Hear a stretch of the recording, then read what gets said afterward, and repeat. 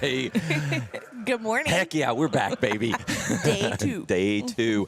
We are Texas Archery in Spring, Texas. We are raising an archer, and also we are here at the Houston Livestock Show and We're not Rodeo. in spring this morning. We are not, but we are.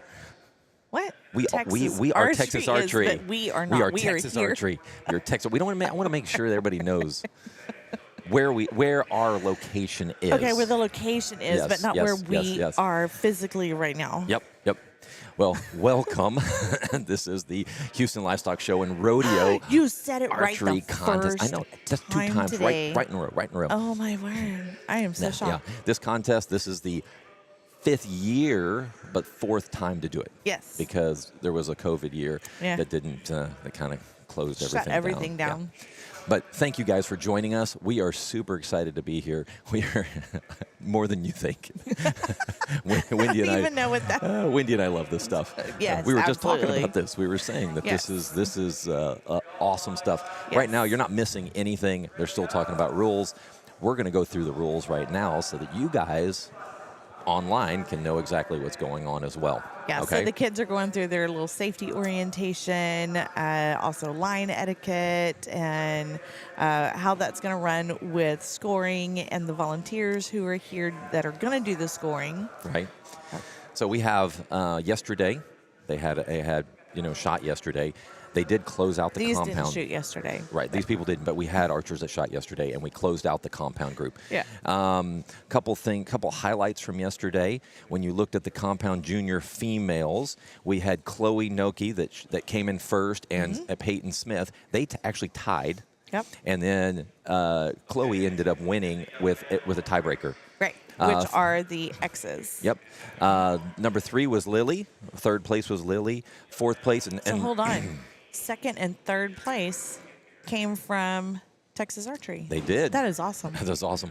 We have a lot of kids that are shooting in this Yes, from even Texas again Archery. today. Our JOAD program, youth program there has exploded, which is Yes. really good, and we continue to want to grow it. Yes.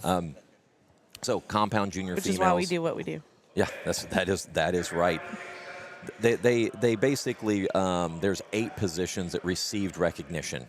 All right, top 6 got paid, right? Yes. And so first place was grand champion, second place was reserve champion, and then they were Yes. paid out all of those positions. So Chloe was first, Peyton was second, Lily was 3rd, Ava Pear was 4th, Haley Sears was 5th, Chloe Murph was 6th, Jacqueline Reed and Bailey Rowland for 8th place. Great turnout. Those numbers were super close. We also had compound junior boys. Also, again, very close matches. We had Keegan Grisham that ended up winning it grand champion. From Columbus, yep. We had Connor from Victoria, Texas, get 2nd place. Noah Hughes from Texas Archery JOAD came in 3rd. Cole, he is from Leon County. We know Cole. He came and interviewed with us yesterday. So did Ava Pear that you mentioned Yep, up Ava there did. too. So we have he was in 4th.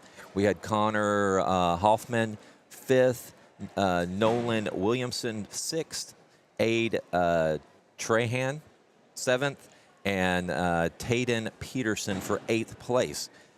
Those were the junior men and women for compound, and then there was 2 more that were. Wow, there was a lot of kids that shot that. There was 72 in the boys division for juniors. Wow.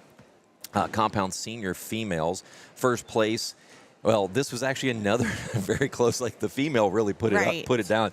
We had Rendon Brooks and Julia Cook, which you know Julia, don't you? Yeah, just a little bit. Just a little bit. That's my girl. Yeah, they actually tied for grand champion, and Rendon got her on X's. So grand champion 4 X's. That's crazy, between the isn't it? two. Yes. It's crazy. So grand champion Rendon Brooks, reserve champion was Julia Cook. Yes. Really close. And then right behind there was Samantha Stoffel for 3rd, Bailey Honeycutt 4th, Madison Wood 5th. That's another kid from our program. Aaron Kelly for 6th, Nadia Prophet 7, and Also Sam Dabney. And Sam, Yeah, both both of of those those are from Texas Archery. From Texas Archery. And there was 28 in that division. Compound senior male. this was pretty fun to watch because Logan Wrinkle, he ended up winning the thing, but he was in 4th place halfway Yes. through. He had a rough first half, and then he put it down that Right. second half. So But anyone who's listening, whenever you have a bad end, maybe even a bad round, because that's what happened to him. He had a bad round. You can come back in that second half and just clean it up and come back and win it. yeah. So we have Logan Wrinkle for grand champion, Brennan Warfel, which he ended. Both of Yep. those kids sat down Yep. and did interviews with us yesterday. So if you want to see those, go ahead and look back on the video. We had Chloe's brother as well. Yep. We had Bailey Honeycutt. We We had a lot of archers yesterday. We had a lot of archers. We had a lot of people that came over here and interviewed with us. A lot of fun. Wyatt Magura came in 3rd. We have Dax.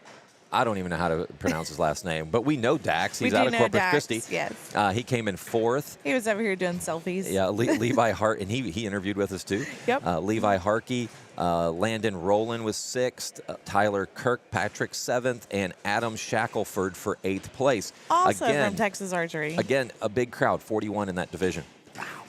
And so these are a lot of kids in these Yes, divisions. yes. So these top 8 really did shoot well to get in there. Yep. Okay, we'll talk about the rules now.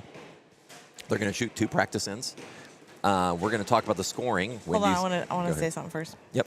Okay, you can probably hear the arrows flying. You're not missing anything right now. They're doing their 2 practice ends. That's right, good call. So there's no Yeah, scoring yeah. going on because we have parents going, can you put that on the archers? Get off of you guys. We're still kind of explaining. I know. You don't want to look at Scott all that time. I but know, anyway. I know. Who wants to look at me? I didn't even get my makeup on today. I did, but I still look sunburnt. I don't know what's going on. Anyway. It gives you a little color. Yeah. That's what it does. So we're going to go ahead and talk through the scoring for this, but there's going to be 2 rounds of 30, which will be 60 arrows, total of 600 points. So if somebody today shoots a 300, that'd be pretty awesome because I think this would be, we've got a lot of barebow, a lot of recurve. Yes. It would be an amazing shoot if that happened, but the total scores are 600. Wendy, go ahead and explain what the scoring looks like. All right. Most of the targets out there on the bales look like what you're seeing on the screen right now. This is called a single spot. The innermost part right there, it's got a little X. That is called the X. It is worth 10 points. From there, the next little golden ring is 10 points. The next one is 9. It goes on out from there. 8, 7, 6, 5. I am not going to put numbers in the black because You it's could not change going it to to red if you wanted up. to. This fancy little system we got here. You know what? To even make it Could show do up yellow. more, I'm going to do 4 There you go. and 3. Then I'm going to go back to, what did I have? Black. All right. 2, 1, anything outside of that area, I always say that, is a 0, or you'll see it on the scores as a miss. And you know what? I just don't like Mo, so I'm going to do Mom. All right, we are at an archery contest. There's my little arrow. All right, so Is then that we because also if they have. miss, they run to Mom? Well, hopefully not, but they might. And, Yeah. who better to run to than Mom? That is true. Right? That is true. All right. If I'm looking down the range, I see 1 3 spot out there. The 3 spot is what it says. And Scott's like, hey, we're going to move Yeah, we'll to go. the 3 spot. So I'll go ahead. I did this by myself Did you wanna do yesterday, it? Go but ahead. no, you're already on it. What I did was I just clicked down here at the bottom. Oh, that would have worked too. That's all right. Scott has his way of doing things. Now, if you look at this, it's kind of just Wow. If you guys Speaking only truth. knew, and even you knew, I cut him no slack, she none whatsoever. doesn't give me any slack. All right. If you look at this, looks are deceiving. It looks like the yellow area of that target is smaller than the yellow target or the yellow center on a single spot that we just showed you. However, it is not. You can put up the 2 together and put the yellow centers on top of each other, and they are exactly the same. The rings are exactly the 10 points. The next area is still worth 10 points. The next golden is a 9, 8, 7, 6. Now from here on out, everything from here is a miss, which equals a 0 Yep. or a miss. And there we go. Or Mom. All right. So you notice that there is not 5, 4, 3, 2, 1.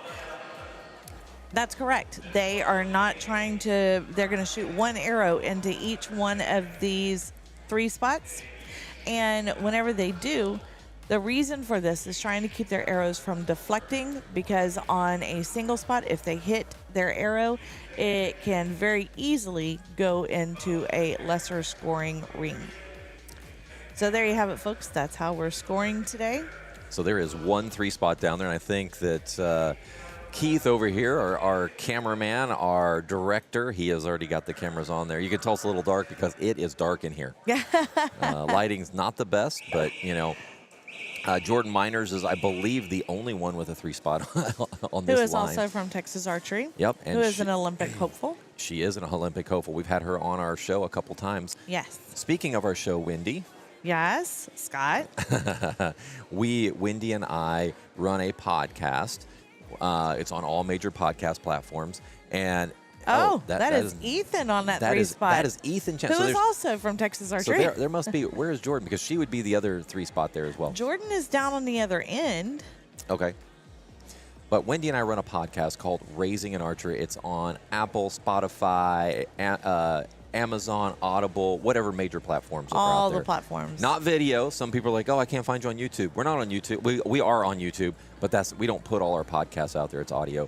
But what it is it's all about youth archery. It's about competitions coming up, and we're finding that there's a lot of adults that like it because adults are going to the same competitions as the youth are. So a lot of good information out there. And so if you want to check that out, just go out to Apple. There's Jordan's down there. Oh, I see it. And there's another one there, too. Okay, this is Jordan's. That's Chap's. Oh, yeah. So speaking of Chap, Chap shot at Lancaster a couple weeks ago and ended up coming in phenomenal 3rd place. Oh, my gosh. He is awesome. It was so much fun to see him shoot on stage. If you go out to Lancaster Classic and look up the, I think it was the young adult recurve finals, you're going to see him. We have another 3-spot there, too. Yeah. We've got a couple. We got a few down there now. It was just so far away from us. It is awesome to have these cameras to where we can see all the way. We are at the opposite end of the range from the targets that you see there. Yeah, we there's a few challenges that we had to have to get this thing up and running. Again, there are challenges everywhere. It is. So Wendy and I do this as a volunteer. You know, a lot of this equipment we purchase with Keith, who is here running the cameras, does it as a volunteer. Yeah, everybody here does it as a volunteer. And we do this. You know, a lot of this equipment was just points and things like that we could go ahead and get, and we've used that to build this thing to where it is today. We do, like for Wi-Fi, I think one thing we're going to research is how do we run these things off of Wi-Fi or low network, because it is.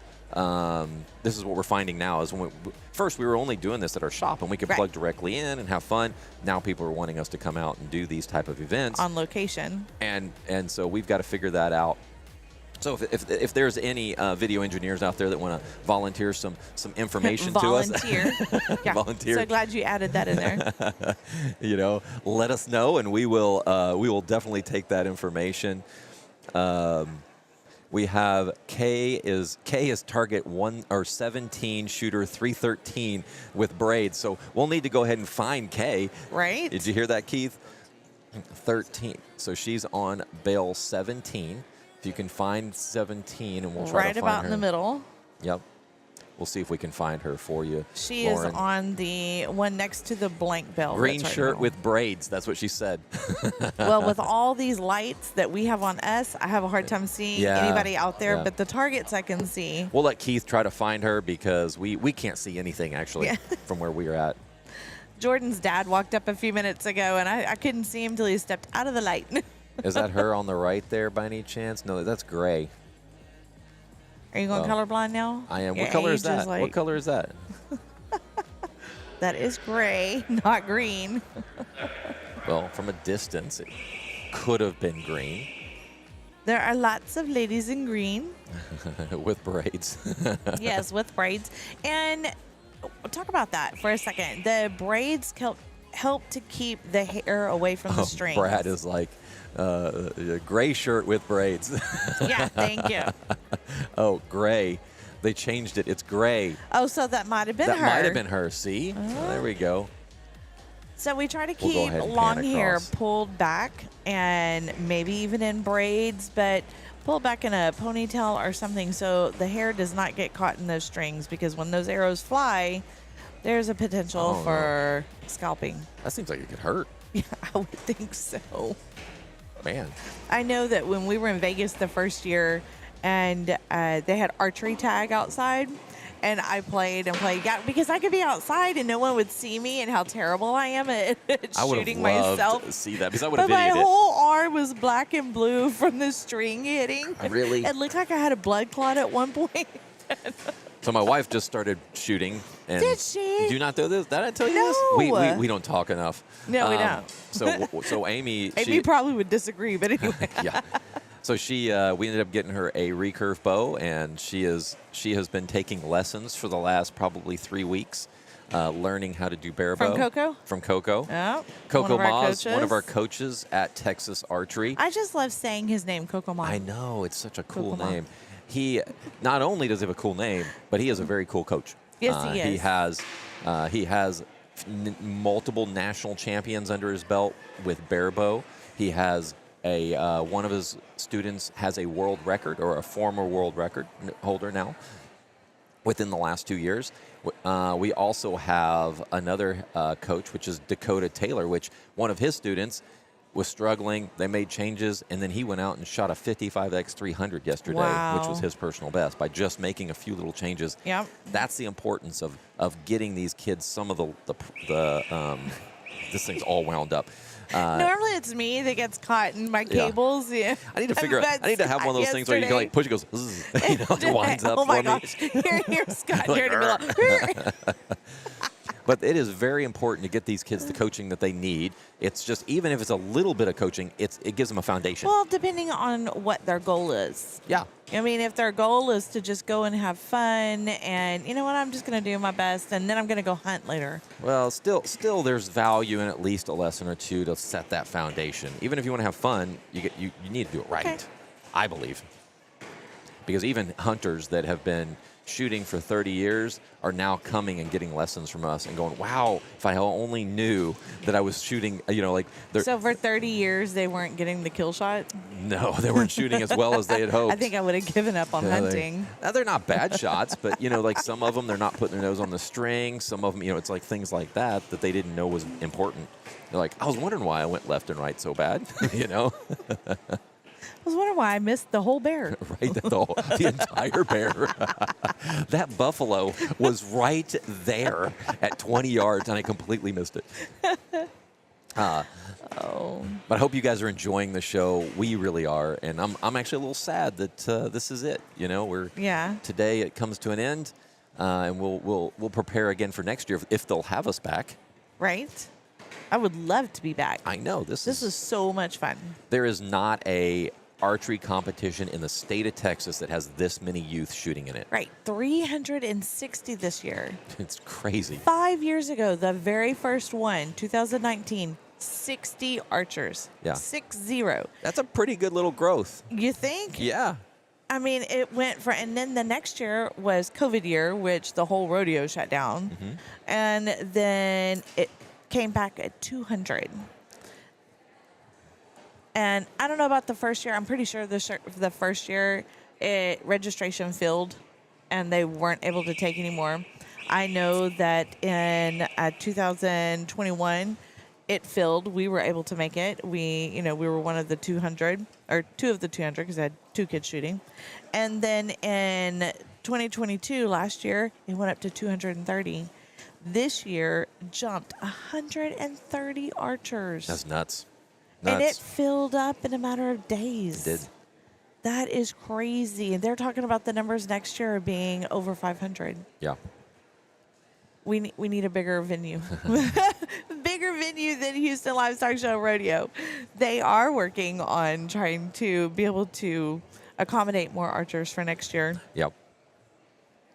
I was thinking they could do both halls, where we shot last year and here, but that would cause us to have to have two different. We got to get more cameras. Oh no! If my husband's listening, no. More cameras. Every time Scott I'm orders, pushing this little laptop pretty hard right now. Scott will call. Guess what? I just got a new camera. I found this camera. It's really cool. And my husband's like, we need to set an intervention for Scott. Yeah. I'm just looking at the CPU on my laptop right now. It's sitting at 40-some%. We so only have like 100 tabs open at the bottom. There's those aren't open. Those are just quick links. Oh, quick links. Yeah, All you don't know Mac. See, there's a little dot right there, I and a am dot right not there, and a a dot right fan there. of Macs. I No. love Macs. I love Macs. Yeah, you left me with the your what is that, a MacBook Pro or whatever? Whenever at Texas Archery for me to run one of the tournaments, I'm like, I don't even know how to work this thing. How do I do this? How do I do that? I was a little flustered. Yeah. Poor. But I made it work. So we have a lot going on this weekend. I think there's four tournaments around the country that's using Eyes on Score, which if you want to see live scoring, I'll go ahead and put it out there for you, but it's on Eyes on Score. Go to the live scoring link, and you will be able to see all the live scores as they come in. Eyes on Score is a app that was kind of a brainchild of ours it was years ago, because we used to go to competitions, and the only time that you would ever see live scoring was at a national event. And it was okay. Right. Sometimes it would work, sometimes it wouldn't. I know we were And at even one that event. was like USA Archery national events. Yeah, USA. I know one year we went, Ryan's score updated on the first one and never updated until the halfway mark. Oh, my word. And then it updated, and then guess what? It didn't update again until the very end. But we wanted to make something that was better and something that could be used for local areas. And I believe we're there. Like, we have an app that works really well. It works with anybody can use it, any shop, any club, whatever. Meaning a tournament does not have to have iPads or tablets. They could potentially just use it off their phone, which we have. Yeah, we run them off our phones. So if there's 4 archers on a bale, there's 2 ways to have them score. One is that you can send a secure link to that archer, and they log in with their email and the security code. The other one is there's a tablet mode where they can you could just give them a code and they log in, and that's bale 1. That's their bale, and it'll show all 4 archers that are on that bale. Right. Really cool way to score. It's instantaneous. You'll see scores update immediately. Here, we've noticed yesterday that we have a lot of volunteers that are doing the work, and they're doing. They're all volunteers. Yeah, and they're doing 2 paper copies of the score, and then they're also doing digital. What they're doing is they're doing the paper ones, and some of them are coming back and sitting down and doing the digital as they're shooting. So that's why you'll see a little bit of delay on some of your archers, because it's the process that they're using. But if we can get next year, if we're having, if we can get to 1 paper, 1 digital, then that gives them the ability to just do it right there in place, and it'll be very quick. And it still have accountability with having 2 different forms. Yep. Wi-Fi is running a little slow today, but way better than yesterday morning. Yesterday morning was bad. Was bad. So what they're doing, they are all getting ready to go into their scoring round. So this is where things start to fire up, whether it's their nerves or maybe they're starting to settle in. We have a few archers who are going down to, few. We have 1. So might have come in a little late. We're going to put up our target. Rounds. Yep. Well, not a scoring round. We had the 2. I'm sorry, practice round. Yeah. That's all right. She's just going to have to look at her arrows as she shoots to make adjustments along the way. But this next end, next 3 arrows will be for score. For all the marbles. All the marbles. For they grand are champion. Shooting for money. Reserve champion. Now, this morning only pays out 3 places for the recurve. Oh, does it? Okay. Yes, it does. So we've got 1,000 for the champion. Reserve gets $750. Third place gets $500. First place also gets a cooler, a nice cooler. There have been individuals and companies who have stepped up and donated to this program. We are very thankful for Arvil Martin. Yeah. The only reason why these things are successful is because of volunteers like that. Yes, not only is he was out here volunteering yesterday, and then I saw him whenever he was announced that as one of the volunteers, but yet then he donated as well. Cavenders, they have donated gift cards. The coolers were donated by Tim Strickland, and then also Coastal Conservation Association. You see those tags all the time, CCA. Yep. And then the committee itself has raised over, or roughly, go ahead and do the little $1 million. No, 160,000. Six figures, folks. But that is a lot of money to be raised. And so that goes into the shooting sports. So that includes clays and skeet competition as well as the archery competition. That is just stinking amazing. All the funds that are raised for the youth. Hey, Brad Huff just asked, which bale is Drake on? Well, I can answer that, and I can answer that with for everybody that's out there. So if you're looking up what bale your archer's on, go to eyesonscore.com and look at those live scoring. And in the live scoring, you can actually see where they are. If you're on your phone, you can actually move it to, landscape, move your phone horizontal, and it'll actually show more data for that archer. It gives you the time, the location, and all that stuff. Who was it again? Drake. I don't have a last name. Oh, well, what's the gentleman who asked? Brad. It didn't have Brad's last name? Well, Brad was talking about other archers as well. Okay. Well, I was going to look up Drake, but There should be a Drake. He's right there. Drake Hill. That can't be him. He shot yesterday. So Drake Hill, if that's who you're talking about, Brad, shot yesterday. If there's another Drake, maybe Terry. Drake Terry. All right. You know what? I'm going to go back out. I'm going to refresh because I'm hitting live scoring. Now, I'm going to hit on 2023 HLSR Archery Contest. Now, it's got a place where I can... Look up Terry. Terry? Yeah. I'll look and see what it does.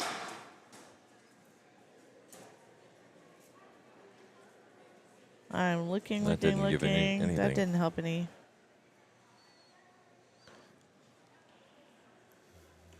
I'll take a look here. All right. I'm on my computer. Hey, did you know there's a Rebecca booth showing here? No. Since you are a booth? I don't see a Terry. There is no Terry found. Yeah, I don't have that either. All right, we are running off of a timer system. So it's what we call a clock. Each archer has 2 minutes to shoot 3 arrows. If they release their arrow, in other words, whenever we're judging, we look at their face to see where the string is released immediately from either their release or their hand, their fingers. And if the arrow is released after that buzzer, that's a missed arrow. They will have 0 points for that arrow. I did not see that happen yesterday, so hopefully it won't happen today. We had 2 different groups of archers yesterday. So you'll hear the whistles, and the archers will come to the line. From there, they have 10 seconds from the time that the first whistles blow. They have 10 seconds to get to the line, get ready to shoot, and then the 10-second whistle will blow, and then from there they have their 2 minutes.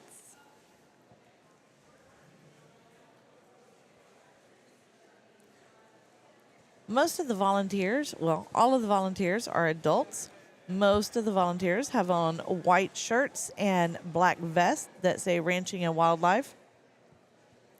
I believe these folks are trading out, like they had one set for the group in the morning.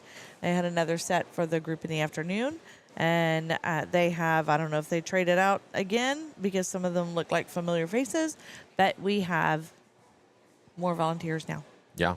I mean, how many volunteers does the Ranching and Wildlife have? I think, what was that number? I happen to have that answer. That is 262 committee members. That's amazing. If you've ever tried to run something and get volunteers, it's difficult. But they've got like such a racket going that they have like 100 people on the wait list to be a part of it. Yes. Which I would love.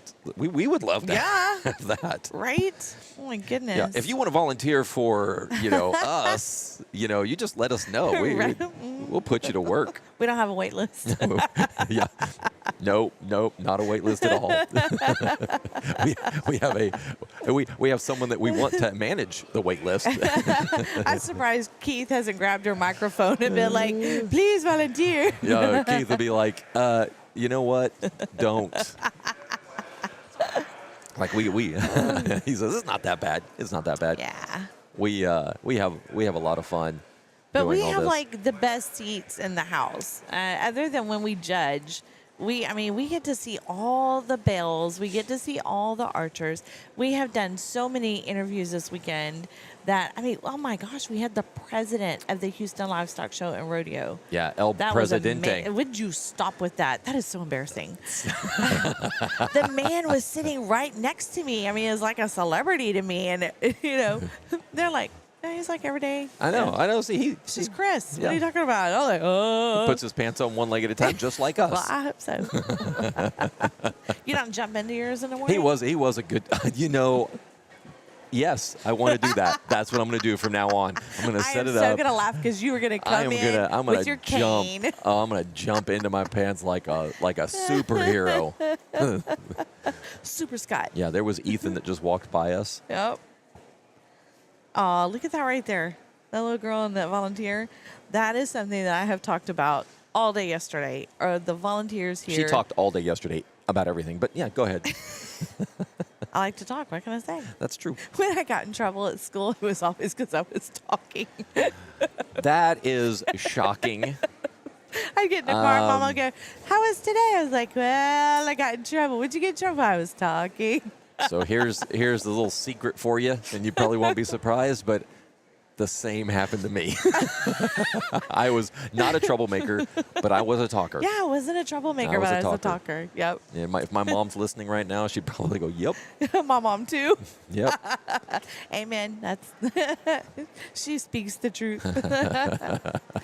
All right, so back to these volunteers. I have never seen a group of volunteers who connect to the youth like this committee does. I talked yesterday about my own experience that my daughter shot here 2 years ago. Well, both of my kids did. My son won it that year. And Julia, that's when we had brackets. So you qualify one day and you come back the next day if you're the top 8 and you do brackets. The person who scored with her the first day, the volunteer who scored, then the very next day came to her to find her and said, I tried to be your scorer, but they wouldn't let me. And but they came back at the end of the day. Hey, how'd you do? Oh my goodness, I was trying to watch you. And that is phenomenal.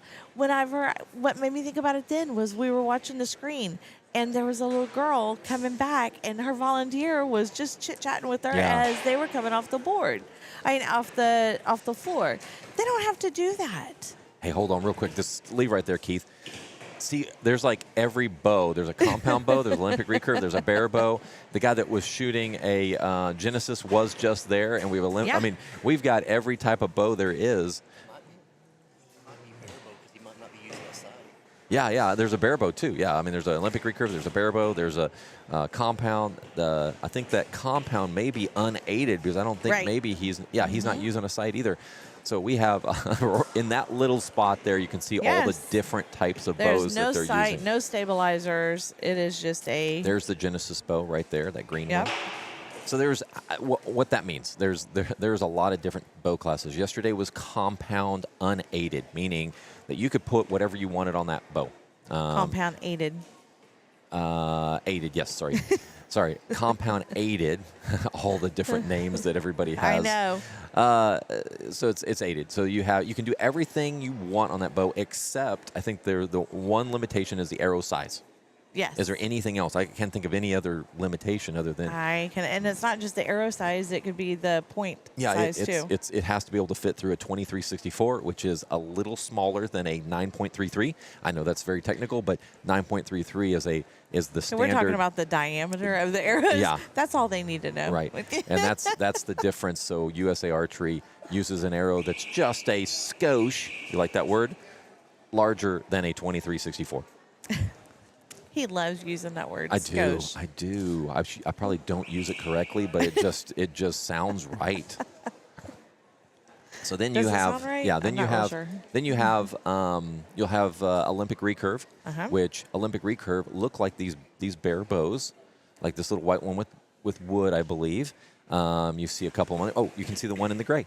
There you go. She has that's an Olympic recurve setup. So it has a sight, it has a stabilizers. A lot of times they'll have little clickers, and what that clicker is when they draw back, right when they get to the perfect draw length, you'll hear it go click, and they fire. Why don't And they call that barebow aided or aided barebow? I don't know. Okay, just Good question. Good question. And then you have bare bow right there.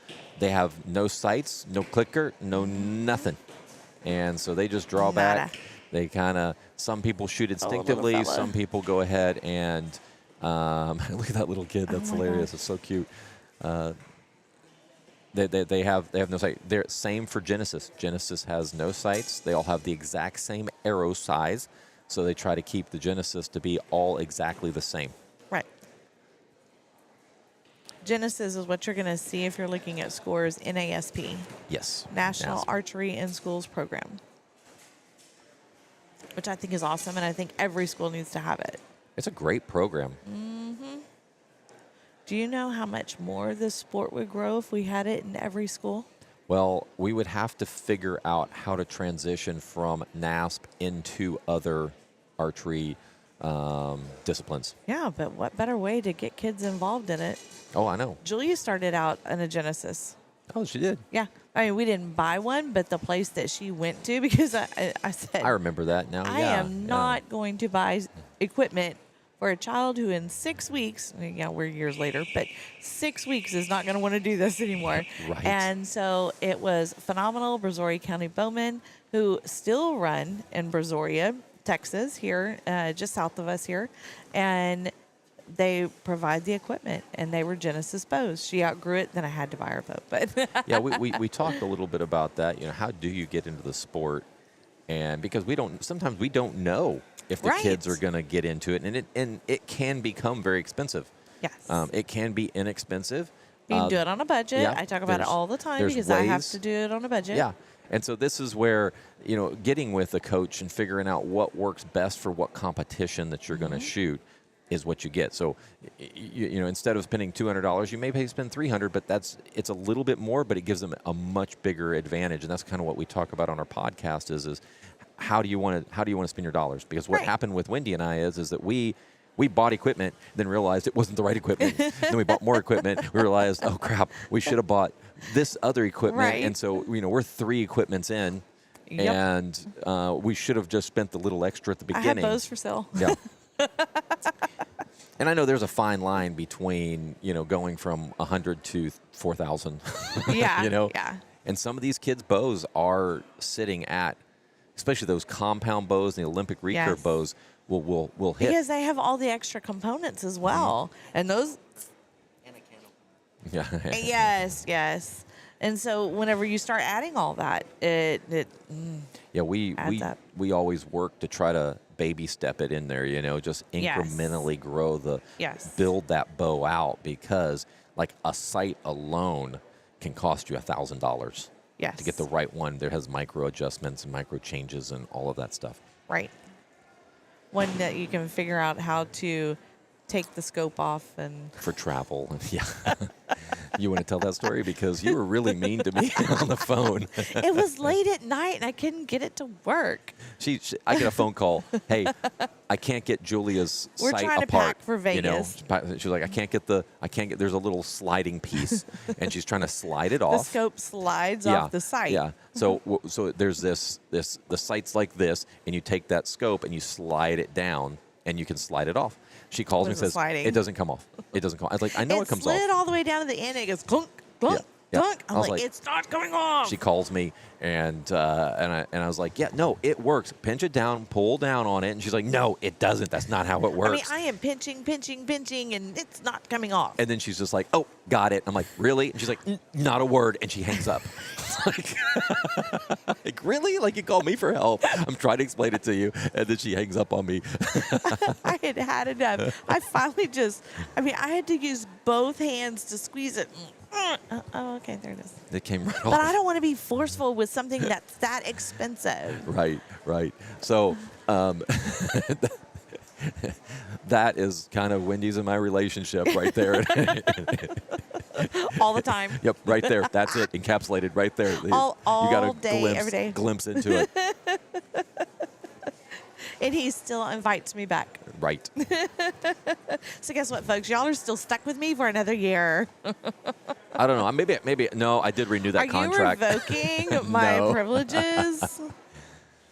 Yeah, I don't think my wife would want to join me here, so I think she would definitely Because we're not married to each other. fight me on that one if I said, I'm getting rid of Wendy. She's like, no, you're not. Okay. Okay. Fine. I'll just feed her more coffee and Yeah. she'll be good. Evidently, coffee makes me So, happy. when I was talking, I was saying stuff, and you're like, your wife would not approve that statement or whatever it was yesterday. I got a text from my wife saying, I can hear you. See? She was listening. She barely listened yesterday, and that's what she listens to. She caught the most important part. Yeah. At least she knows I try to take up for her. Yeah. I was like, She and I have to be really? a team. Really, honey? You were listening then of all time? Like we were on live feed for like 5 hours, but she caught that 10 minutes. That's awesome. Wonder if she has a thing where she can go through and click on her name. Like it. Yeah. My name was said at this time. I'm going to listen to that part I think right she there. has spies. She has spies out there listening. Spies. Yes. Conspiracy theories. So a bunch of these kids have a lot of competitions coming up. Oh, yes. There's 360 archers. I guarantee you there's a lot of them that are shooting. So next weekend is USA Archery Nationals. A week and a half ago, no, 2 weeks ago was Vegas. A week before that was Lancaster. I mean, there's like so many. And then now, okay, let's fast forward. So now we're here, rodeo. Next weekend's USA Nationals. And the next weekend's TSA State, which is at Texas Archery in Spring, Texas. And it's called the TSA State Championship and Texas Open, which, what does that mean? What does the Open mean? So just like these kiddos are getting to shoot for money here, the Texas Open allows them to shoot for money as well. If they're they can. It doesn't matter if you're from Texas or not. You can come in and shoot for the money, but you just can't claim the championship title. So regardless of what discipline you are shooting or what kind of bow you're using, it's like contagious. You gave it to me now. I knew it was going to be my fault. I just knew it. I didn't even say a word. I'm just sitting here. Of course. Key's too far away. I can't blame him. And this guy here, I don't know his name, so again, I cannot blame him. can't blame him. He looks sketchy.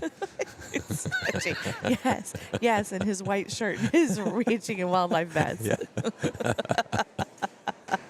He's sketch. He's sketchy. All right, so these kiddos who are registered, well, kiddos and adults alike, will be shooting for money in the Texas Open that's going to be held at Texas Archery. Yep.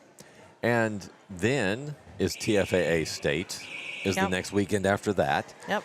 And then are there a couple weeks after that? Then it's the NFA Nationals in Kentucky.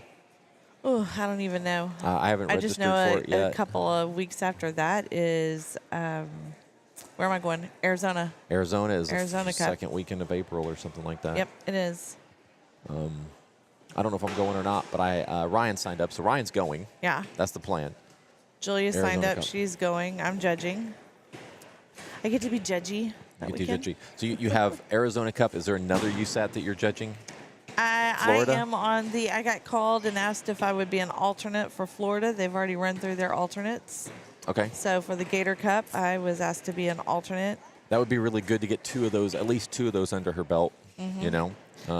And then Joad Nationals during the summer, and then I'll be judging Buckeye Classic, so she'll be going to that as well. That's perfect. So that actually will be a really good, if she gets 3 under her belt, that'll give her a good chance of being that top 3 in USAT, which what you're trying to do is make that USA Archery team for Target. Right.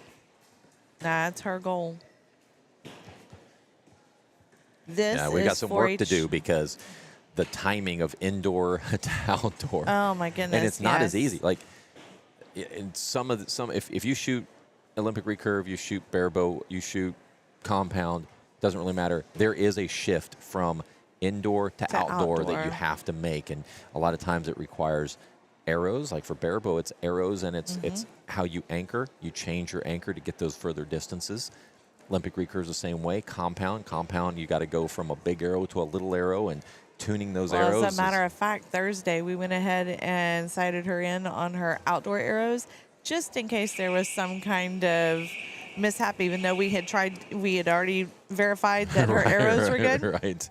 Just in case. So that way, that mental aspect, if she got here and her arrows, her points, something didn't work, She was ready to go. She was ready. She could, okay, well, here, I know these work and I'm good to go. Well, we did that one year thinking, hey, we're smart. We're going to just bring her his other arrows and, he'll be fine. Well, I didn't take into account that he'd grown so much because when we grabbed his micro arrows, he drew back. It literally came off the end. I'm like, well, crap. I think you keep our arrows so long that we don't have that issue. Yeah. What's the reasoning for keeping them so long? We're going to change that on Julia this year. Uh-oh. So her arrows, we're going to be cutting those down. So there's a couple reasons why you leave arrows a little longer or shorter. We're going to have change? We're going to have change. She's getting to the point where we cut them a little long because if they grow, we want to make sure that we can continue using those other arrows as long as we can. The other is that depending on how they tune, we may cut them a little longer just to see how they tune. Because for Ryan, he always calls his arrow. Anytime he says, I was like, hey, how many arrows you got? I've got an archer's dozen. That means he has 11 because we cut back until it untunes the other direction, and then we go back the other way and then we know we're good. We have one arrow that's a half inch too short. Julia's at the level now where we will probably cut those things as short as we can, so that we can get the most speed out of them. Okay. And she's not, I don't think her draw length's going to change much more now. Hopefully. Being 15, girls are a little easier to work with when it comes to that high school age. Boys all of a sudden seem to sprout up, and so we're going through equipment very quickly. I saw Coach Joe at the shop, last weekend, and Andrew had already grown another that kid. half inch or something. Yeah. I don't know. Yeah. So we've got Noah, Keith's son is, we always laugh. Oh, he did. It's official. He grew. We continue to make because changes. Noah is quite small, so that's why we talk about that. He doesn't grow as fast and as often as other archers. I mean, Joe's but he's getting tall, to that age now. He's getting both of those boys are getting to that age where they're going to start growing very quickly. The growth spurts are coming. Yep. Faster than they were. I told Ryan we should have never done compound for him. We should have done Olympic recurve because we wouldn't have had to continue to change out limbs and strings and all that good stuff. He disagrees. Do they make bows long enough for him? He probably would have had to go into traditional trad. Get the biggest bow there is. Right? He'd have to have someone make one for him. If anybody out there knows draw lengths, my son, he's 6'6", 6'7". He's 18 years old. His draw length, and I am not even over-exaggerating it. We measured it because we're switching. It's 33 and a quarter. And the speed on his arrows are unbelievable. If he's going to shoot ASA, which he wants to shoot ASA this year, we're actually going to have to add weight to the arrows to try to slow him down because he's already past the speed of what you can shoot in ASA. his and just to give you guys a little information, every inch of draw length gives you 10 feet per second roughly. So if Already tuned out. if Wendy and I had the, let's just say, I'm pulling 60 pounds and I'm at 30 inches. Wendy's at 26 inches and she's at 60 pounds. I'm gonna roughly be about 40 feet per second faster. She's already toning out. She's Okay, so we are rude. back to. So rude. Well, I mean, most of the people at home probably are like, they probably did like me. No, they did not. I know you guys got out up and there went for a bathroom break. appreciated that information. Come on. That's good info. They were like, what's air hose speed? I think that's good. I think it's good information. Come on. It's probably good information for maybe coaches that are back home, but they probably already know that. Moms don't want to know. Is that what you're saying? I'm a mom. I know you are a mom. I take the bow to you, and I'm like, hey. Make it happen. Make it happen. Make it work. Make something great happen. Something happened. Yeah. Oh, my goodness. Again, this is the largest youth archery event in Texas. 360 archers registered for this event. I don't know what the total number was, but there weren't a lot of open spots, to be honest. No. But how amazing is that? That there are that many kiddos that are involved in this and just show up. You know that they're practicing at home. Yeah. Their parents are footing the bill. This is either our 4th or 5th scoring round. I don't know. I've been too busy talking. Yeah, you were. But All about arrow speed. Yeah, what a great event, though. It is. And this fits right in with Wendy and I. We named our podcast. We went ahead and rebranded Raising our an Archer. live coverage as Raising an Archer because that's what we are. We both are raising archers. She has her daughter. Again, we're not together. Right. Got to make sure that's clear because I'm married to Steve. Yeah. Or Steven. But Wendy, she was raising a couple archers. I'm raising a couple archers, and we're like, you know what? Let's call it Raising an Archer, and that's how we came up with the name. Yep. We are a part of Texas Archery. We can't do this without Texas Archery. Right. Texas Archery is very supportive because they know a guy. Why did you just sit up all I'm of a sudden? stretching Make my me back. Look like, I'm stretching my back. well, my bottom's getting numb, but. So we know a guy Wiggle around the scrum a little that bit. highly enjoys that's a part of Texas Archery that takes care of raising an archer. Yes. But if you're looking for an archery shop in the Houston area, Texas Archery out in Spring is the as Wendy would say, the bomb diddity. What do you call it? Diggity? Diggity, thank you. Bomb diggity. I need more coffee. Yeah. It is the bomb.com. Yeah. I mean, we drive an hour and a half to go there. The techs are phenomenal. The building itself. There's a 20-yard range. There's a 50-yard range. There's an indoor 3D. All these ranges are indoor. There's an indoor 3D range. Then that range, we modified it, and now we can use it for indoor as well. Yeah. And it's got almost like a little bit of stadium seating in there, so it does well at holding families and anyone who wants to come in and see what's happening whenever we're holding tournaments. It's got a booth up top to where we sit and we do live feeds. So for the Texas Open and for TSAA State Indoor, we will be there as well. Yep. I will be judging that Friday and Saturday. And then I hear that I am with you Saturday evening and Sunday morning. Yes. All right. Yeah, Sean keeps asking me, when can I have you judging? I'm like, whenever he says that I can judge, I will judge. Y'all work that out and tell me where to be when. Sunday morning, I told him if he needs you on Sunday morning, he can have you because the main thing on Sunday is the live coverage of the shoot-off. Right. The actual the Final Texas Four. Open. Yeah, the Final Four. So we wanted to do that.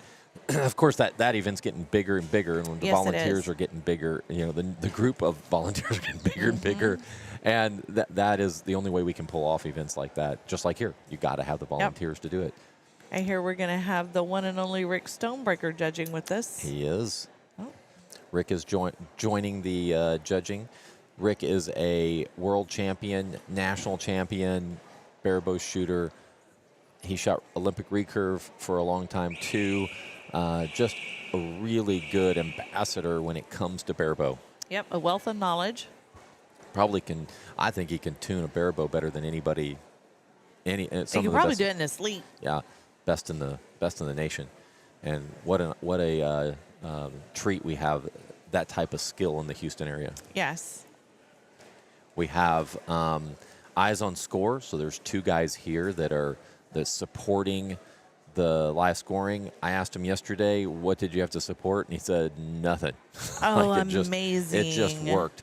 The most work they had to do was there's a process that we'd like to follow, and it's one of those things like that it's learning, like everybody's learning. And so when their bail is done, you verify score to tablet. Well, that didn't happen yesterday. They just collected all the scorecards and then handed the tablets to them. So then they had to verify all of it. Not a big deal. They were able to verify and have actual. I'm sure that happened pretty quickly. Yeah, 20 minutes. So they verified and they were announcing awards in 20 minutes, which is amazing.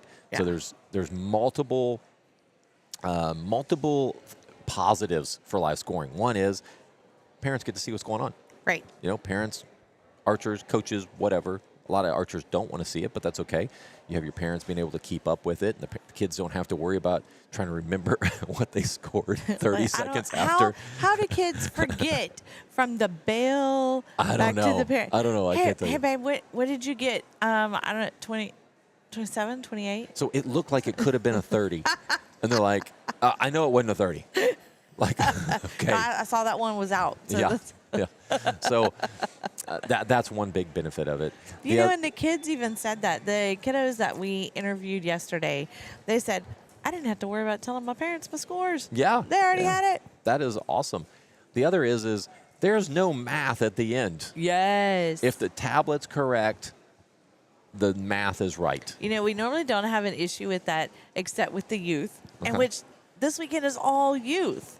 And so that normally slows it down. Yes. And then but not here.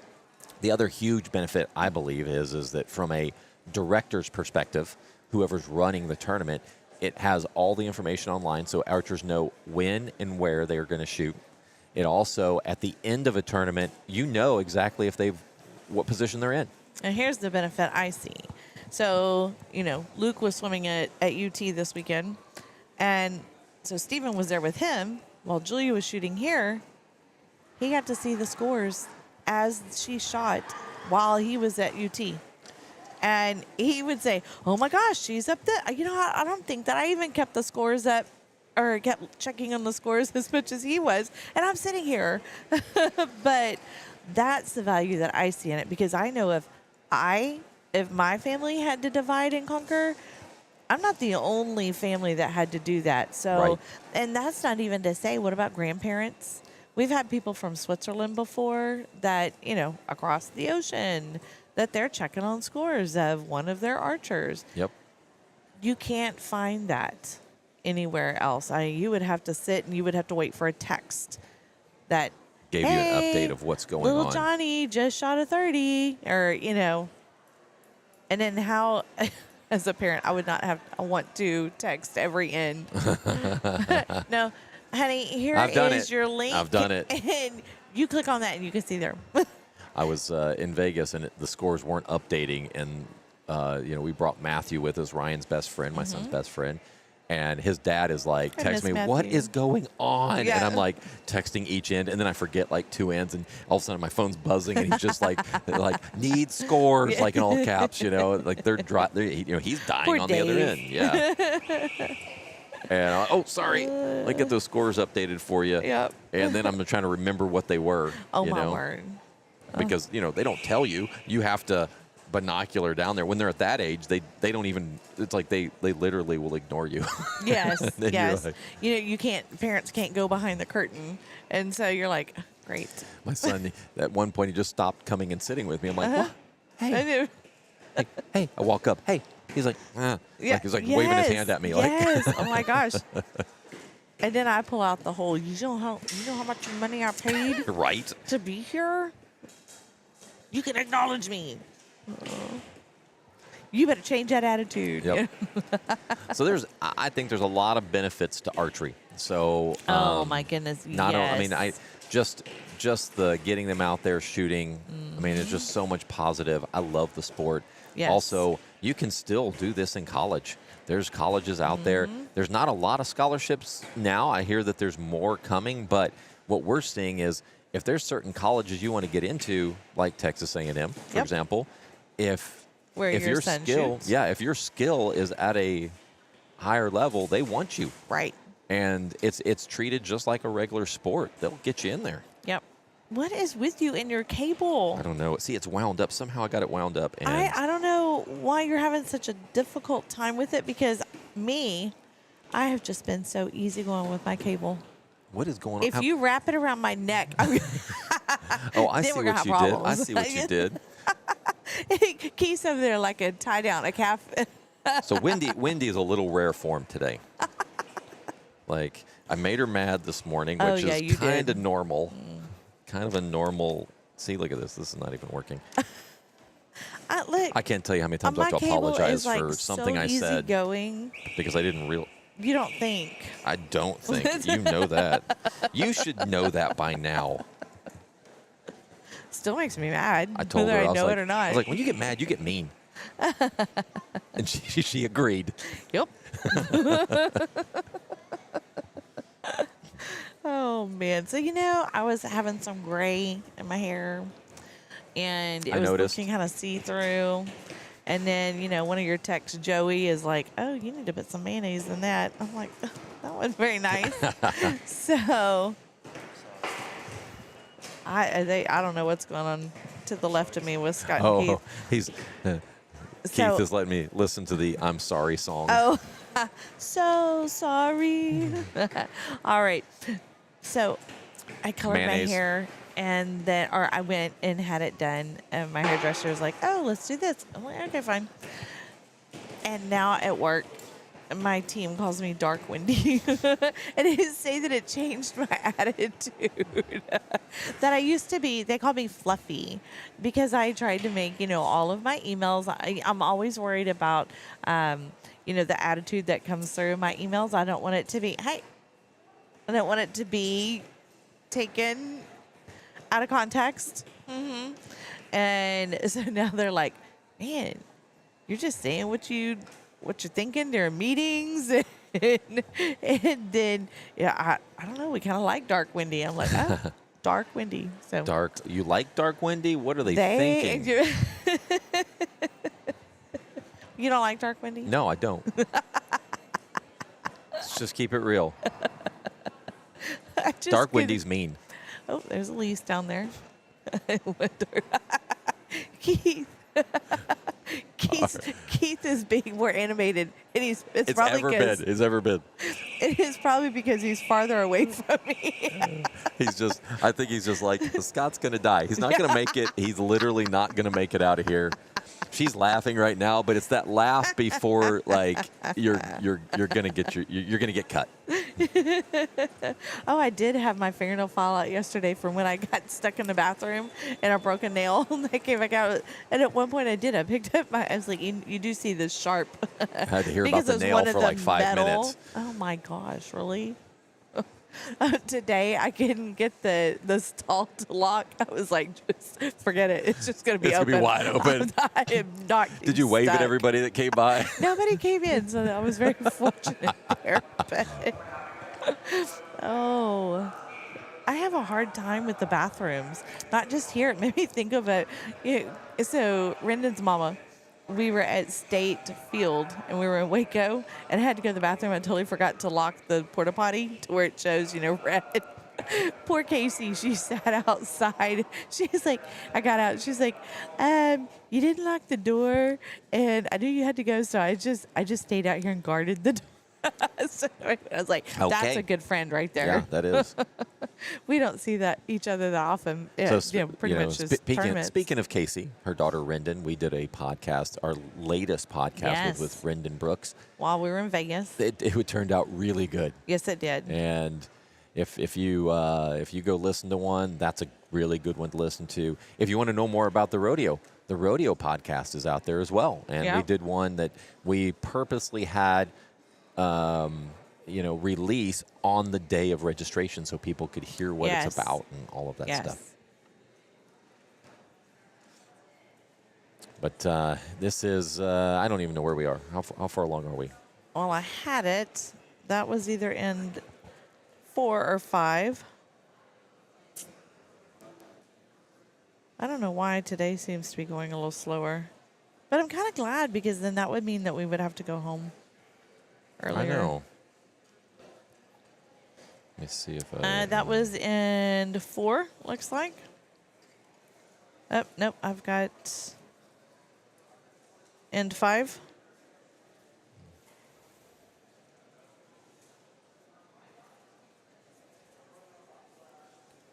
Yeah, I think I'm gonna have to get a new computer. That's the like we're pushing this thing pretty hard right now.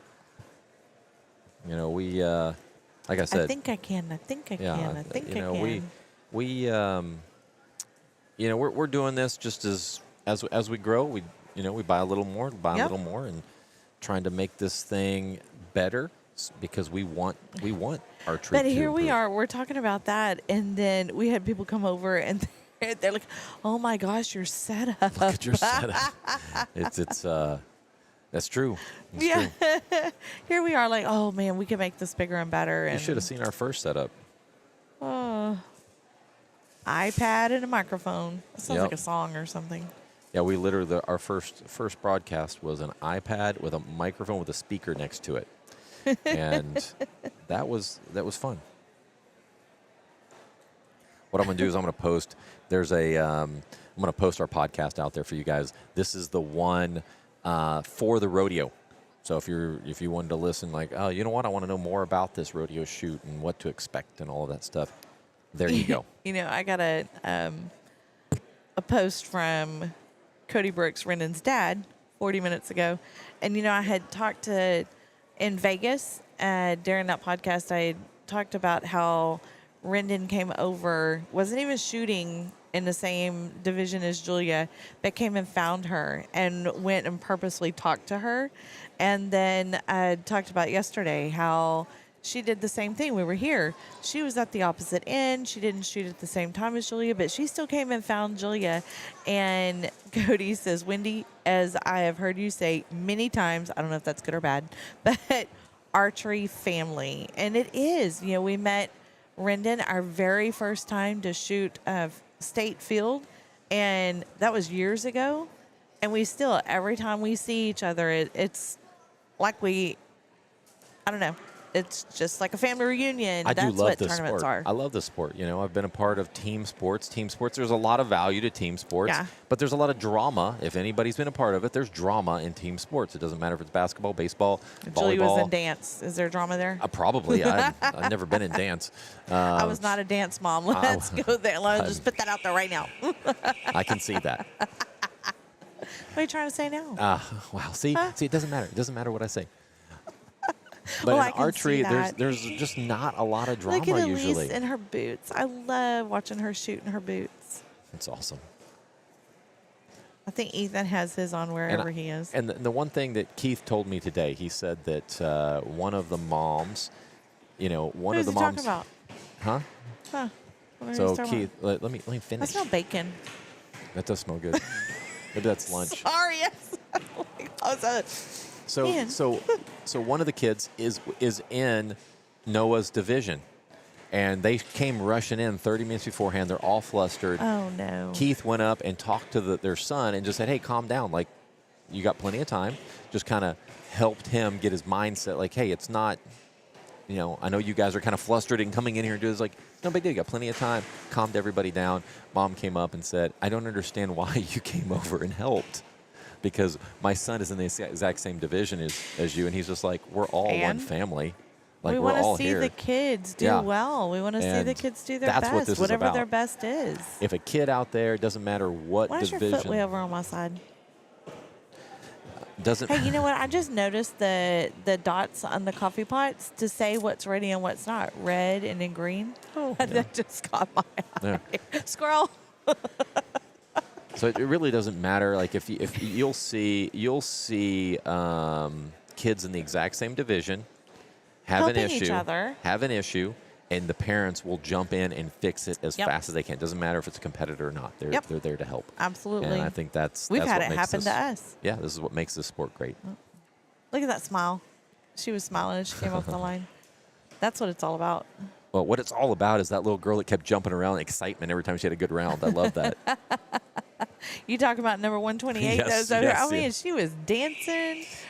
So fun. It is So amazing. And it's fun. supposed to be fun. We talk about that on the podcast, that if it's not fun, then you're doing it for the wrong reason. It has to be fun, or else guess what? It's torture for your kiddo, and it's going to be torture for you because you're going to be fighting and bickering and, Yep. yeah. Find something that they enjoy and stick with it. Yep. It's pretty cool. We had 1,700 people that watched our video That's yesterday. amazing. I don't know how Oh, that my number looks word. today, but they were the rodeo was showing us the statistics of this video, and pretty awesome. We love it. Like, Yes. All that means is it gets Ow. I'm sorry, I'm feel crowded You scooted over next to me. I don't know what because you're hogging the camera. Well, now what are you trying to say? I'm just saying you're hogging the camera, like sitting all in the middle. I love that little guy. Oh, he is precious. Yeah, 236. Oh, so I don't a couple have years numbers. ago, It didn't really matter. a couple years ago, we at our Joed program, our little ones kind of really dwindled down. Like practice, we'd have thank maybe goodness. we'd probably have 1 or 2 archers that would show up for 10 yards. We're having like 12 10-yarders showing up. Yes, we're having to add bales. We're having to take a bale Yeah. from the 50-yard and bring it over So to Texas the 3D. Archery, I think we're on track to be, if not, one of the top youth archery programs in Yeah. the state. We had 14 archers that went to Vegas. We had, we make it fun. Like we had Joe Z when it was one of our coaches. He set up a reservation for 54 people. Yeah, at one restaurant. At one restaurant in Vegas. And that restaurant was so weird. It was Italian and Mexican, I but know. it was so good. It really was. It was. I was like, we were coming up. We're like, what on earth? Where Mexican? can you go to that you get a basket of chips with rolls on top, I know. and then you get salsa and what do they call it? Marinara. No, pesto. Is it pesto? Oh. It's the Oh, oil yeah, and herbs. yeah. Oil and herbs. Anywhere, whatever it's called. I'm not that fancy, but Fancy. had both of them. Say that was 13 for me. amazing. Say 13. It's a family show. I'm not going to say what I want to say. 13's not bad. I didn't want to say 13. Yeah. There you go. Thank you. Oh, dadgummit. Man. She went to a Buc-ee's, and Because there's 3 she in our was really town. struggling. She was tired. She was speaking, Evidently, with, I have an accent whenever. yeah, and her daughter says, Mama. No, she's like, Mom. you have You must be tired because you have your Oh, I just dropped my pen. accents coming. Oh, old. Trying to bend over and get your. And the lady across the counter says, the little girl, teenage girl. Was she teenager? That's it. But Yes, she's like, cashier. my daddy said, if you say they say the word 13 with an accent, you're country. And Wendy was just like, probably okay. amused. Yeah, I was Not like, even amused. No, because I was tired. I was like, oh, okay. I tried to smile. and she's like, so let's hear it. I was like, who do you think you are? And then, of course, my daughter chimes in. Go yeah. ahead. Like, So funny. Yeah, so funny. So then she tries to say it with her least southern accent that she can, and the girls go, "Honey, you're country." Yeah, your country. That's what she says. Yeah, your country. Oh my goodness. Crazy, crazy, crazy. That camera's a little dark. I don't know if it's the light. I mean, the lighting is not great in here. But, you But know, that the one- thing about it is that the lighting's the same for everyone. So Yep. it's not an unfair advantage to some over others.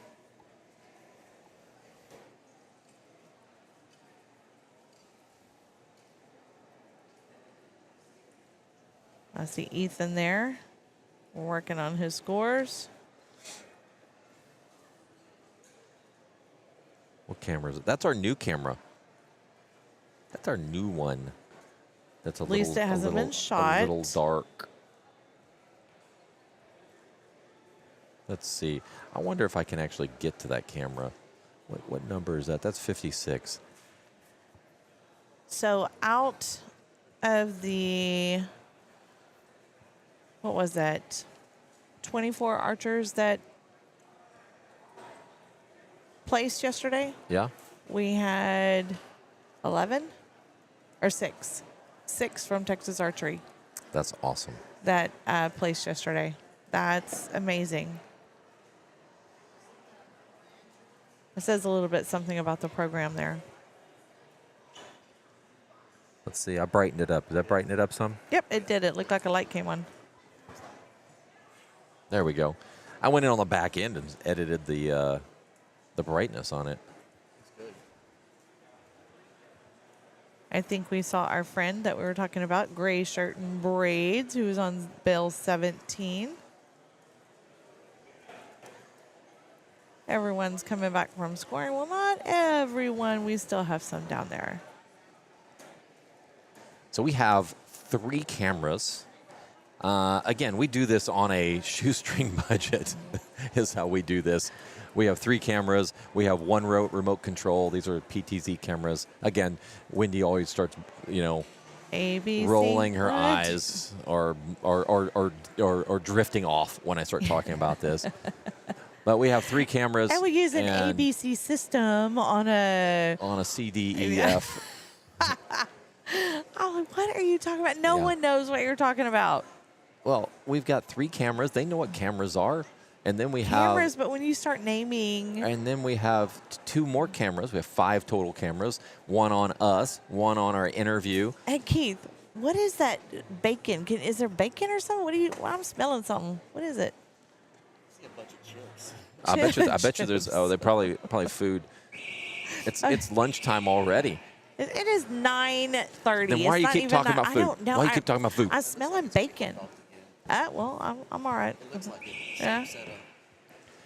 I do Yeah, have they to feed say us I do here. have to say they feed that everybody here. That's amazing. even though I thought this was going to be a rough podcast because Wendy was being mean, yesterday you got on my nerves way faster than today. Me? Yeah. Never. I Yeah. get on no one's nerves. Let's talk to Steve. Let's give Steve a call right now. It doesn't matter. Your spouses don't matter. Really? Well, I have a Really? spouse, but anyway, they don't. Not when it comes to if you get on their nerves, because that's just supposed to be a given. So, Wendy and I we're not family, but I think we are family now. Right. You're my archery brother. Yeah.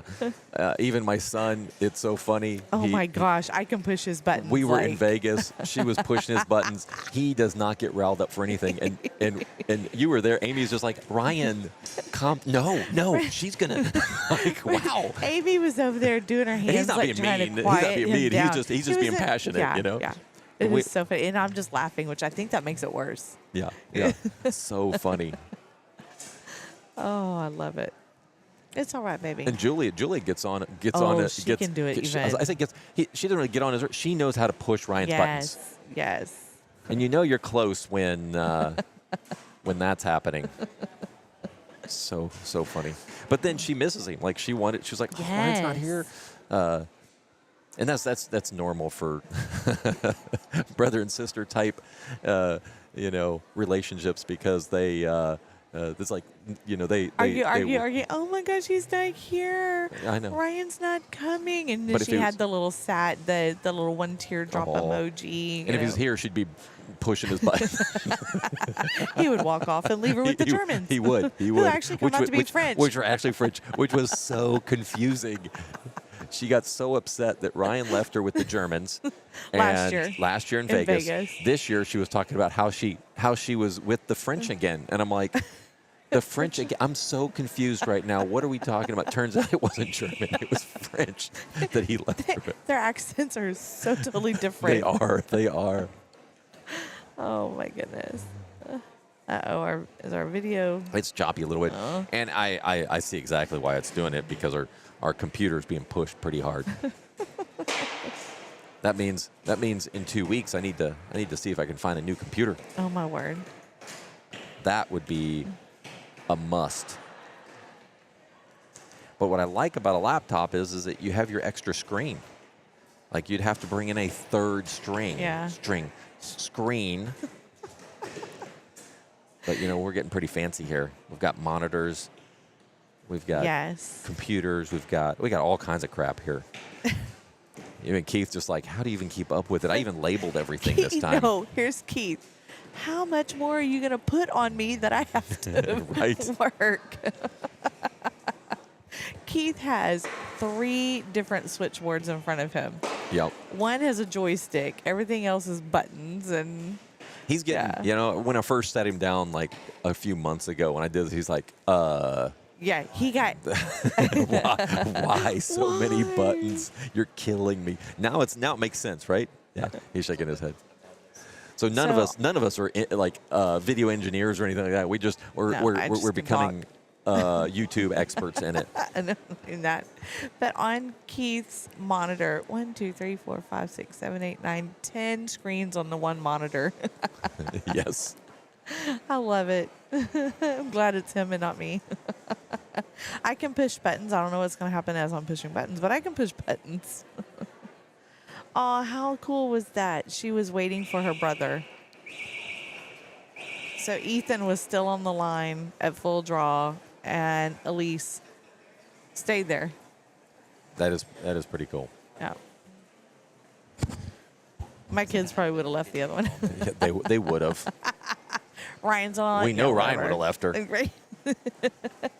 But you know what? The TFA state last year, who was the first one to run up and try to help Julia get her bow fixed, because she had an issue. Like, she had a issue with her sight. And no, the spring on her. No. You're talking about TFAA. I'm talking about, we've been having so many problems. Yeah. So, yeah, TFAA, and we were over to the side working, and Ryan went and helped her. That was pretty funny, though. Then Joe did not like the help that Ryan did. No, he was like, because he actually was right. Ryan was correct. Yes. That something happened, and he fixed it. And all she said was, like, he's like, what's going on? And he said, well, Ryan did something. Who touched your bow? And he's like, Ryan did, because Ryan fixed it, though. Yes. And he comes running and was like, Ryan's touching Julia's bow. What did you know? He got in Ryan's face. What did you do to her bow? That's Ryan so was like, what? What are you talking about? Oh, my goodness. So our coaches are very protective of the archers. Yes, they are. And that's awesome. So we are scoring again. This is either 6 or 7. I'm going to try to pull that up right quick. Go ahead and brighten it up a little more. I think that looks good. That Does that looks look better? so much better. Why didn't you do this yesterday? I don't know. I didn't know I could do it.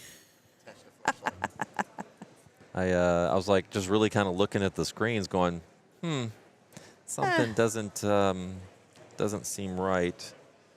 And so So that was probably 7. Let's take a look at 7? we have one other camera that I feel like is a little dark. We're going to go ahead and brighten it up as well.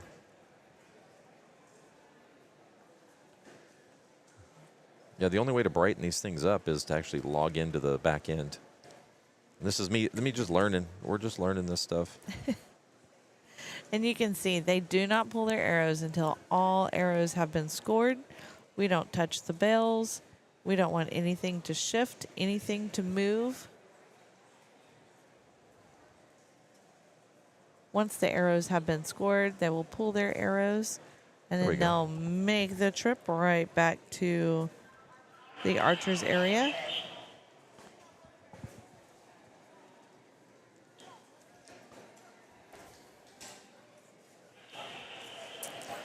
All right, so now we have, those cameras look a little better now, a little brighter.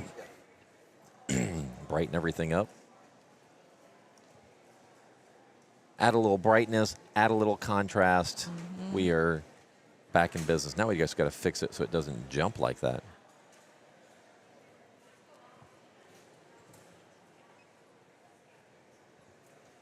Also, we noticed that live scoring, we hit some of the highest numbers we'd ever hit Wow. yesterday.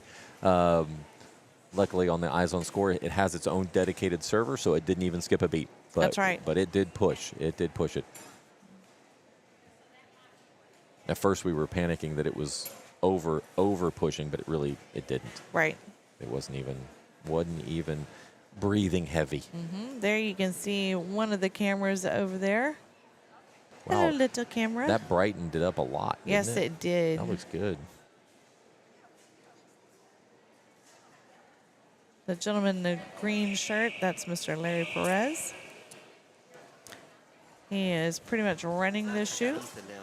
There we go. I'm trying to figure out. I can't get that beam.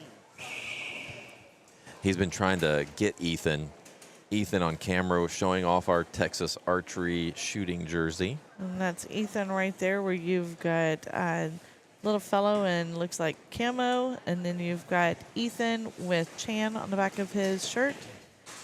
And then you've got the kiddo that says Key on the back of their jersey. And then you've got Ethan's sister, Elise, right there in the turquoise boots. Yeah. Oh, that kid there, the skill, patient, precision. I think that's a Texas I was archery gonna say, T-shirt. looks familiar. I think that's a Texas archery T-shirt right there. See if you can. Is Jordan Miners down there? Let's see if we can find Jordan down on the left. See if she's shooting right now. There she is. And there she goes. No, that's not her. Yes, it is. Where? Point at her. With the boots and the white shirt, she's. That's not her. Is that her? That's her. Wow, why doesn't that look like her? So Jordan Miners, she is training to be an Olympian. Yeah, that's definitely her. I never see her hair like that, but she's training. She is one of the top recurve archers in the state, and she is making a run for the Olympics. And one way is that we're going to try to help support her. There is a fundraiser that's coming up on March 19th in the spring area at Town Hall. I guess it's Town Hall, Texas. $50 a ticket is a casino night fundraiser for her. What does this say? It says a black tie. I can't even read that anymore. My eyes are so bad. A black tie casino night. What happens when you get to raise funds for the upcoming Olympic trials. Games will include three card poker. Wow. Blackjack, roulette, and craps. To purchase tickets, please just text 713-419-4860, and you'll be able to get more information about that. Should be a lot of fun. Awesome. I'm actually one of the dealers. Oh, my word. Yep, that'll be pretty fun. Yeah. Do you know Card how dealer. to deal? I know. He's like, card dealer. Of course I know how to deal. Oh, okay. I used to be a professional poker player. No, I wasn't. All right. You didn't know that? I was a person. No, geez. I hear you. I don't know. I'm getting hungry. I know. I'm telling Is you, it it's that lunch yet? bacon smell. Is it lunch yet? It's 9:30. So this is the last group to shoot. This will put us at close to 360 archers that shot this weekend. Afterwards, they'll tally all the scores, and then they'll be giving out all the awards. One thing we may try to do is rearrange one of our cameras so that we can at least see what's going on over there while they're giving out the awards. That would be great. So Keith already has a plan to get that camera in place and get it raised up real high so that we can zoom in and see what's going on. The man with the plan. We'll turn on a mic, and hopefully one of our mics will capture because they've got big old speakers today. Yeah, I over heard there. that. See that? That is the third time with you in your arm. I'm just pointing. Yes, right across my face. The first a while ago. See, that I was told you this, she's being mean. And then She's you went being like mean. this. I She's was being like, mean. She's being mean. You are gonna make contact here in a minute, and I'm not sure what's gonna happen. See, this is well, this is she drives me crazy.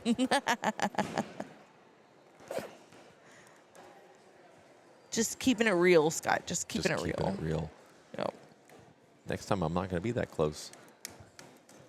What? Bang. Oh, I see what you. Mm-hmm. That's what I was saying. What do you got there? I have some Russell Stover candy because I had chocolate and I'm still battling. Yeah, isn't that cool how it like opens? Oh, that's cool. Yep. It's a lot of packing for just 3 pieces of chocolates. Huh? Survival pack. Yes. That's right. Yes. Mm-hmm. As For I her to talk be able with to chocolate in my mouth. So we are going down to score what I believe is the 8th in. And if that's the case, there's 12 more ends. So there'll be 2 more ends, and then they'll have the halfway mark. And yesterday they gave them 10 minutes, but I think it lasted about 20. Part of it was there was some makeup arrows, and I'm assuming the 10 minutes actually started after. We went ahead and set our clock, and then we're just like, oh, crap, we have to go ahead and add another 10 minutes.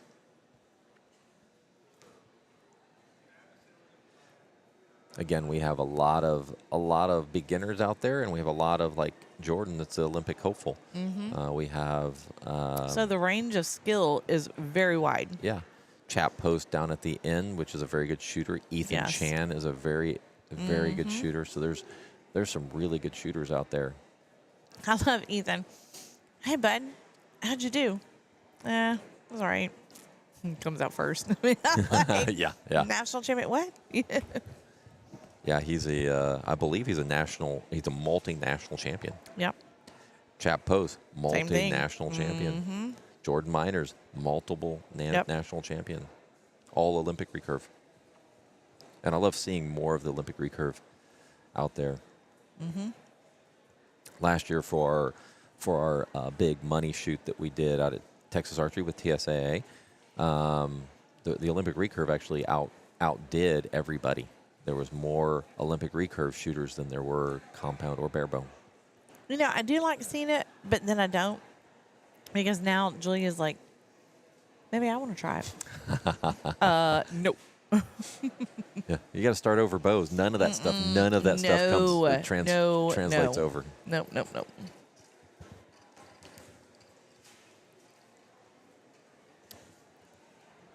And part of the reason she wants to is because compound is not offered in the Olympics. Yeah. We've got World Games that it is, but not the actual Olympics. So I don't know how to say Savannah's last name. Savannah Van Weiler. I don't know.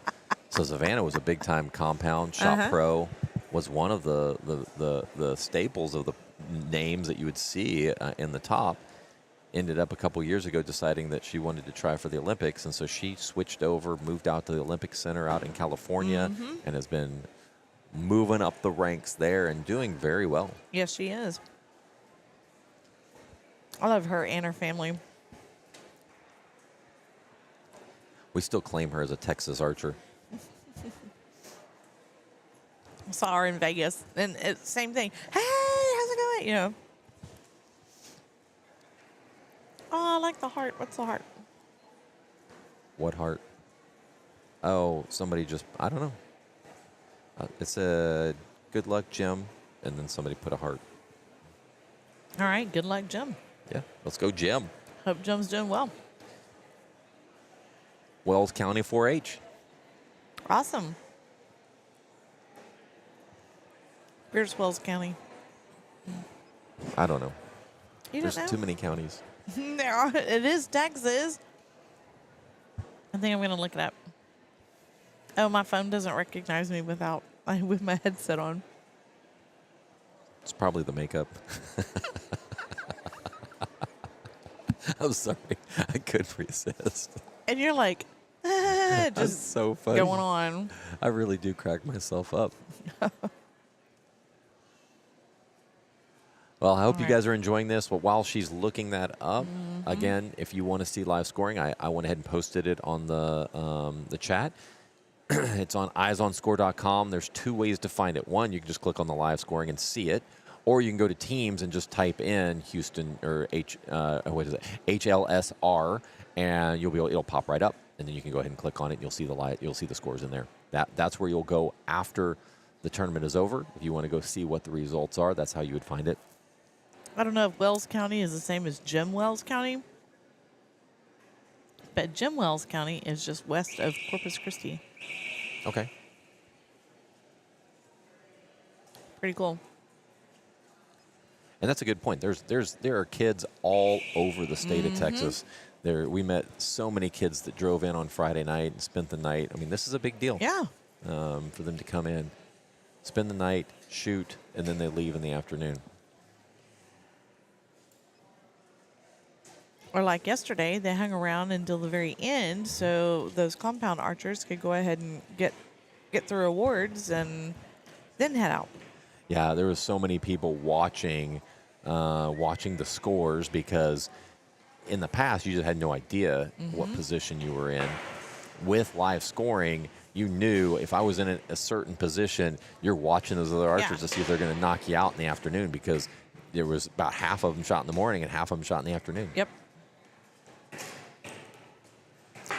Like Julia was in first place until the very last end, and we knew if Rendon shoots a 30, they tie, and Rendon gets her by X's, and so that's a really cool way to watch it and go, okay, here we go. Yeah, made it a little bit more exciting too. It's always exciting watching your kiddos as they shoot, but whenever you're, watching those scores like that. And that's where my husband was texting me from Austin and saying, oh my gosh, they're tied. Yeah. So much fun. So next weekend, you and I, along with Sean, that's over there at the scoring table, we will be judging in College Station for USA Archery Nationals. Yep. That's that will be always a long fun. weekend. It's going to be a long weekend. They But come in Thursday night, Yep. spend the night, I took off half a day Thursday. early Friday. We'll be judging for Friday, all day Saturday, and most of the day on Sunday. Or at least I guess maybe at least half the day. But still, it's just a long. Did I just spit on you? You've been I think spitting so. on me I the think I whole did. time. Really? Like, yes, I'll have water droplets over here, and yeah. It's nothing new, COVID. right?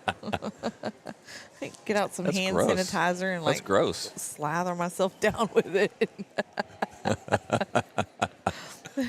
Excuse me, I think I need a shower. Yeah. Scott's been Nope. over here. Nope, I spitting showered on you me. like spitting on you. You get camel or a llama or something. Is that how you say hello?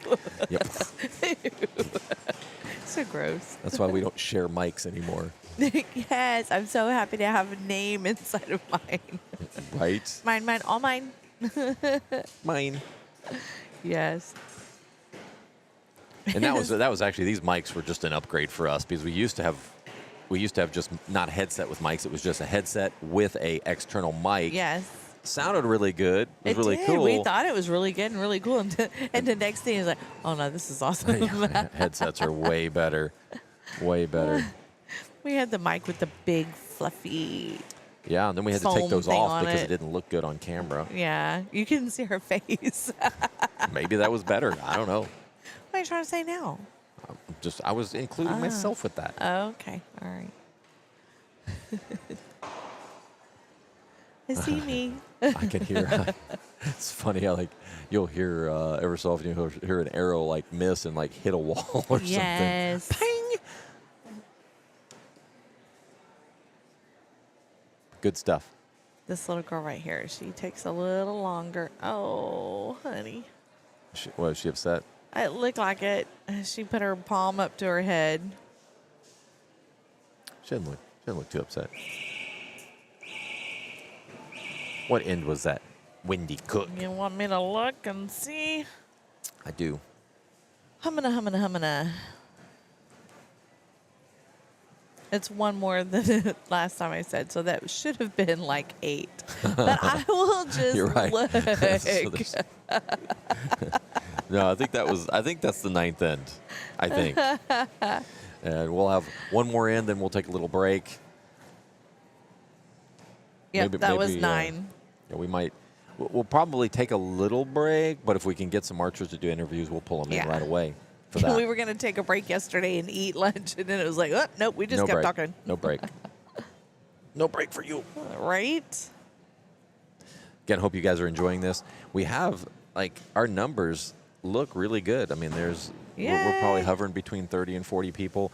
We're being Nice. broadcast to Welcome. the Houston Livestock Show exhibit, and then also Raising an Archer's YouTube channel is out there, Raising an Archer's Facebook page, Texas Archery's Facebook page. So there's multiple ways to watch this event.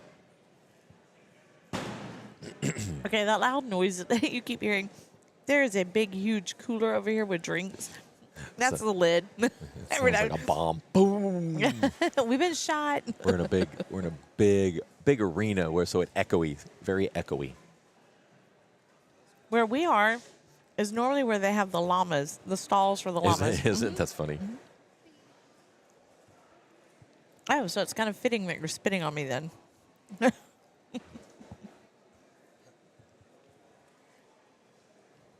Oh, that's cool. Keith just showed me a bunch of volunteers over praying, which is really, really cool. Yes.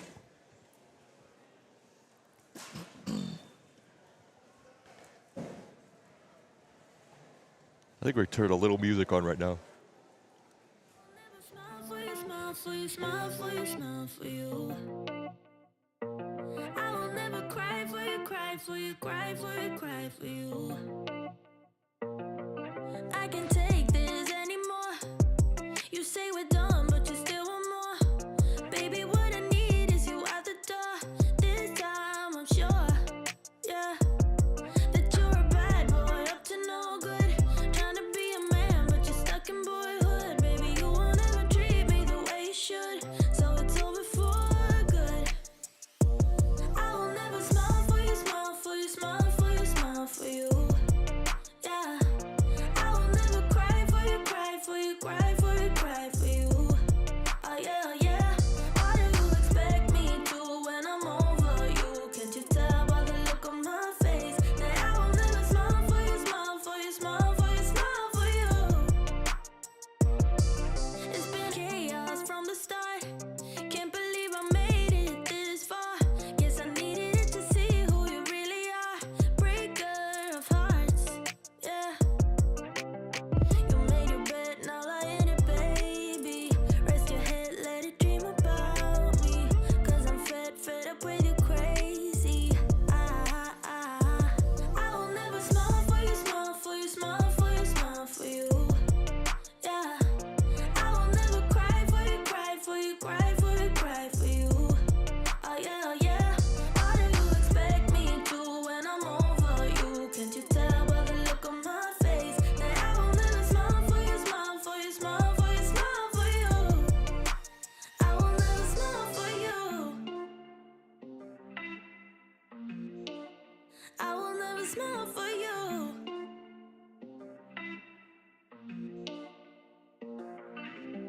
You made your bed, now lie in it, baby. Rest your head, let it dream about me. Cause I'm fed up with you crazy. I will never smile for you, smile for you, smile for you, smile for you. Yeah. I will never cry for you, cry for you, cry for you, cry for you. Oh yeah, oh yeah. Why do you expect me to when I'm over you? Can't you tell by the look on my face that I will never smile for you, smile for you, smile for you, smile for you? Yeah. I will never smile for you. Yeah. I will never smile for you.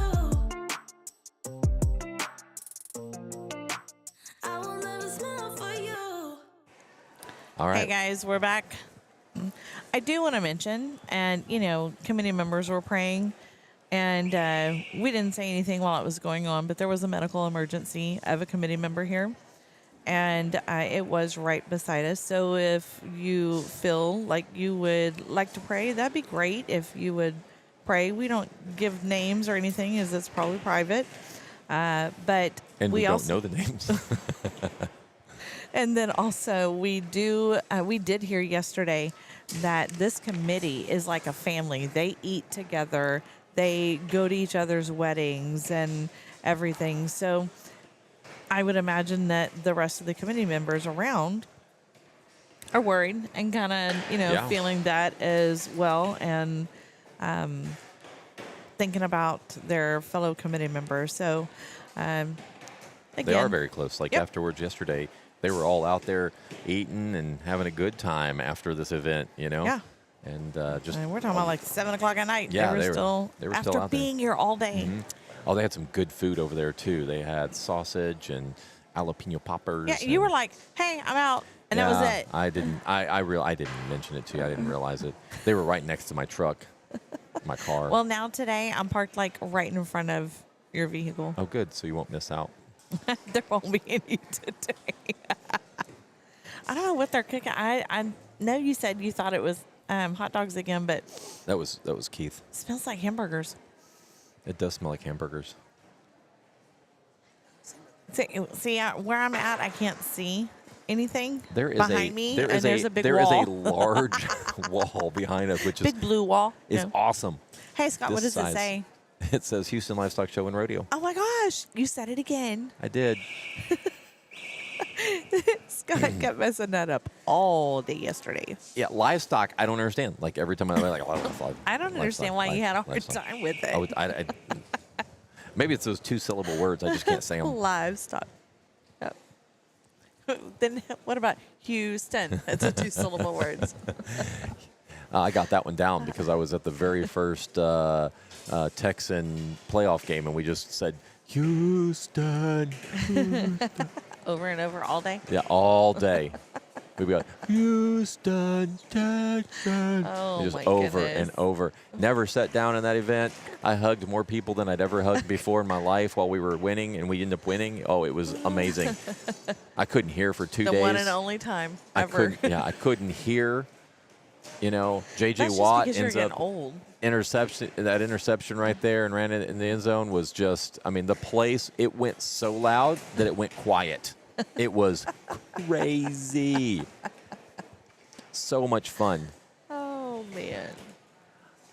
I'm like leaving, and one of my buddies need to go to the bathroom, so he goes in the bathroom. I'm waiting, and all of a sudden this dude just comes up and gives me this big bear hug. I had no idea who he was. Oh, so you had to wait while somebody else went into the yeah, bathroom. yeah.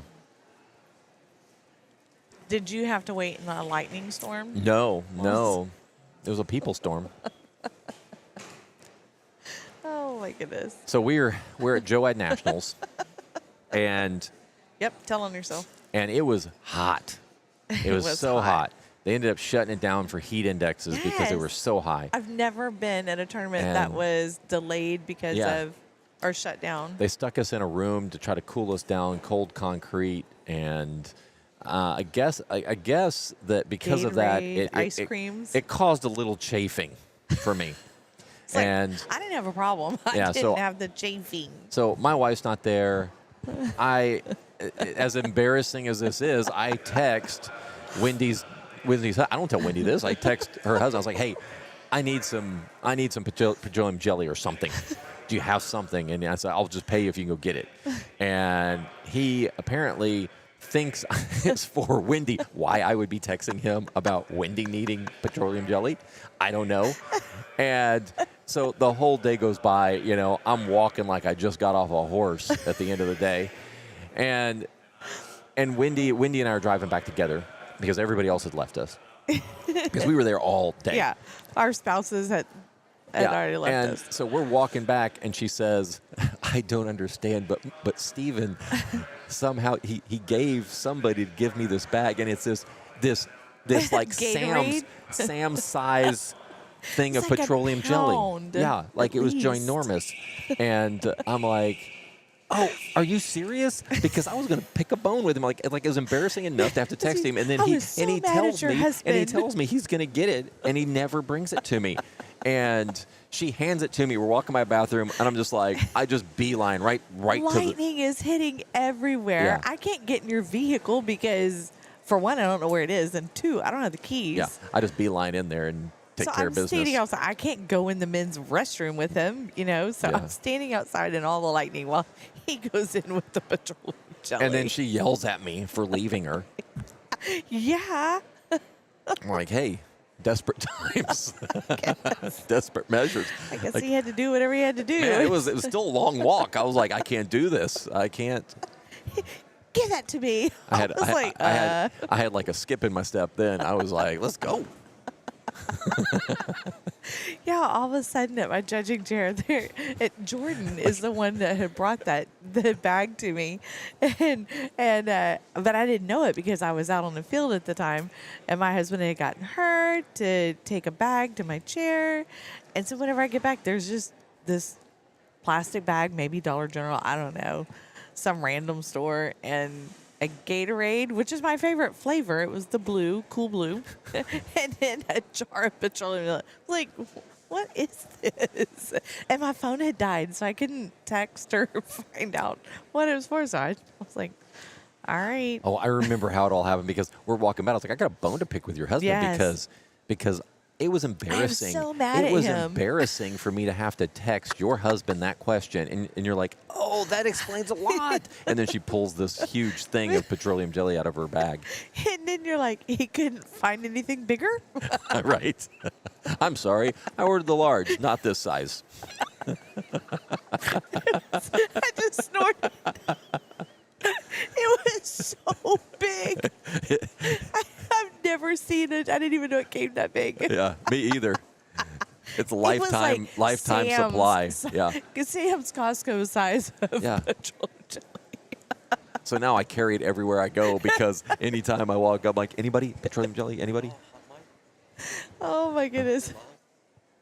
Then my son was in school, and he's in high school, and he said his classmate had chapped lips. Yeah. And so he pulls out a jar of petroleum jelly. He's like, dude, what do you got why do you have Yeah. petroleum jelly? He's like, because my lips are chapped. He goes, they have chapstick. Yeah. And he says, I couldn't find any. Somebody asked brought if that. we were having a personal conversation. No, this is archery talk for us because we were both national. We were judges at a national event, and this is what happened at Joe-Ag Nationals.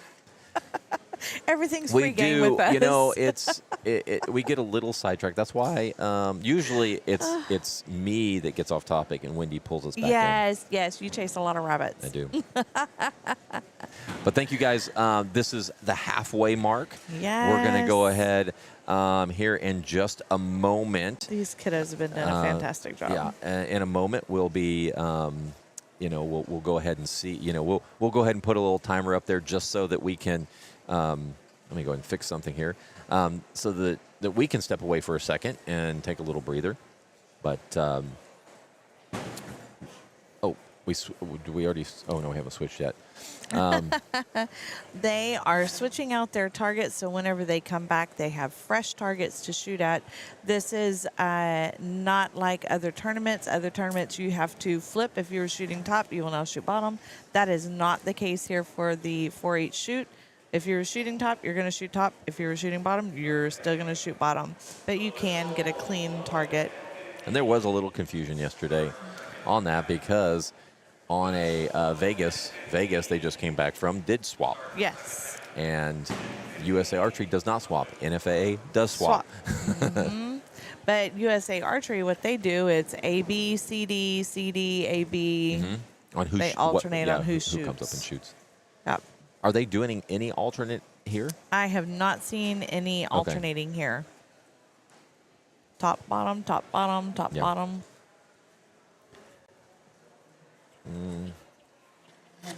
So we have archers. This little girl that I just have fallen in love with, Jim Wells County, that I just looked up. She's talking and trying to make sure she is lining up correctly is what Yeah. it looks like when she gets in front of the targets. What do we have? Is there any makeups, do you think? I don't know. I heard him say something about 15 minutes. I want to say he actually said, Mr. Perez said 15 minutes and 30 seconds. Okay. Let's give it 30 seconds, you know. All right. Well, we're going to go ahead and take a break. Looks like I don't see any makeups. I would don't have see sung. any archers coming to the line. I don't even see any archers in the archers' chairs. If you look down, I see volunteers in the volunteer and archer section. All right. So we are, wow, we're a little jumpy right here. Yeah. Give us a, I think my poor laptop is, it's just kind of revolting right now. But thank you guys for listening. We'll be back in about 15 minutes. Yep. Okay. See you there. All right. Thank you.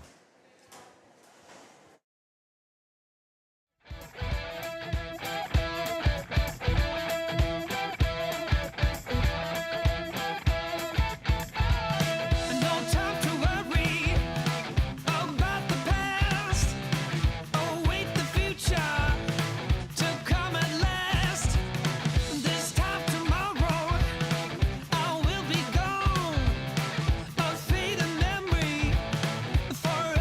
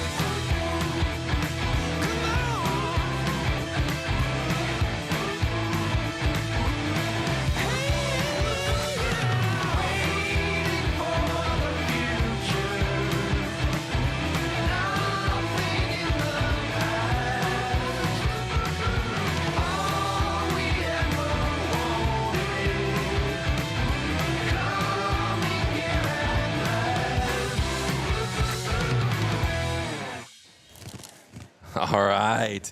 15 seconds, and we are back in action. But you know what? We're just going to go ahead and jump ahead. Caught Wendy putting a chip in her mouth. Oh, there we go.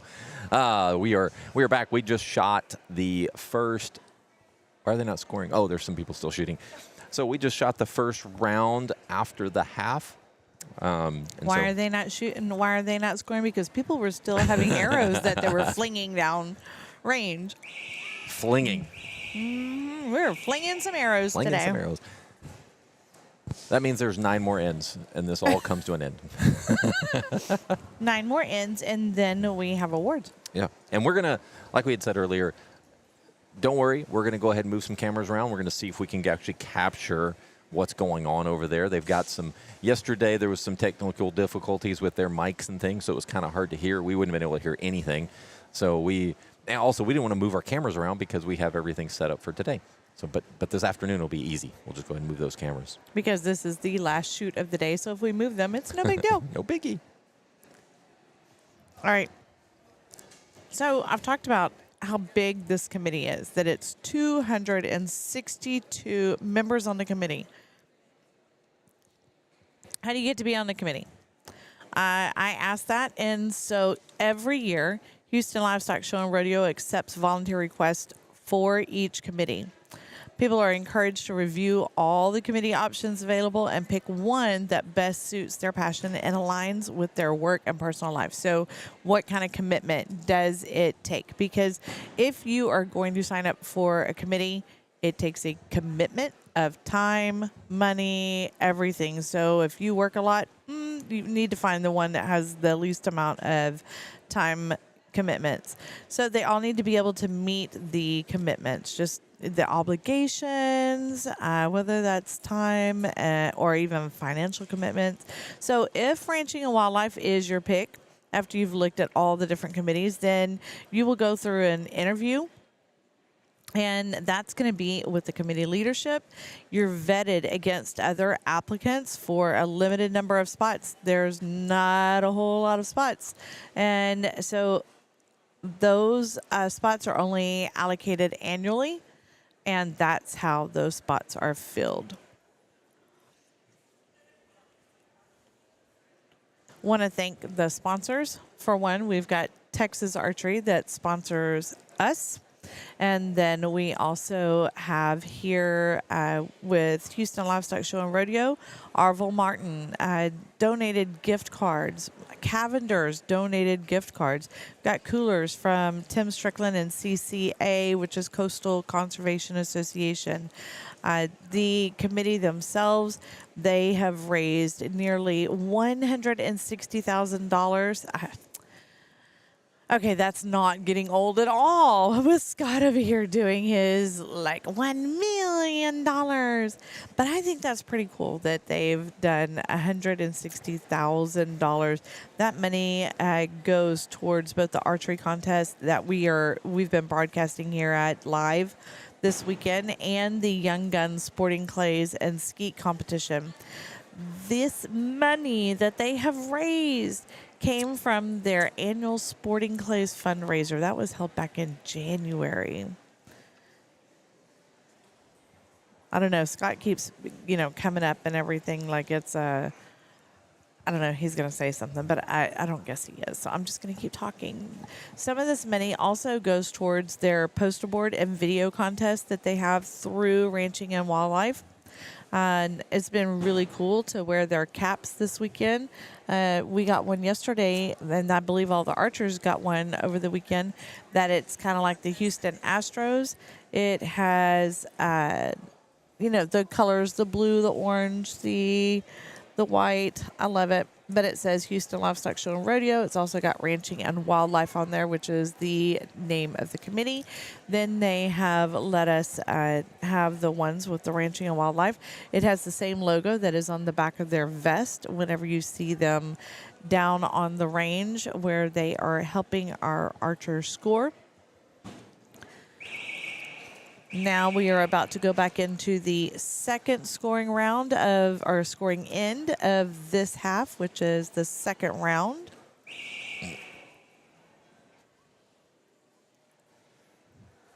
All right, I'm back. Weirdo. Weirdo. Weirdo's back. Oh, I dozed off. I took a little nap. You know, I had a good 10, 15-minute nap there, and now I'm coming back. Whatever. You just went and talked to more people. Lively. Live scoring is going very well. Went over there and checked with those guys. Those guys said that super easy. Everything's just working. Yay. Doing what it's supposed to do. Yep. I think the scores are probably updating a little better. They said that they've been working with those guys to try to get everything to get so they can enter them faster into the system. Yep. Because once it's entered, they update very fast. Which is nice. Again, go to eyesonscore.com, and you'll be able to find it there. If you're on your computer, Scott's always saying just click on live score. I'm guessing that's where it's being seen on a computer. Now on my phone, I've got to click the 3 stacked lines, which I call a hamburger. I think it looks like a little hamburger, you know, because I love food. I click on that, and then By the way, hamburger would be good for this right? afternoon, right? It has a little drop-down menu where you go to a live score. It's even like in a little circle, so you can see it. I think it even has an exclamation point behind it. You click on that, then you'll find 2023 Houston Livestock Show and Rodeo Archery Contest. Click on that, and you will be able to find the scores that have been going on all weekend, along with the scores that are being shot right now. Robert Hickerson just joined us. Hey, Coach Robert. Been a while. Yep. Last Robert. time I think I saw you was at Hot Pot. So Robert was one of our coaches for Joad for many, many years. Ran Yes. Joad. Which is why I still call him Coach Robert. Coach Robert. We love Coach Robert. Yep. We need to get him. He needs to start shooting again. He is Right? 2 years in a row, maybe about 3 years ago, he was in the top 3 in the nation Yes. for barebow. And we need to get him shooting again. I remember watching him online. You know, I love that we can watch one archery tournament and you see all the different ages that are out there shooting. And then, like, when we go next weekend, it'd be seriously all different ages because it'd be adults and youth alike. Nationals is just a beast in itself. Oh, yes, it is. When you add adults to it, you add multiple competitions with Joad versus the double FIDA that they offer. It is a beast in itself. Yes. This, as we mentioned before, is the largest youth archery competition in the state of Texas. There is no competition that has this many youth at one time And shooting. it's continuing to grow. Yeah, and it would have been bigger. Like, I believe it would have been bigger Yeah. because they in just a couple days, it was full. Yes. 360 archers. They're already working on, and that was something that we talked about this morning, is that at the end of this shoot, this weekend, they will already start talking about the shoot for next year. Yeah. And they're already looking to see how could they have more archers. Yeah, this is really a unique tournament because of there are no adults shooting it. And whenever we post stuff on this, I have a lot of adults going, "Hey, what tournament is that? What is it?" And I'm like, "No, this is just for you." Sorry, just for the kiddos. There's only way you can sign up is you go through 4-H or through FFA. That's it. That's it. Once you graduate, you're done. So this is a unique building that we're in right here. We are in the NRG arena. Now you see all the columns in here, which makes things get spread out a little bit more in here because you can't shoot with a column sitting straight in front of you. Got to curve the arrow around the column. Right. That's a whole nother total archery That would be challenge. awesome. But this area that we are in right now is normally filled with stalls and stalls of llamas. No problema. And I think that once they're done, Keith looked at me like, really? I think they clean up. They clean up everything very quick. Yes. And as they clean up really quick, and then this thing becomes stalls. Yeah. That does remind me, Keith, that we're going to have to, right when this thing ends, we got to go grab those 2 cameras and get those things moved over here as fast as we can so that when they start to tear down, we get our cables out of the way. Yes. And that'll be quick. We'll just pull everything over here and then we'll figure it out at that point. So yesterday I talked about why, the rodeo hasn't started yet. Right. But yet here we are shooting the Houston Livestock Show and Rodeo Ranching and Wildlife Archery Contest. We had to do it. They had to move it sooner because how are you going to do it? You can't shoot in here whenever you've got llamas in here Yep. or any other contest that is going. No, we're not shooting the llamas. There's some llamas in here. Might smell funny a little bit, while we're trying to shoot archery. Yeah, spitting on us like me.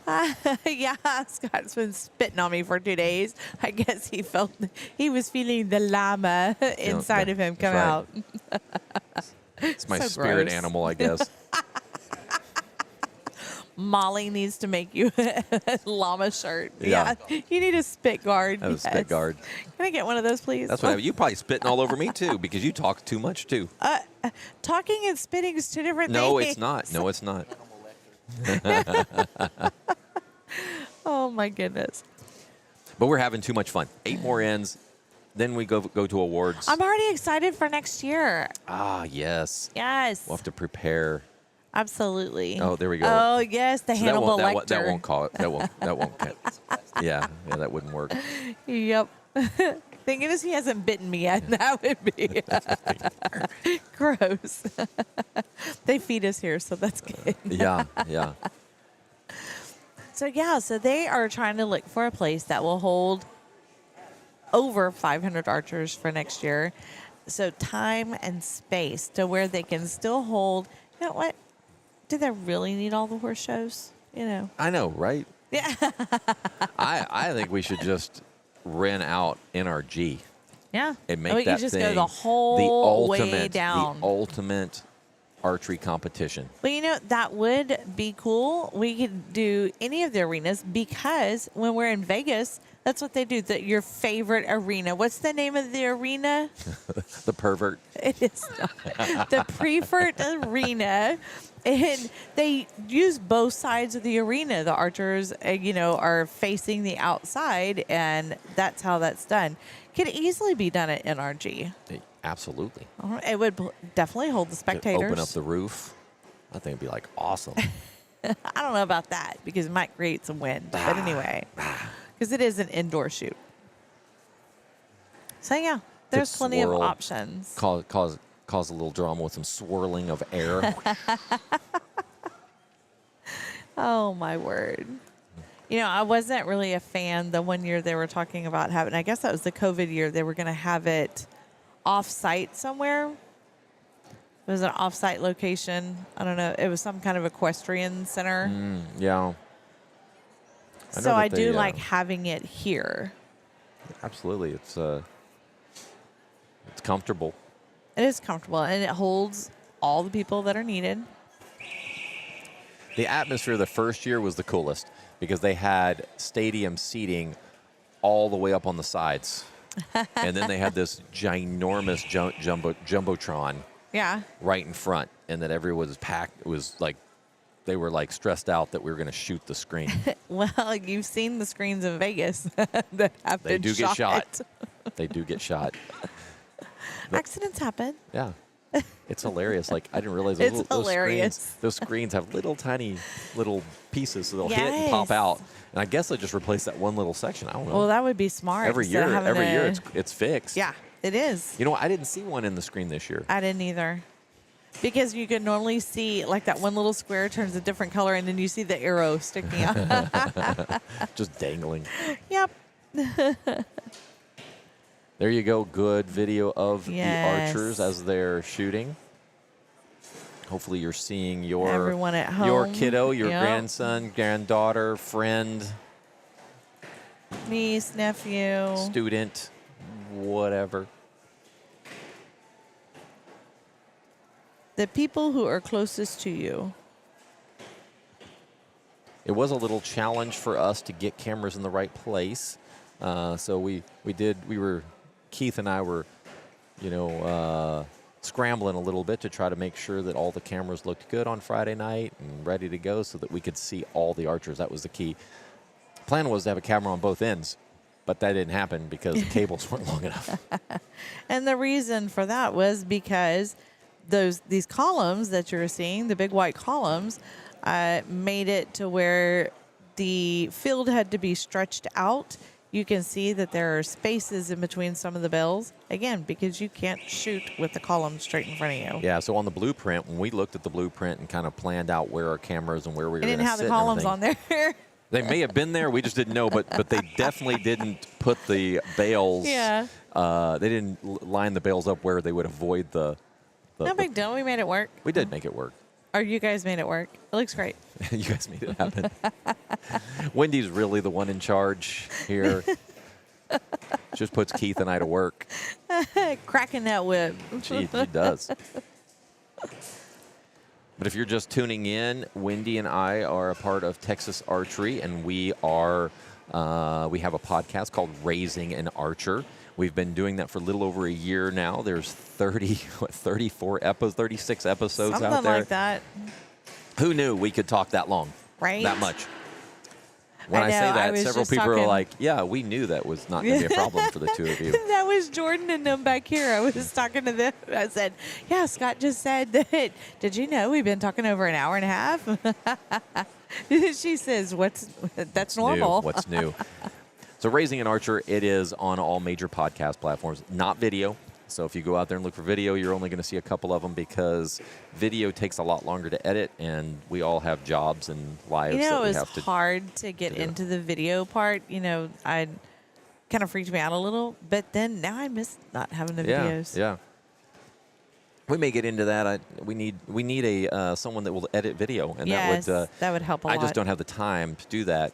because you audio have to is a- split it and you have to make it match the video, the audio. Yeah. and- And there is, when you're doing a podcast, we do a lot of editing because when we're talking, we talk a lot.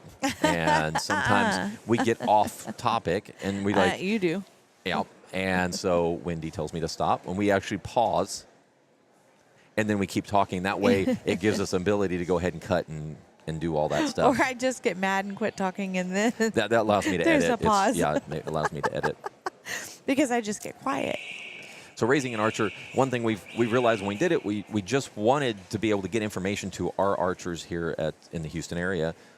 What we found out is that information translates to any state that's looking at these different Yes. competitions. And so we're seeing a lot of other people outside of Texas listening to this. And then we also realized, and I say it wasn't recently, but we have a lot of adults that are starting to listen because the information we're giving them is we're giving it to parents and archers for major competitions. But adults are actually going to these events as well. That's right.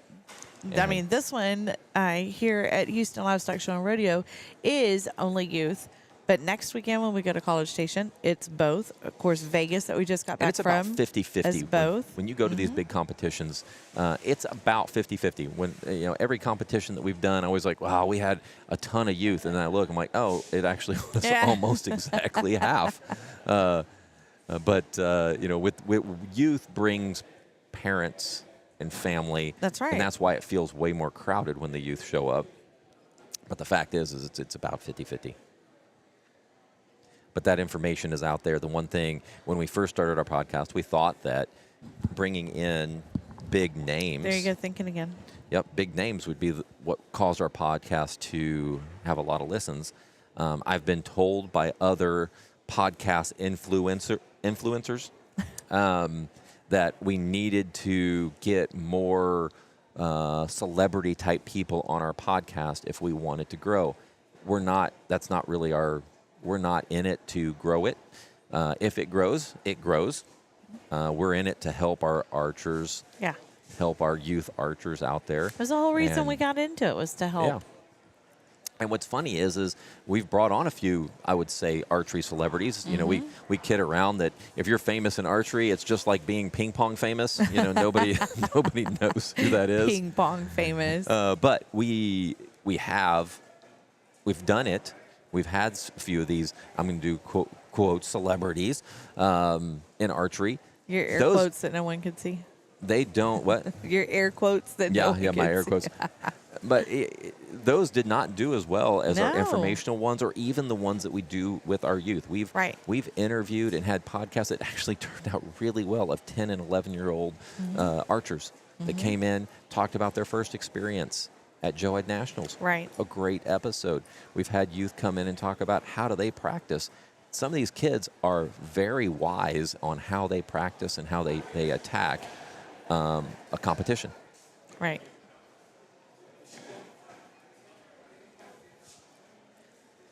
We were kind of wondering if we should practice at the house or not, because we don't live near ranges. And then, so I parked my car to where it blocked some of the wind, Yeah. and then had the target under the carport. So hopefully it blocked some of the wind. And then Julia shot out there for Thursday and Friday, trying to make things work, because we do know how important that component of practicing is. Yeah. Practicing outdoors versus indoors really is different. Lighting, the wind, all of that. And it can be frustrating outdoors if you're shooting those Yeah. big old arrows trying to practice for an indoor shoot. And of course, it was very windy because we had a cold front come through. It was windy and cold. You could fix that. You could do what the Honeycutts did. They got 3 carports, put them together. And I made an know archery range. that's we've talked about that, getting portable buildings, something to go out there, because we do have the property to do it, and we're in the county. We're not in the city, so we don't have any restrictions. Yep. We most definitely have talked about that. I wonder how expensive that would be. Probably the 3 carports isn't bad. It's the insulation and AC and Yes. heat that they put in there. If I That's, remember correctly, when we were there, they had the spray insulation, a few lights. lighting wasn't bad No, in there. Temperature was not bad either. no.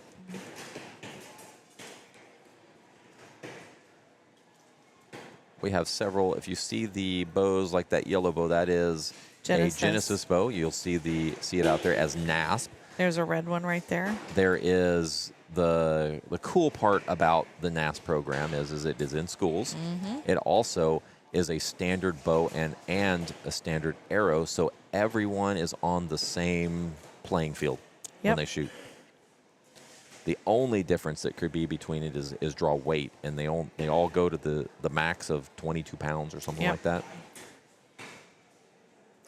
A Genesis bow is also in the Matthews family. It is.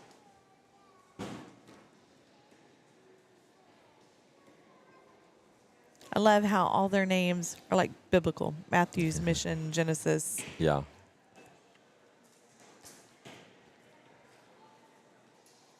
Got some recurve archers out there. There's Ethan. His arrow is loaded. Look, he's checking the clock. He's ready to shoot. Full draw.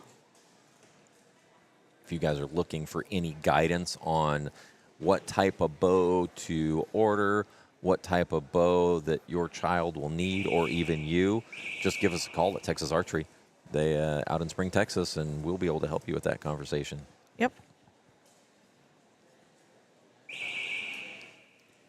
We are definitely here to grow the sport, And I like how the guys are not pushy. right? No, you need to get this bow. Okay, but it's $2,000. Well, you need to get this. They're not like that.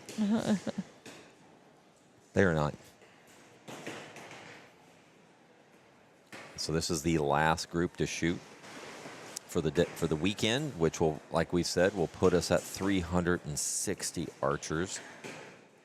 If you're wanting to see live scoring, again, go to eyesonscore.com, and that's where you'll see all the updates. You can look at where they're ranked, what their overall score is, and if you click on their name, it'll give you basically play-by-play, end by end of what they scored. At the end of this, they'll verify the paper versus the digital. Digital is not official at this point, because if there's errors or whatever, paper is king. You would go to the paper and verify paper, and if the paper, if it's whatever is on the paper, that's what gets translated over to the digital version. So it's important for these archers to make sure that everything is right on both ends. Yep. Once it's verified, that means the score online is verified, and then that is the final. So once everything's signed, there's a verification of the paper versus the digital, and then you have your official rankings and scores.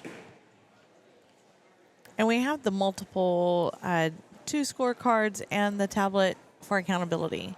That way, there's not just one person trying to do it, and then that is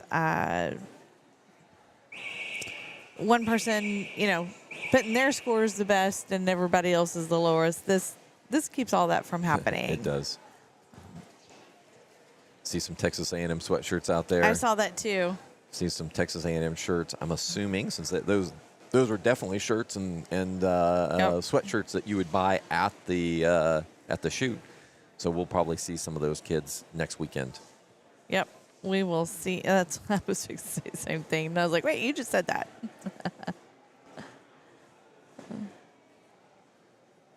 What end are we on? Do we know?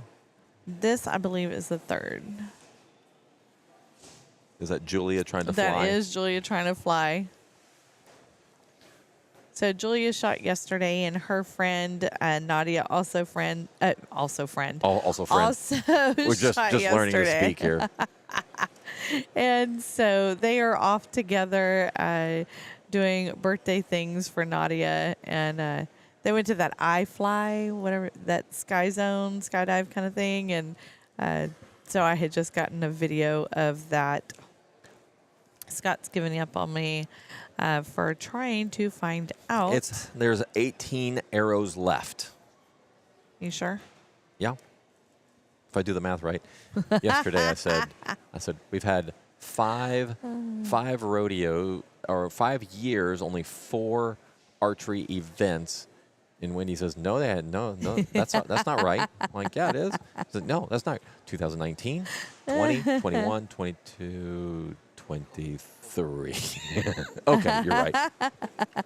Yeah, there was one COVID. Yeah, that's right. There's 5 years, but only 4 because of COVID. Yeah. Keith is reminding me. So whatever. Whatever. That's what she says whenever I'm right. I told you yesterday you were correct. And then I didn't hear you, and I asked you to say it again. No, you heard me. Let me start that. It You is pick on me like all the time. 10:45. I'll just ignore that comment. It's 10:45. We probably have about an hour left of shooting. All the time. I'm getting hungry. I think I'm smelling like onions now. I'm not a big onion fan, though. Looks like they're putting some food out. Looks like they are putting some food out. They're going to feed us. Oh, I like food.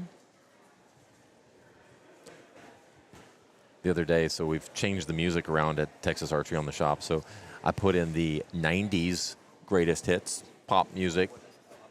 Somebody comes in and it's like it's that song "I Like Big Butts." Oh my And gosh! they were like, "Hey, there's a bunch of kids in there." Like, oh crap! Like really 90s, you failed me. That video is hilarious. Oh, look how tiny down there. So good. This is so good. This is what archery is all about. Yep. Bringing these kiddos in, giving them something to do instead of being in front of a screen. It's amazing. Because you know that they're here right now, but you know that they had to put in practice. Yeah. So when they're practicing, they're not sitting in front of a screen. National Archery in School program, that, wow, having that in school, that's amazing. Because it gives them a taste of what it is. And I believe there's a lot of scholarship dollars that come through NASP. I as well. believe so too.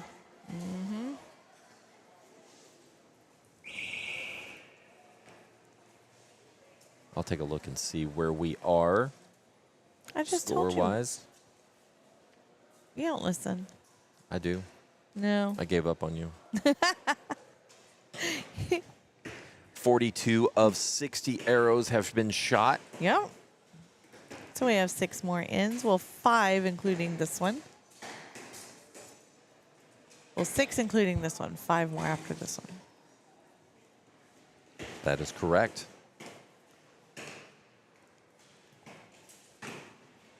So the only restriction on what kind of equipment they can use when they come in here is the arrows. The arrows cannot be large diameter arrows. They can be what, we call a 23, but they still have to be inspected for size. The diameter, length doesn't really matter, but the diameter is what is checked. They go through an equipment inspection when they get here.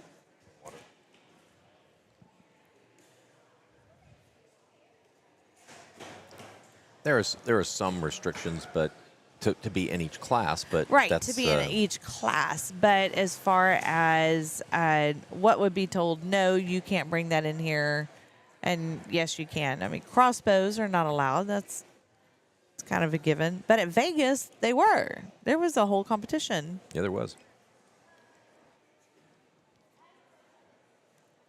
USA Archery is a little different. There's only 3 divisions. And actually, they've added bow hunter, but so there's compound, there's recurve, and barebow. And they've recently added bow hunter, but that bow hunter is not available at every tournament. Right. Yeah. But what's interesting is we had a dad show up with his kid's Genesis bow at a USA Archery event, and that is considered a compound bow. So that poor guy had no sights, had no stabilizers, no nothing, and he had to shoot against all the open class guys that had long stabilizers, magnification, all the bells and whistles. But he didn't care. He said he was just there to be with his son, to shoot, and have fun. Really cool. Yeah, if it has wheels, is what we call them, the cams. If it has wheels, it's compound there. As the recurve shooters call them, training wheels.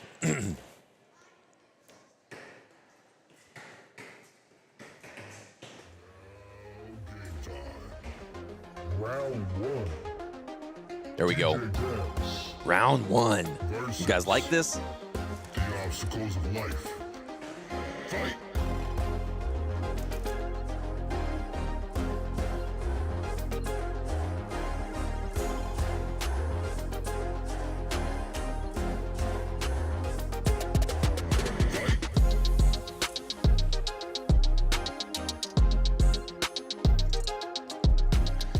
Well, this is round 2 where the song says round 1, but it says fight. These kids are fighting for every score. So they are working hard. It takes a lot.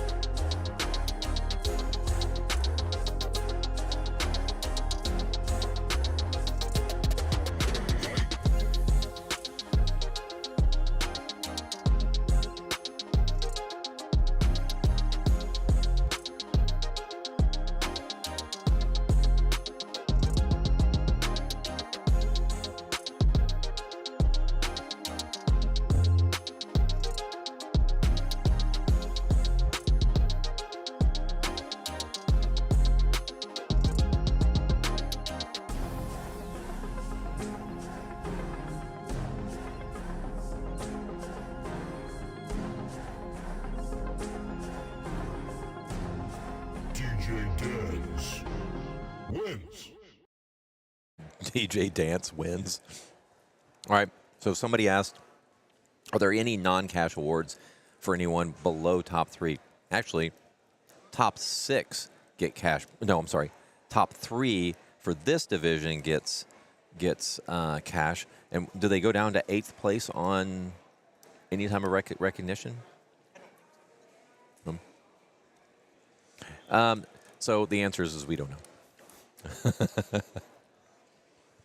Sorry about that. We're going to learn on this one. I know that on the compound, it was top 6 got paid and top 8 got recognized. I don't know what happens on the barebow or the recurve.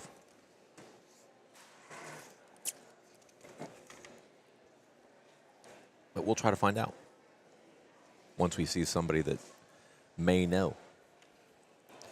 Maybe once we see Kyle.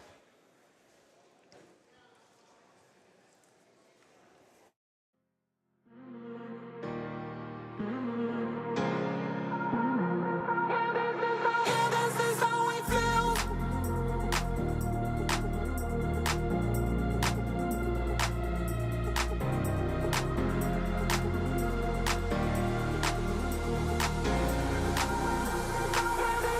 Yeah, this is how we feel.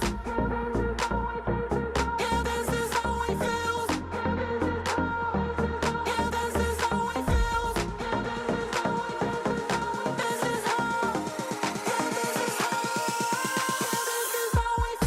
This is how. Yeah, this is how we feel. This is how. Yeah, this is Yeah, this is how we.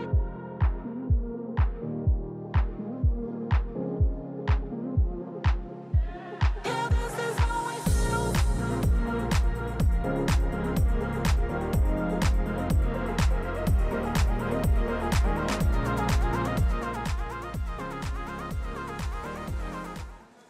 All right, guys, welcome back. We have somebody we want to go ahead and talk to. His name is Kyle Walker. We'll let him introduce himself and what his title is and what his Even responsibility. though you just said Kyle Walker. Introduce himself like what he does. Okay, all right. All right, Kyle. Hold on. I guess I need to turn them. Go ahead, try again. My name's Kyle There we Walker, like he said. And so I'm the senior coordinator for Livestock Show here at the Houston Livestock Show and Rodeo. And I work directly with this committee, the Ranching and Wildlife Committee, as their staff coordinator. So I help them put on all of the events that they do, as well as working with a few other committees, Rabbit Committee, Llama and Alpaca, Junior Commercial Steer. And then I work with the rest of our livestock staff to put together all of the livestock competitions that happen during the show. How long have you been working for the Houston Livestock Show and Rodeo? This is my 8th show. I started in 2016. And I started February 1st of 2016, which was kind of jumping in. So Yeah.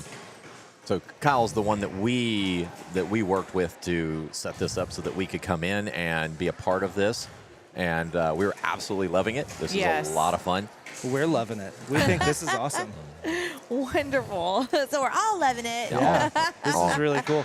So we just love that we're kind of taking this to the next level, trying to do the best that we can with every event that we have here. We love the archery event. I didn't work with Ranching and Wildlife in 2019 when we had the first event over in the NRG Center on the Green Shavings, but that was really cool. Their staff people at that time were really busy because that was an auction day. So they were over here trying to raise millions of dollars to give away to our exhibitors and scholarships and different things. So they were busy. I ended up helping them a lot with day of kind of stuff on that event. And that was kind of my introduction to this committee. And then my boss, actually Chris Bowman that y'all interviewed yesterday, Yeah. that summer asked me to kind of jump in and maybe we'll start working with this committee. And so then in the summer of 2019, I started working with these guys, and we've just been trying to make everything we do as good as we can. And I think we've done a pretty good job. But we've got a lot that we still think we can do even better, which is awesome. That's something that we always try to do is just make something a little bit better and a little bit better, and whatever we can improve on. And then that was our goal with this, is to try to help families, archery families, navigate through archery. And then also, we know that all the families can't make it to see their archers, and they can't be around to watch the competitions. And Houston Livestock Show and Rodeo, the archery competition through Ranching and Wildlife, is huge, 360 archers. So there's a lot of families that can't watch that. And by having the live feed, those families are able to see that. And with the live scoring, they're able to pop it up on their phone or their computer and see where their archers, whether they're grandchildren or whomever, see where they're at. Absolutely. So we were able to. Yeah, in 2019, we had it live streamed there from the main arena. In 21, during that COVID kind of closed year, we had the Right. live streaming. Yep. Last year, changing the rooms, it was a little bit difficult logistically to try to get cameras in here and do it the way that we normally do this. And so we had to kind of pass last year. We weren't able to make it happen, but you guys coming in and making this happen for us and making it so that we can live stream it has just been amazing. And Well, we've enjoyed it. Yeah, I know. The live stream before there was no commentating. There right? was no commentating. I don't know if that was a I know, good right? thing. I was Is that gonna a say good that. thing or a bad thing? I don't know. I love it. I think it's amazing. I love that we get to educate people. If they just happen to like see our post on there and maybe they are following us because their kid had a pig or something, and they get to see this post on here and learn about the archery competition and what we're doing and how it works, and you guys kind of teach everybody. That's amazing. That's what we're here for. So. And you can kind of see, like, from this, which camera view is it? Where is it? I think I clicked on the wrong one. Oh, he's got the camera moved in the. Let me go ahead and let's see if we can move But we've this been camera. able to see the entire You can kind of see the whole line of archers. That's a lot of kids. Yeah, it's really cool. A lot And of I kids. love Yeah. that the cameras that we have been able to zoom in on those archers down on the other end while they're shooting. Yeah. So we've been able to go and just kind of come across each of the archers. And we've had family members say, my kiddo's on bell 17. Can you? Absolutely. Yeah, it's really cool. And like I told Larry, it's kind of a unique perspective Yeah. because our cameras were manned. We weren't sticking them in front of the archers. Right. Right. And we are. And We so are. you've got them up front where you can actually look back at the archers and We you got can see cameras what's going here. on. And it's really cool. So Yes. Yeah, And this perspective shows how large it is going all the way down. it's amazing. Yes. Yep. So it's been a lot of fun. I think because it's a part of 4-H and FFA. Yep. Great way to get kids into this sport. Yes. This being a Houston Livestock Show and Rodeo event, it gives you guys a little bit of flexibility where I think you guys could make some changes to make it your own for next year, which I think it would be really cool. Absolutely. Yeah, we just me- want to keep, like we said, just trying to make it better every Yeah. year. We've got 360, which means that we capped out this year. We've capped out Yes. this event basically every Every year year. we've had it. Yeah. So we started with 60, and it filled up in a heartbeat. Yes. We tried to went- get in. We couldn't get in. We said, wow, 60 filled up. And the question was, how big do we want to go? And we said, why don't we just go crazy and do like 240? Let's do big. Let's go big. Let's just Which this quadruple year's that number. 360. And there were people that said, you'll never fill that up. And No so way. I just don't think it'll happen. And we were like, well, we want to try. And if we don't fill it up, we don't fill it up. But Thank but you for let's do it. trying. And so we tried it, and I think we had 236 or something, but it was essentially full. And same thing that first year in 2020, it didn't happen, but we had full registrations. We ended up refunding all those guys, and then Yeah, we got the in that year, but 21 we was got refunded. and- Yep. Yeah. So but this year the last few years we've done that shoot off deal, and that was Uh-huh. really cool. With the We loved brackets. that with the brackets. Yes. Wouldn't live feed be awesome? It would be amazing Because- and so one of our challenges with those brackets is a couple years ago we had one kid. We had to do an extra kid in one of the brackets. it threw the whole thing off. I don't know. Y'all were probably here. Oh, we were. It had like little cross marks all over our bracket because we had to change up every I target remember. number, and none of it worked anymore. But if it was electronic, it's just in the system, and you just said, oh, we need one extra, and then you just dump it in, and Right. it reroutes everybody. That would be amazing. And so we had chloroplast signs printed. We had to just cross everything out and kind of know. start from scratch. But Yeah. so But you guys made it work. Yep. we did, and that's kind of what we do around here. Yeah. That's right. And the one thing about archery is that I know that we get into this. I even got in this rut, like it's 30 arrows or 60 arrows. I mean, you guys could run a qualifier's 45 arrows and be able to squeeze 3 in one day. And Possibly. I'm Things just to saying, look at, for sure. It's definitely things to look at. That way you can bring back. I know that the one thing several of the kids said was, oh, they were kind of disappointed to see that We were that there wasn't a disappointed shooter. to let it go, but we thought, if we can if we take that off the table, at least for 1 year, it gives us 120 more Absolutely. archers that That's we right. can get in here, Absolutely. which we thought was well worth it. I think so too. See, I I would agree. rather have more archers in I would do away with the brackets and have more archers And that's every the day. trade-off that we made. We thought Yeah. it was worth it to just get more kids in here. We want to Yes. get as many kids in here as we can. We want to give away as much money as we can, and just make these kids see how special what they're doing is. We want them to enjoy it and have a good time. When and- you think about registration for these types of events and you limit the number of registrations for a family that's living paycheck to paycheck and they've got to wait till that next paycheck to get entered. then they miss it. And then they miss it. Yeah, it's And sad. that's really sad and it's If heartbreaking. I could, we would just open it up and Yeah. take what we can. But we have to kind of Unlimited with number. space and Yep. time and things. Yep. We have a lot of limitations. Right. And so we have kind of limited this one. We've had that. Most of our events are just wide open. Yeah. We take as many cattle entries as we Right. get, and then we try to figure out how to fit them in the barn. Right. Right. Absolutely. And when This you is have a little somebody who different had a because, show This is a string little of bit 11, different. yeah. So this is a little bit different, and so we have some logistics around it, and, Right. And we have some rules like the cattle deal. We have in there. We don't guarantee you a stall space, which Right. I don't. we don't I don't know what guarantee we you a would do. target. Right, right. Yeah, I don't know. I don't think we could not guarantee a target, like you said. So there's, and I don't know what we've never not given someone a stall space, but we don't guarantee them. So I don't. Yeah. know.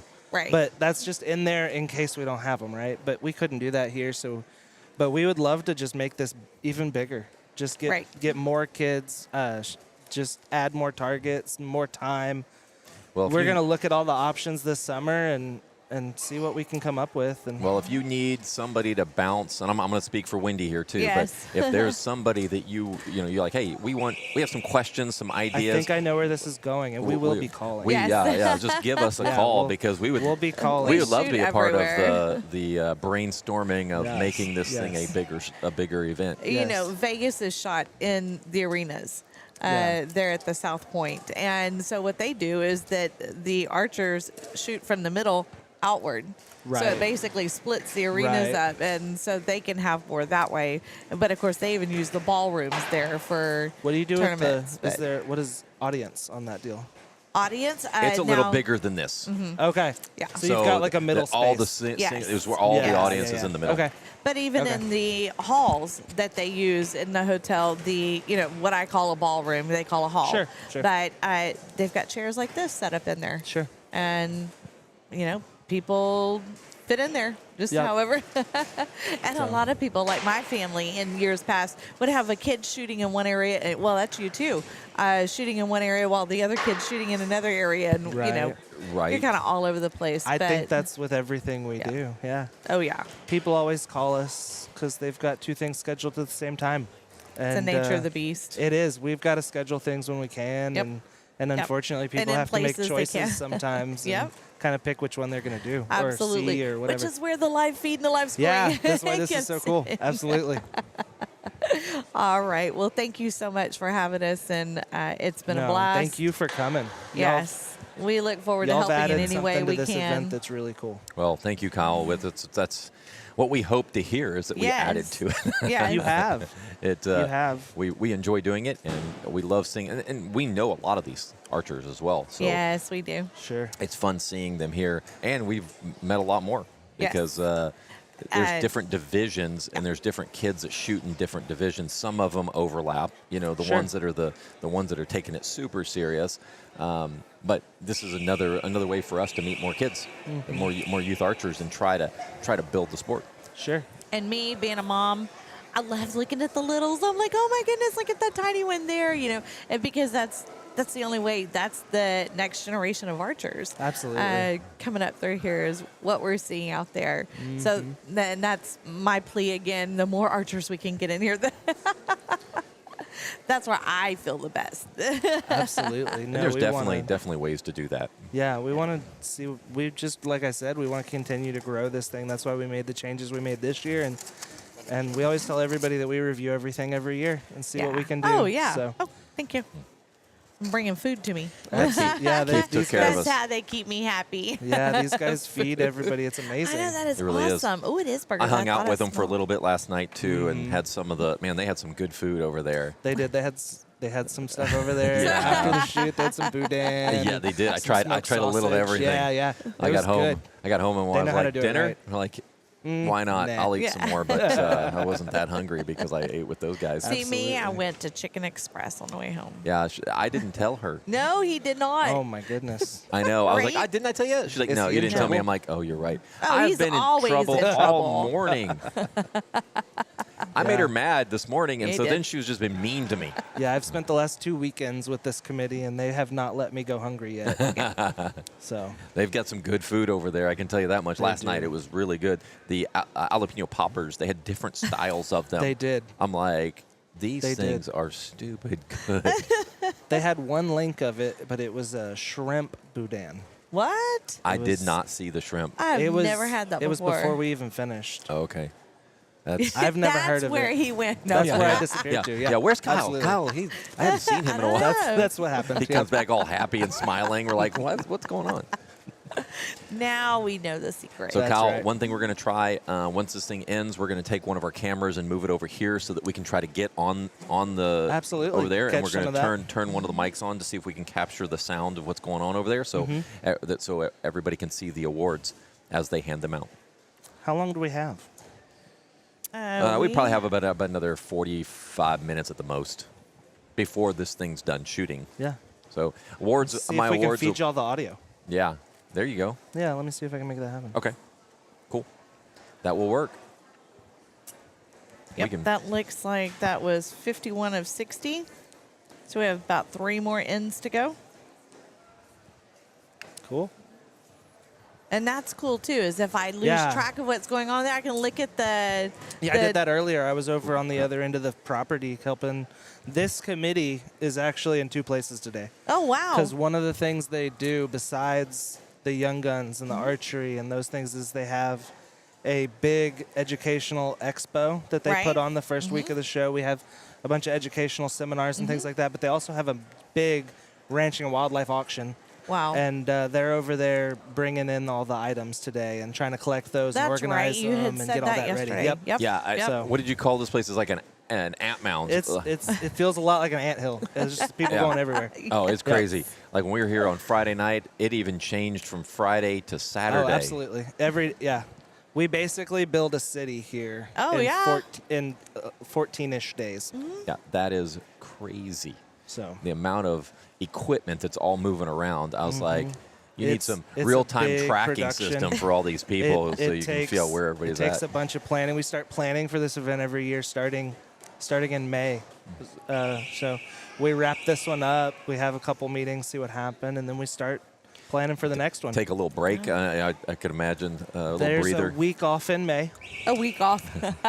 We get a week off in May, and then we come right back at it. So Yeah. How many employees do you guys have? it's about 140. I don't know the exact number right this second. There's 140. 140 full-time staff, and then we bring in seasonals. I don't know the exact number of those, but we bring in some seasonal employees, and then we have about 36,000 volunteers that help us put this Wow. on.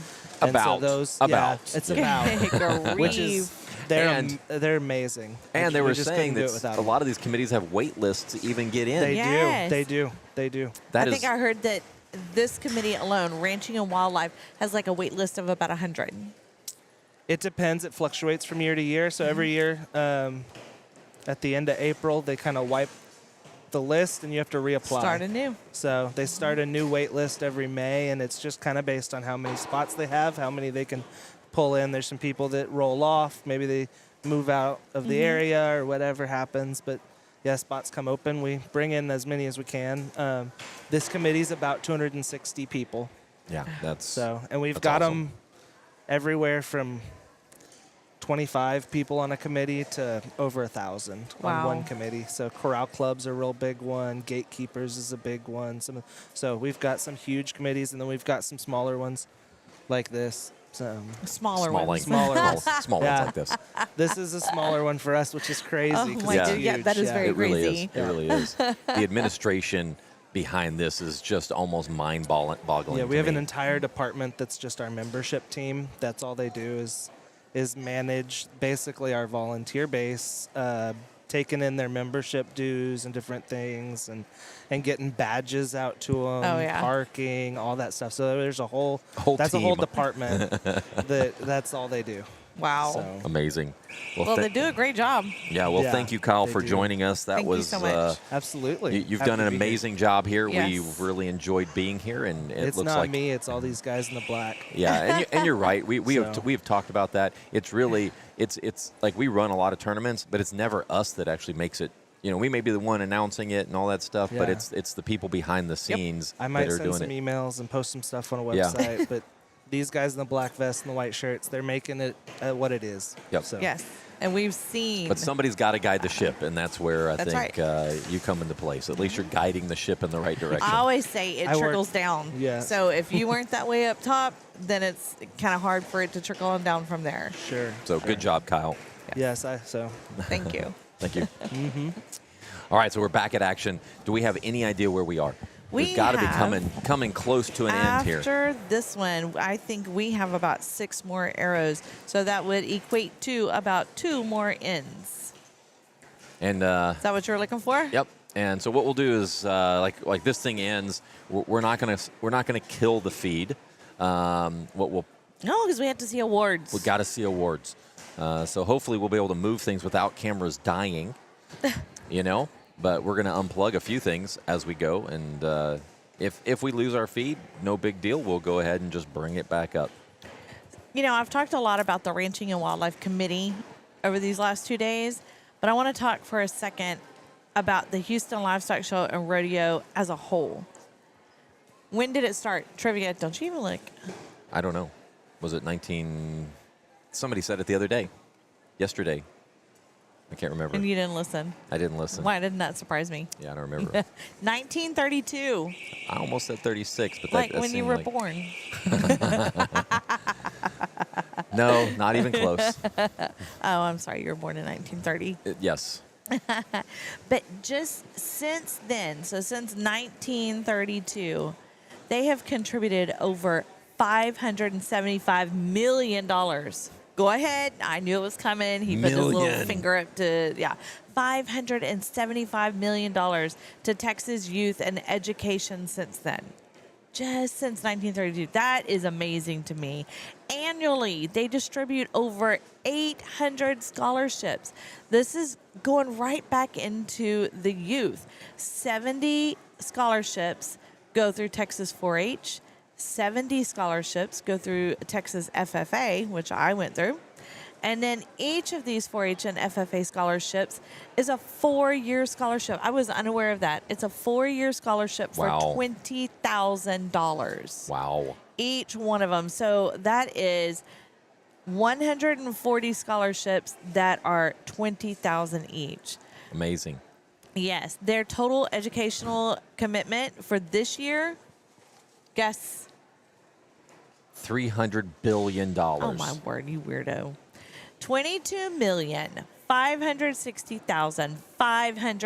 $22,560,562. And 22 cents. Stop it. No, but really, over $22.5 million That's for amazing. just That's this amazing. year. And that, that's their educational commitment. And then for this year, they have over 30,000 livestock show entries. That also includes the 360 archery entries because this is part of the Houston Livestock Show Yeah. exhibitors. You know, The archery the Young contestants Guns was are. over 500. Yeah. And I think archery is going to be close to that. If they can find a location for them, they can easily Yep. go over that. So here we are. It's what day is it today? The 19th? February It's the 19th? 19th. Okay. The rodeo doesn't actually start. The livestock show and rodeo doesn't start until February 28th, and it runs through March 19th. But the archery contest has gotten so large that they couldn't have it during those days because of all the animals in here. Well, then we wouldn't have room for the archers, and that's a little, it's not a hunting thing. So I got to tell you, to be honest, it's been very nice to have it right beforehand because the amount of equipment these archers have to pull in here Yes. and pack up and all that stuff has been nice because we were a part of it that first year when it was in the big area. uh-huh.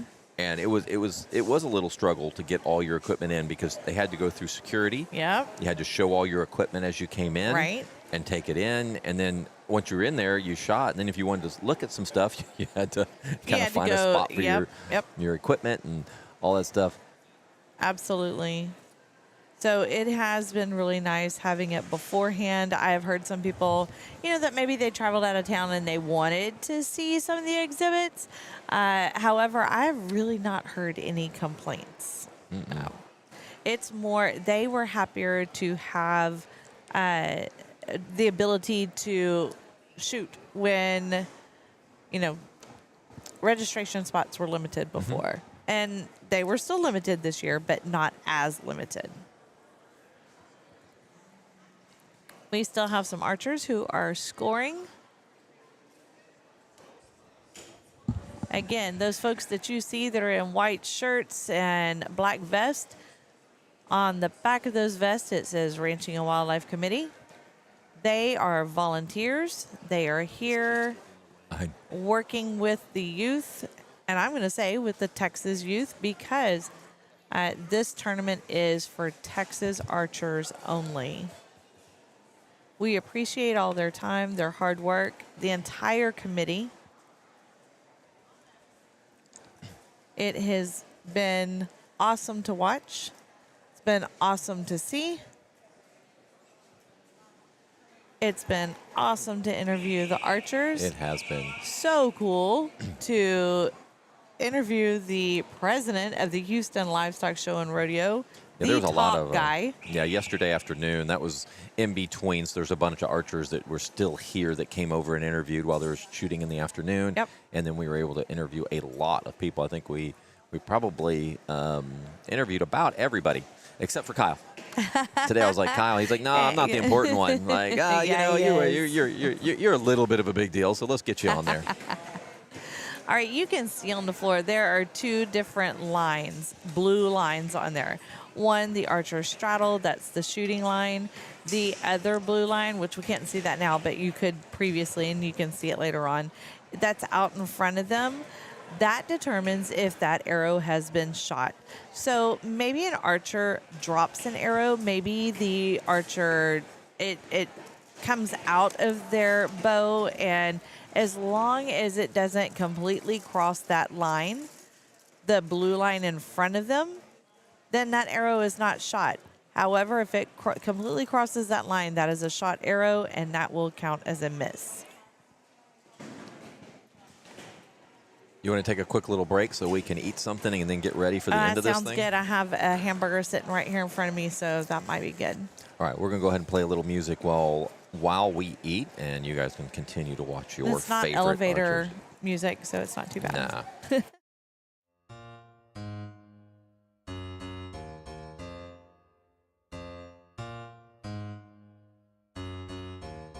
Call me Bucky, lucky that I'm innocent. If I didn't have no morals, I'd be menacing. How about rapping conscious but he ignorant? How he from the hood but still gon' go legitimate? How he fuck a bunch of but they still respect the women? He still rolling in Sonata, he just got the windows tinted. Homie stabbed me in the back and that can never be forgiven. And my palms been itching, man, I like the superstition. You can't have my phone number unless we running up the digits. Let me meditate, I just need a couple minutes. Tryna low ball me, my cojones to the big ass. When I get high.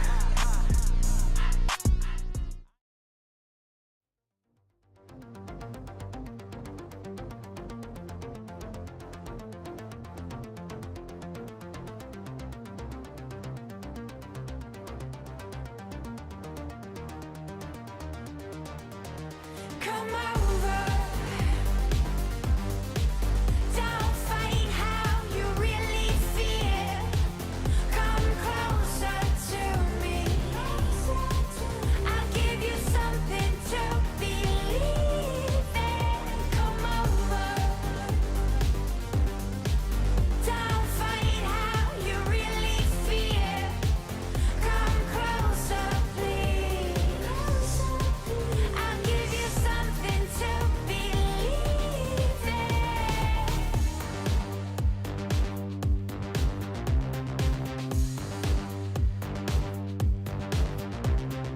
All I really need's a little motivation to pull you from the other side. What I need to show you is my obligation. How much longer can you hide? You can try and push away from me. You kick and scream, you're begging, please. But once you get a little taste of freedom, you'll wanna get up off your knees. Come over, come over. Don't fight how you really feel. Come closer to me. I'll give you something to believe in. Come over, come over. Don't fight how you really feel. Come closer, please. I'll give you something to believe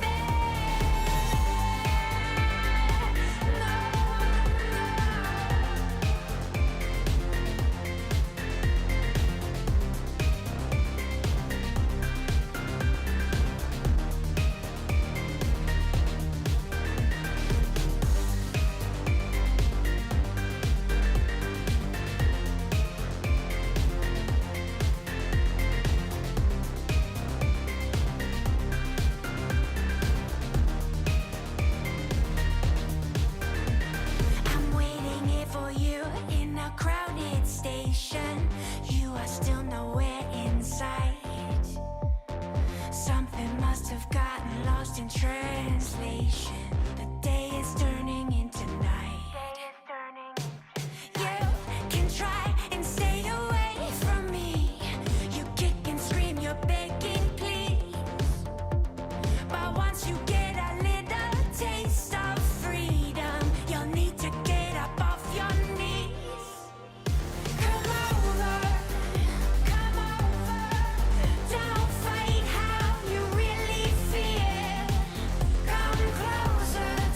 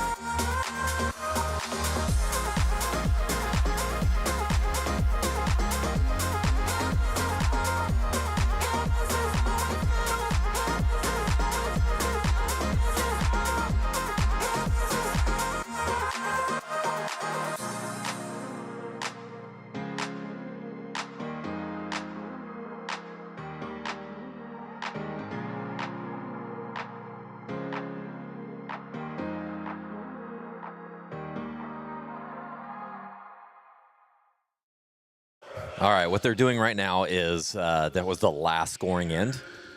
They're kind of giving the rules of how to close out the scorecards and all of that stuff. And then we'll move into, so what they'll do is they'll do the paper scoring. They've got the digital scoring. They're going to go ahead and verify both so that they can see, so they can make sure that everything's right on paper and online. You should know where you are for the most part, unless there is a discrepancy on the paper, and it will be fixed because paper is king. Right now, they're running a cable. Excuse me, I'm starting to breathe heavy. Like I ran over from the bathroom because I realized this was the last scoring end. They're running us a cable right now so that we can actually hear what's going on when they do the announcements, the awards, and all of that stuff. So that's awesome. We'll go ahead and get that thing plugged in so that you guys can hear what's going on. We'll go ahead and get cameras moved around. So once they're done here in a second, once we see everybody come away from the bales, we're going to go ahead and start moving cameras and all of that good stuff. All right, so we'll step away for a moment while we do that. Again, if you want to see the scores and the rankings, go to eyesonscore.com. It's right there, easy. And you can look up, go to teams and look it up, or you can just click on live scoring, and the live scoring is there. It will disappear on the live scoring once they close this tournament, meaning once all the scores are verified, they close it, and then that's when it'll go off of that live portion of it. But you can find it by just going to the HLSR, just search for it in Teams, and you'll be able to find it there. It'll always be there. That doesn't go away.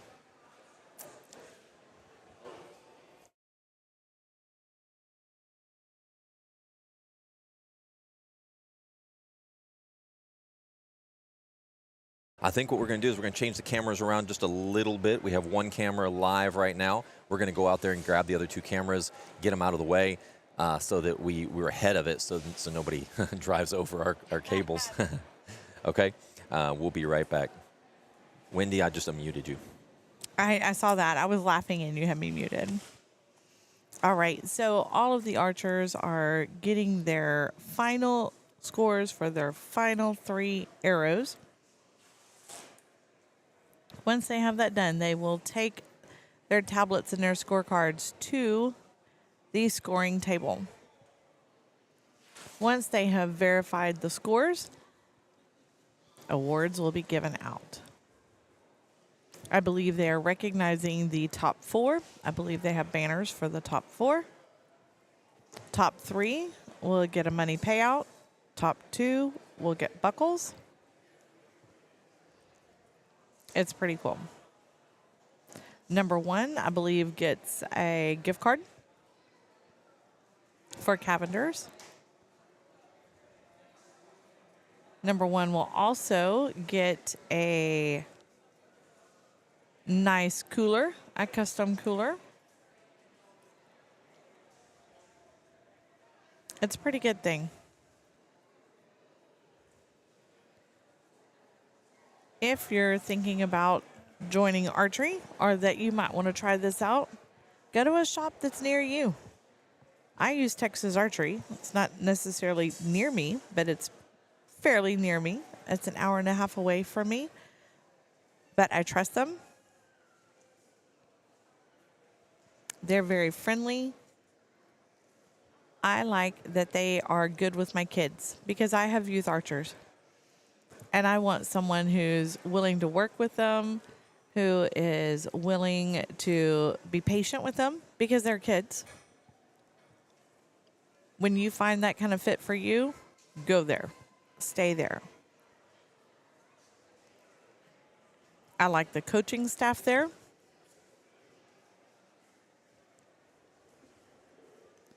I'm able to get lessons for my kids there. Lessons are an extra charge. However, if you want to make sure that your child does not get injured, a beginner lesson is always a good idea. Safety for the kids. A lot of people don't know what it means when the firing line is hot, or the whistle commands, or if somebody yells pull. All of those are archery terms. Firing line is hot. That means that if you walk onto that range, you could get shot. We don't want that to happen. Pull means different terms and different things, but for archery, that means do not shoot. People are going down to pull their arrows. So if you are a first-time person on the range, you kind of want to know those things. So having a quick lesson to know those things and a quick lesson of safety and a quick lesson on the proper way to pull back a bow, because you can pull back at a bow. I talked about a little while ago that, yeah, I talk about a lot of things, but I mentioned a little while ago this morning that I did archery tag in Vegas a few years ago. And when I did that, I wasn't pulling correctly or releasing correctly. I wasn't doing something correctly. And I had a huge bruise on my arm where the string had gotten a hold of it. And I did it multiple times, not just once, because I was having fun. So to have a quick lesson and to learn how to do that without getting hurt is what you want.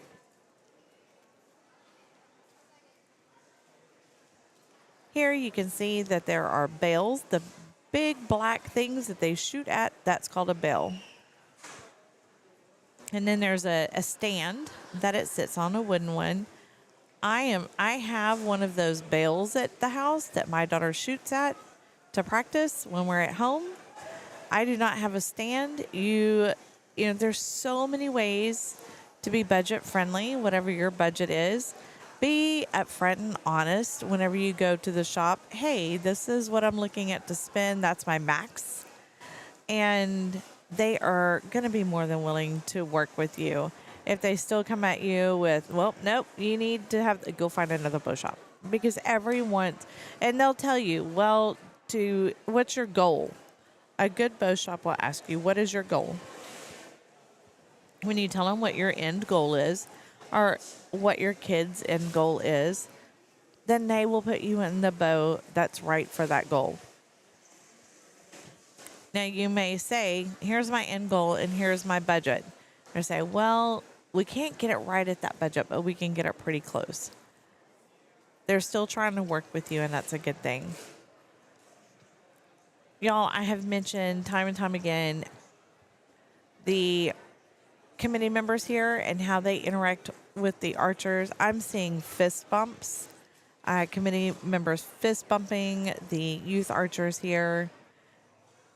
They are taking time to interact with the kids, and I love that. That's going to get these kiddos coming back time and time again, or having them ask you, please, can you get me entered in that? Can we do that again? That's what we want.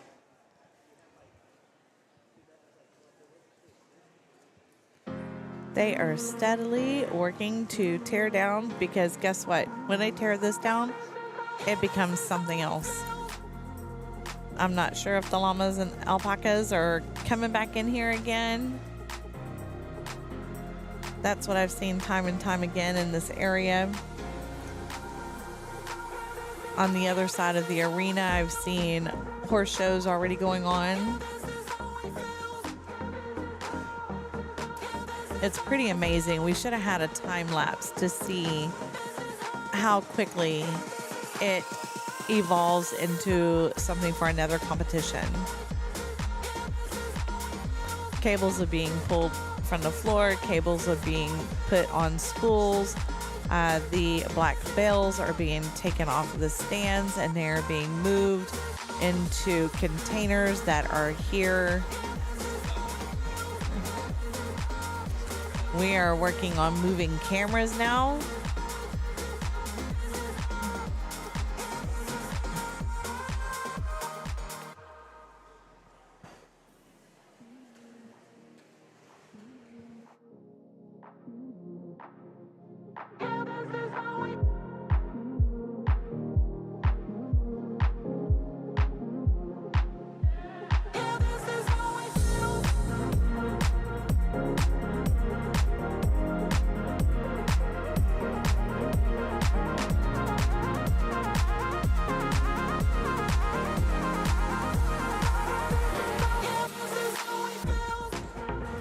As you can see, the live scoring is starting to scroll on the screen. When you see 60 out of 60, that means all arrows have been shot and all scores for that archer have been put into the system.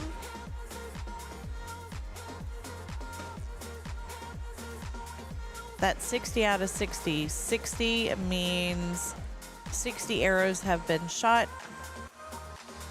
60 arrows was the maximum amount that could be shot. So when you see 0 out of 60, that means an archer did not show. Some of the scores we are still waiting on. That top one says 57 out of 60, so that one is going to remain as champion.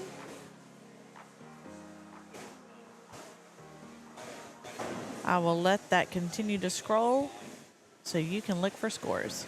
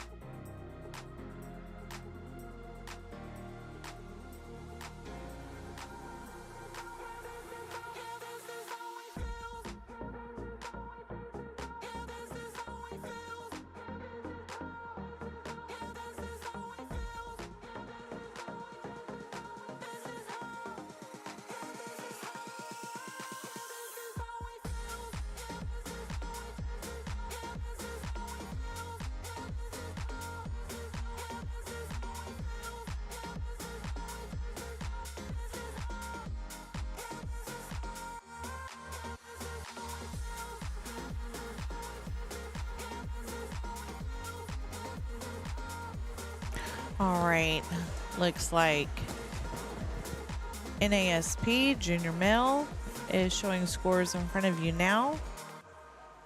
Scott and Keith are steadily working on getting the camera to where you will be able to see awards today. Sound has already been run to us, so things are coming together. Here we've got Barebow Senior Female.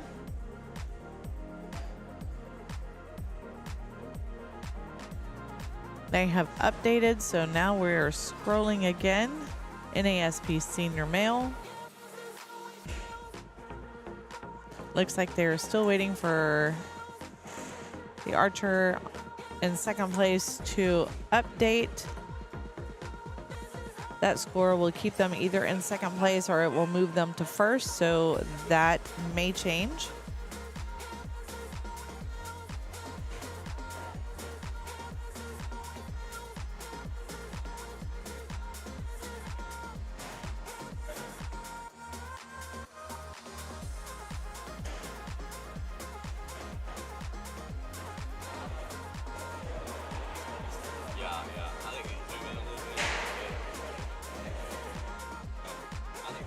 I think that'll be good. And what do I think is going to be good? That is that they are working on getting the cameras just at the right angle. We know that parents are going to be getting in front to take pictures, of course, which they should. And then we still want to be able to show you and try to get over the top of them. So they have raised the camera up high, which may wobble a little bit, but they've got it high so that way you will be able to see the archers getting awards.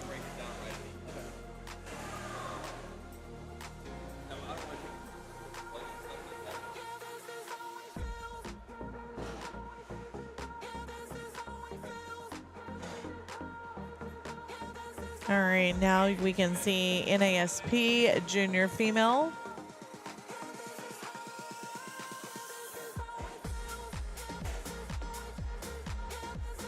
All right, number 5 has not, or the kiddo in 5th has not updated.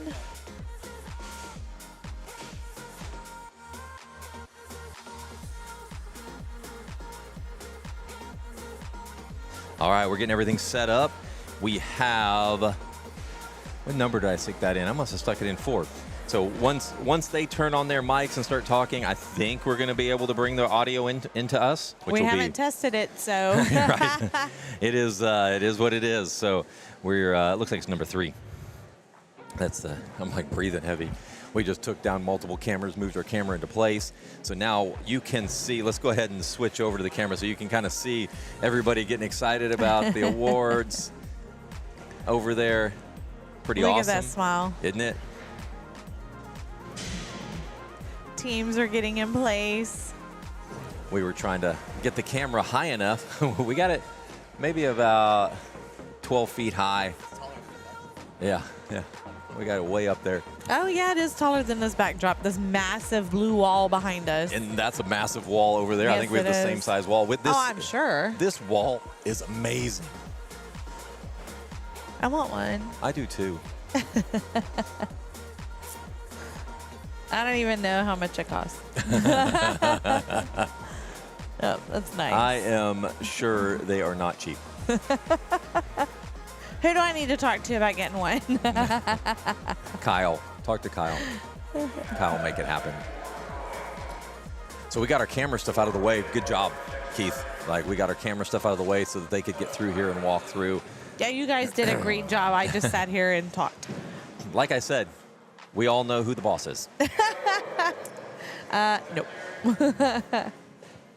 I can just talk. I can explain what's going on. I do a lot of splaining around here. A lot of splaining. You know, like I was telling somebody the other day, I'm an idea guy. I'm not an admin guy. So and I'm more than the idea guy. I will make it happen. But if you want, as Wendy says, hey, how about a little bit of a plan? Yeah. I'm not my gosh. not the right person I love for that. plans. I am not right for that. Here's Scott. Hey, we're just going to pull over here and we're going to do, Look at our that. Isn't that families are great? going to, yes. Our families are going to do this hotel. Okay, well, Scott, how much is it? I don't know. I don't know. Should we kill this live feed and restart or just leave it going? I say just leave it going. Okay. Because then families would have to get out and get back in. Yeah. So you and I should hear that mic. I hope so. And it doesn't look like there are many more volunteers over at the scoring table to hand in their scorecards and tablets. Oh, I love it. Look, he's holding up his target. They're getting so many memories. Yep. So many memories. New friends, which become, we talk about an archery family. Yep. Well, the lighting there is probably the best lighting in the Right? place. Yes. You can see everybody coming up and getting their picture taken next to Yes. the Ranching and Wildlife Committee sign. That sign is pretty awesome. Yeah, and I remember that sign for 2 years ago. So Yep. I don't know how long that sign's been around, but There's another Alvarado. I was just fixing to say that. Alvarado or Alvarado? I've always said Alvarado. I know you have.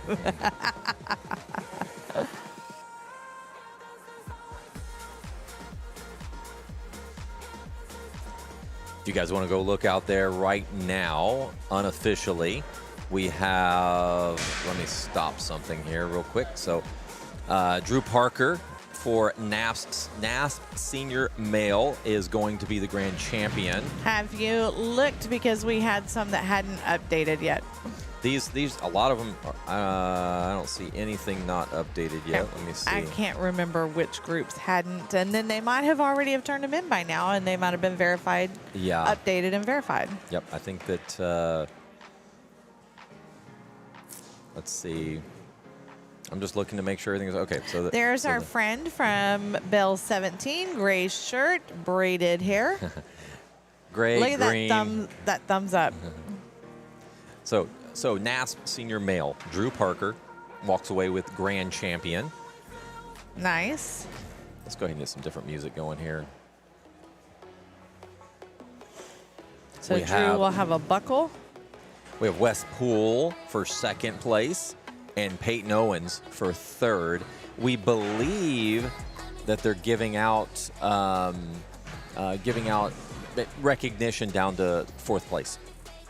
All right. That's the rumor we heard. Yeah, Justice Sears is in 4th place.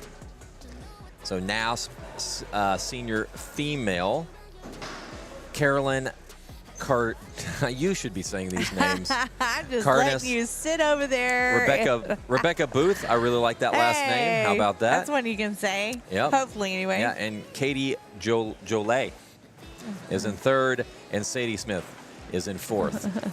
Great shooting, girls. Then we have NASP junior female. We have Jocelyn Shaw, who is the grand champion. We have Riley Childress as the my mind just went blank. What do they call it? Grand champion and reserve champion. Thank yes. you. And then we have Tally Baker for 3rd and Paisley Wise for 4th place. Junior NAS male, Ethan Poole, grand champion. Jacob Schoen is reserve champion. Tayden Horton 3rd and Trace Cummings in 4th place. Barebow senior female, we have Lydia Van Meter as the grand champion. Lainey Atkins as reserve champion. Sarah Jench, I don't know. Sorry, I'm butchering names. I'm terrible with names. They always, when we do a competition, I'm the one everybody hands the mic to. They make fun of me. I think it's one of those things like we hand it to you so we can make fun of you. Yeah, Caitlin Culp was 4th place. And it's one of those things where, somebody says a joke and, everybody, did we lose a camera? Hold on.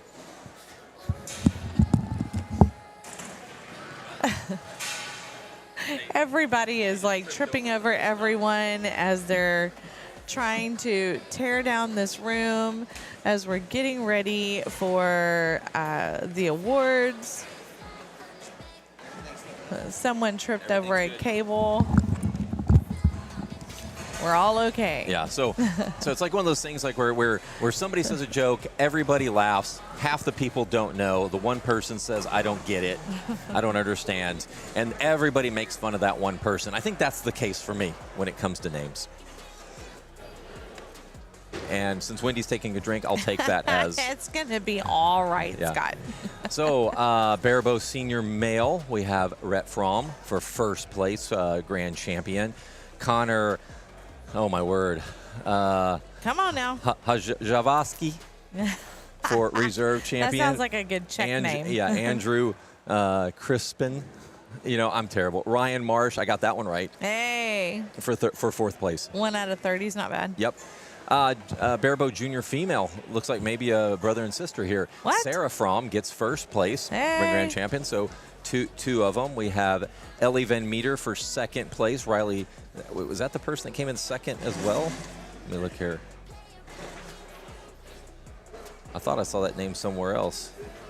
Oh, well. We have Ellie Van Meter for reserve champion. Riley Fudge for 3rd. And Alyssa Garcia for 4th. Barebow junior male, Simon Beard, grand champion. Austin Smith, Austin Smith is one of the kids that we see running around here. Reserve champion, Caleb Keller for 3rd, and Dean Rosas for 4th. Then we've already announced all the compound ones. I'm going to go ahead. You keep saying from. Yeah. Now, is that the gentleman that we see shooting? I want to say he shoots traditional trad. I believe so. So possibly the dad is what we're saying? That's what my guess would be. Cool. Recurve senior male. Very close match. Chap Post wins grand champion. Ethan Chan as reserve champion. Awesome John for those Walker two. Baker as 3rd. And Trapper for Bacher. I hope I didn't butcher it too bad. I'm showing 4th place. my age here because I thought you were going to say Trapper John. Yeah. So 1st place, recurve senior female, Jordan Miners wins grand champion. Awesome. Brittany Rogers as reserve champion. Avery Garcia as 3rd, and Emily Valine is in 4th. Recurve junior female. Alyssa Chan, grand champion. We know Alyssa. Nice. Yep. We've got Ethan's little sister. Amory Fraubacher as in reserve champion. Haley Dubeck as third, and Amelie Rutger. Oh man, sorry, fourth place. Recurve Junior male. Hudson McPherson, grand champion. Garner Chapman as. Wait a second. I've seen Hudson before. So Hudson is grand champion. Gardner is reserve champion. Clayton Cook, you know that last name? No, not at all. Is third, and Chaz Corticio is fourth. And that is it. I got through all of that. That was really rough. I'm so sorry that I had screwed up probably half the Watch names. that not even match what the committee member announces. Like That poor the guy. pronunciation That poor guy. of the last names. Yeah. But as you can see, this is a big deal. Everybody's down there taking pictures in front of the Ranching and Wildlife Committee sign, even getting his quiver back on, you know? Pretty awesome. Let me go ahead. It is kind of loud in here. Everybody's tearing it down. I mean, this place is already torn down. So all of the bells are gone. Yeah, all of the bell stands are gone. we'll be the last out, by the way, because by the time we get, First to enter and last to leave. yep, we were the first to enter, last to leave, is what Keith just said. We could not do this without Keith. No. Keith is a workhorse. Keith helped set all this stuff up with me. We got it all, and his son, Noah. Noah Yep. came and helped us too. We had him run behind the targets to run all those cables for us. Did a great job. We got it all set up, and then we were ready to go Saturday morning. Everything went very smooth, and other than we had a little issue with the video, but I think the video actually is. Once I turned off those other two cameras, did you see the performance has come back quite a bit? Yeah. Not getting any lag. So what that's No. telling me is that it is a computer issue. I'm gonna have to invest in a more powerful machine. I'm sure Amy's gonna love that. Amy's like, nope. Are you kidding She's me? already getting the numbers ready at home. Yeah. Yep. Oh, the smiles. I'm just looking. Daniel Tungstall is on there. Hey, Thank you, Daniel. I guarantee you some of your kids were probably here. Thank you for supporting us. Brad Huff, you've been here the whole time, man. You're committed. He keeps commenting, so I know he's been around. All right.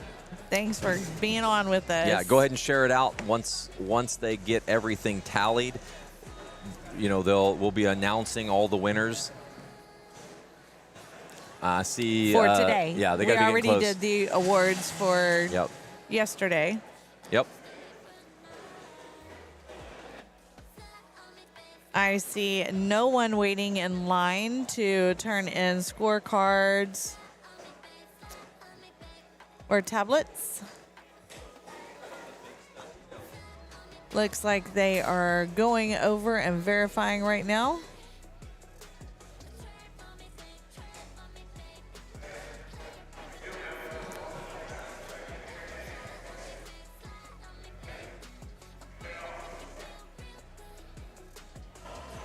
All right. So the committee is talking about getting ready.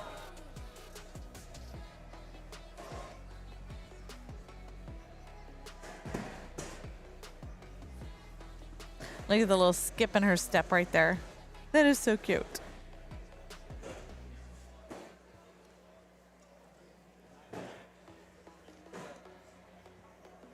We are super happy to have been here to watch 360 archers, roughly 360 archers, come through, do their best, watching the families.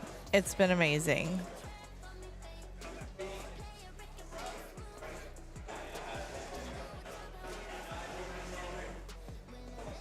A little fun being had right there.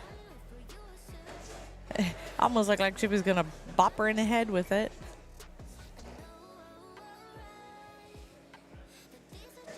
We have loved every minute of it. We're happy to have brought this live to you at home, to have the live scoring with you at home. My own family benefited from having the live scoring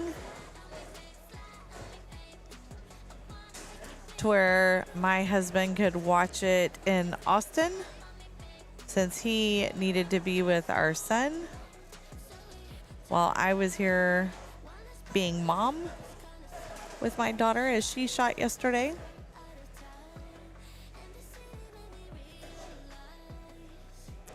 So after we get all of the awards completed, we will then be tearing down the rest of this table, the rest of the scoring table.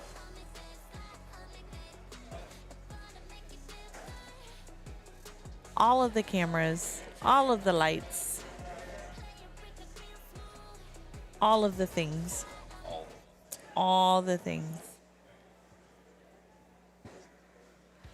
Scott came over here messing with the music, pressing all the buttons. Looks like they're getting cameras ready. Yep, that's looking over radio there. right there, getting the cameras ready. I'm checking it looks like they're printing off the results right now. Getting ready.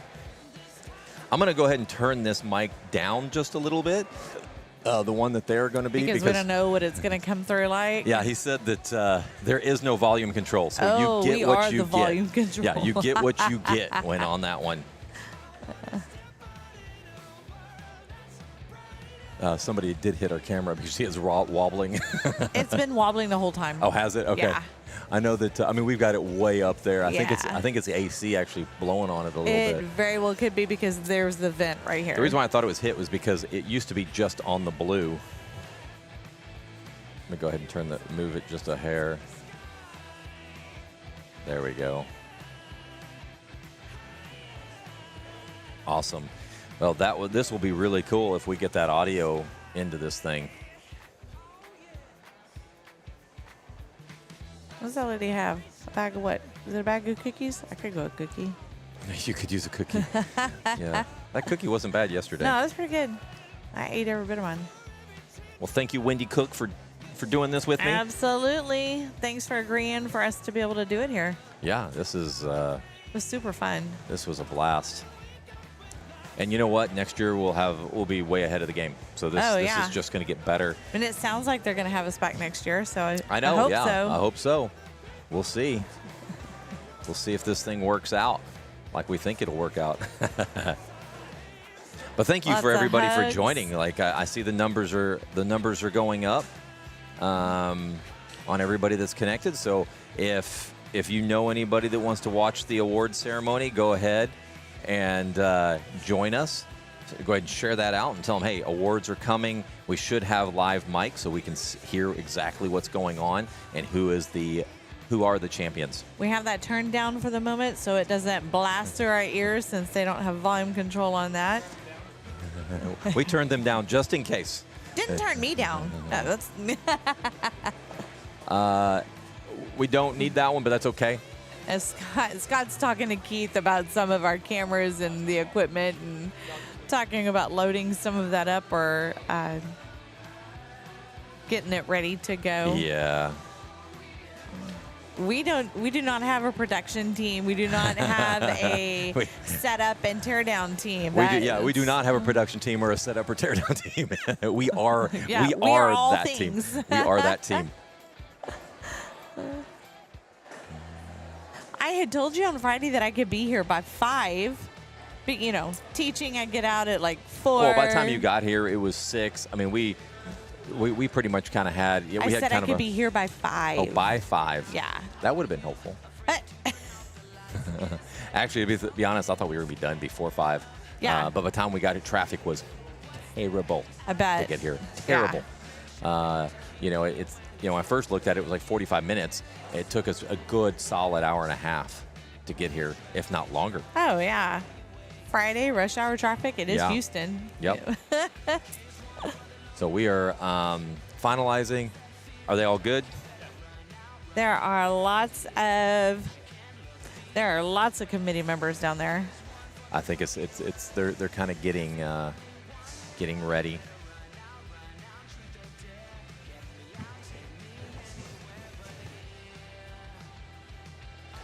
Well, this was a lot of fun, Yes, it was. and I would easily say yes to next year. oh yeah, this was It's a easy. no-brainer. This was easy. So Wendy and I, we were that first half. I look at our watch, and we had been talking for an hour and 45 minutes without any music, any breaks. Is that any surprise? Really? It's funny because when we first did this, we're like, "Can you actually talk for that long?" Oh yeah, And I we've was like, had no problem with yeah, that. I was like, "I can talk," but did you run out of something to say? what? Apparently not. What's wrong with you? I know. Ran out of something to say? I was gonna say, usually what's happening is each one of us is just waiting for a breath to happen so that we can jump in. I don't wait. I know. I know. If I have something to say, I'm going to say it. Right. Hey, Scott, Wendy, what is a snake's favorite subject? what? History. Boo. Boo. Should I say mine from yesterday? The one I told yesterday? Should I? Go ahead.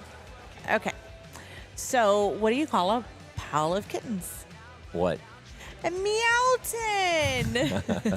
I even knew that one, but I let you. I teed it up for you, Yes, you so did. you could go ahead and. And knock it out of the park. I'm not so sure about knocking it out of the park. Come on. All right. How long do you think he can hold his hat up? I don't know. Is it the light that's getting in his eyes? No, Is that the problem? I think he's doing like howdy, yeehaw, but Yeehaw. it's taking a little because longer. it's not that bright in here. Once I lightened up that camera a little bit, boy, it looks pretty good. Oh, yeah. But you can definitely see that everything See? There you go. has smoothed out a little bit. Yep.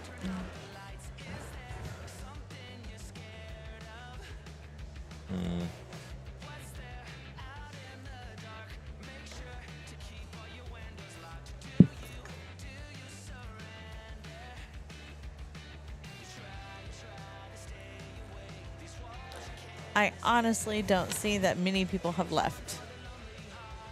Why There is- are a few that are walking out now.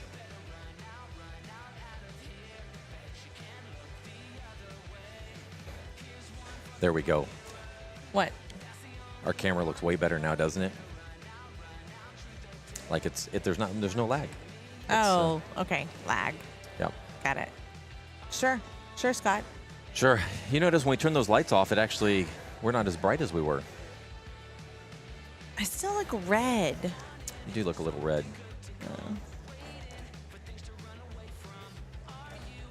Especially when you're looking at that blue. That blue looks awesome on the screen, doesn't it? That blue? Yeah. Yeah. I do like that.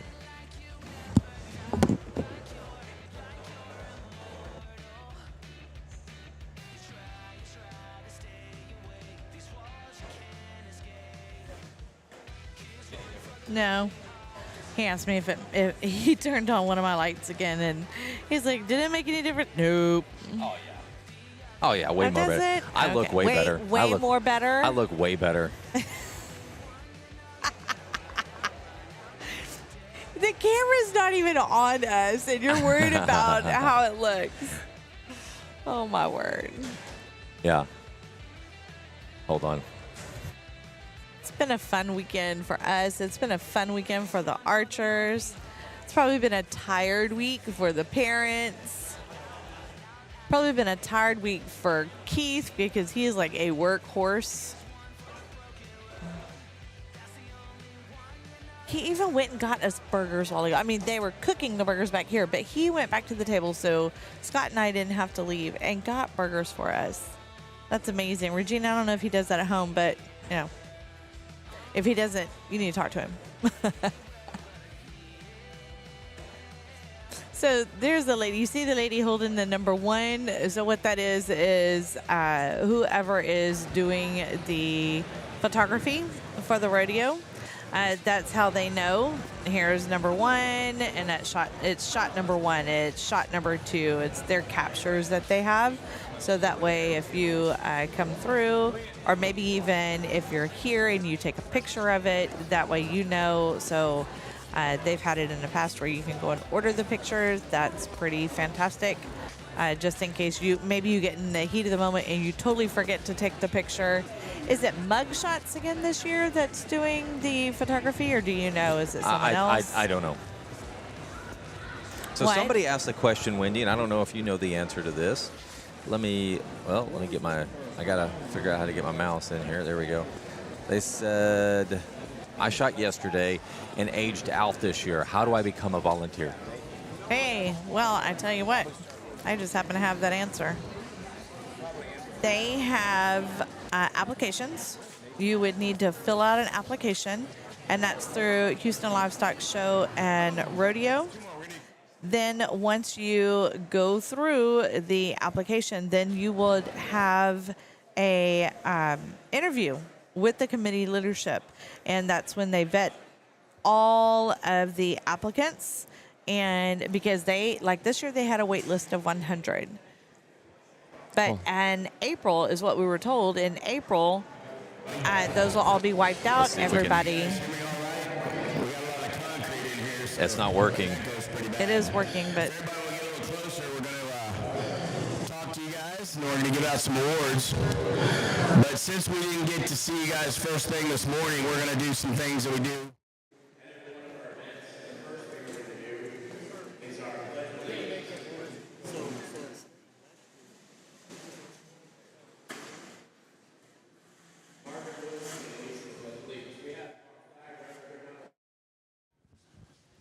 I pledge allegiance to the flag of the United States of America and to the republic for which it stands, one nation, under God, indivisible, with liberty and justice for all. Thank you. And now we'd like to keep your covers off. We're going to do a quick prayer. Dear Heavenly Father, we come to you today and we just thank you for this beautiful day you've given us to have this awesome event and let these competitors compete against each other. We ask you to be with everybody as they travel home from this event and put a hedge of protection around each and every one of these families that's here today. We also would like to keep one of our own family members in your prayers today as we had a little incident, and we're going to wish him well as well. So with that being said, we thank you and we praise you. In Jesus' name we pray. Amen. Thanks, Lynn. All right, we're going to try to be able to hear them, but this is going to be difficult. And as this is my last year, I got people to thank. And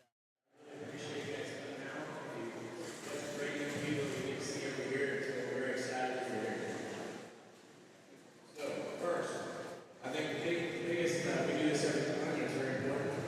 We need to thank some of the most important people in this room. So I would like all our competitors to give a big round of applause to your parents.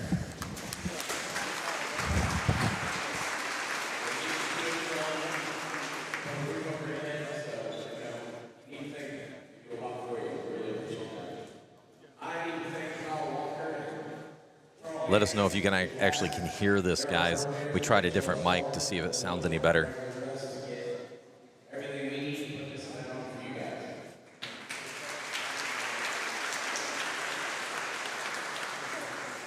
I would like to thank Nathan Keller, Vice Chairman of this event, his team, his players, and athletes, and they do a great job. And it's Nathan's last year running this event, and he has knocked it out of the park. What I mean by that is we started this event 5 years ago, going into 4. We had 60 members the first 60 competitors. We opened it up next year, we blew it to 240. We sat back last year, talked about trying to make this bigger again, and now we're at 360. So we want to keep going this event. You guys enjoy it. And we have to thank, or I have to thank, everybody that's wearing these black vests and hats. These people, through their hard work and effort, and all on their own, they raise all the money that we give away to all 4 of our youth events is raised by the committee for you guys. And they have made it to where we can give over $70,000 away today for archery. One of our close members, Oliver Martin, has provided yesterday. First, he got you $50 gift cards to Cavaliers, so everybody's getting those that wins. And then he also got for our grand champions a $100 gift card to Lancaster's Archery. So we thank Oliver for that. So, John, thank you for your leadership. John's first year. And Nathan, here you go. My bad, John. John has to speak. I got excited. No problem. Just some introductions I need to make as well. There's some rodeo officials that are here tonight. We've got one of our lifetime vice presidents, Mr. Roger Bethune's back there. Roger, if you can tip your hat. And one of my fellow vice presidents, Mr. Rick Jones, is back here. Thank you for coming, Rick. And I think we're live streaming, right? And to Facebook.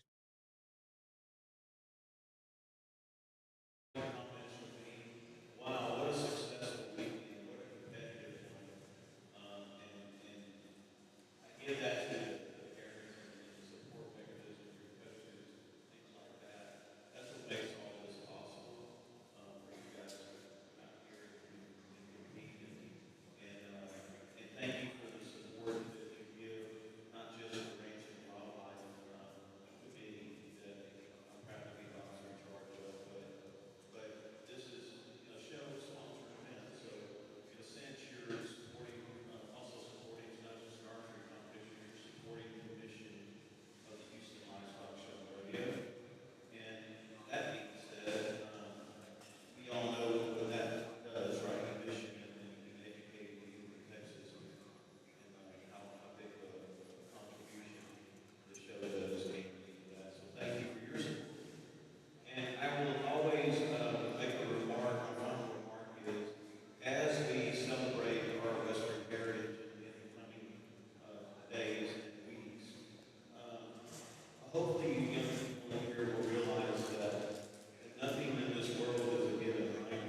We're afforded the liberties to do what we're doing this weekend because of our active service members, the men and women that protect us, deserve our liberty, and our first responders that keep us safe and allow us to do what we do. So when you see them out on the grounds, you're out here in your graves, thank them for what they do. Right? Thank you.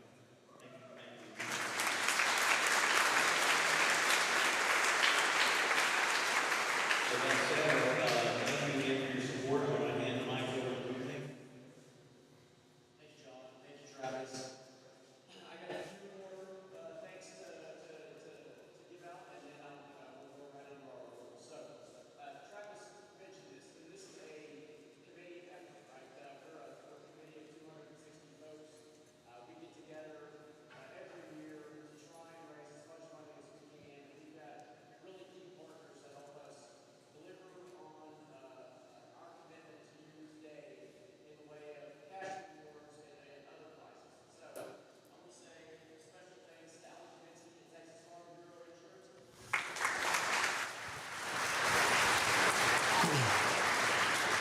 Oliver Martins is a member of our committee. Travis. Repeat with the $50 gift cards that we've been giving away for the last few years, but add in those $1,000 gift cards to Lancaster Archery Supply this year for our champions. And so we're super thankful for his continued commitment to our committee and to you all. I want to say thanks to Tim Strickland and the Coastal Conservation Association for, again, donating some fantastic coolers for our champions. We're going to send you home with cash, with a buckle, with a cooler, with those gift cards we talked about, and for our senior champions, those lifetime hunting and fishing licenses. So we're really, really excited to be able to do all of that with our partners. And new this year, we've been able to bring in Scott Booth and Wendy Cook to live stream this event. Both days they were here, all day with us, showing what it is that we're doing and what it is that y'all are doing, the skills that you've honed through countless hours of practice, through countless hours of commitment from the parents and the coaches.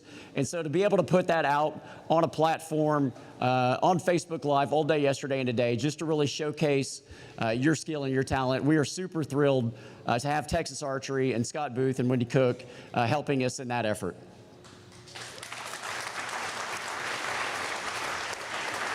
We are a committee of volunteers. We give our time and energy and effort to this event, but we are not the technical experts at the end of the day. We want to thank Larry Perez and his team of superintendents,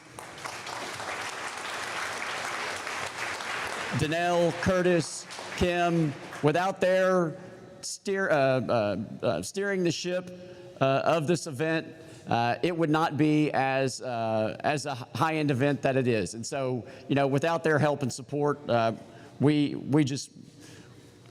wouldn't be able to pull off what we're pulling off. I'll just say that.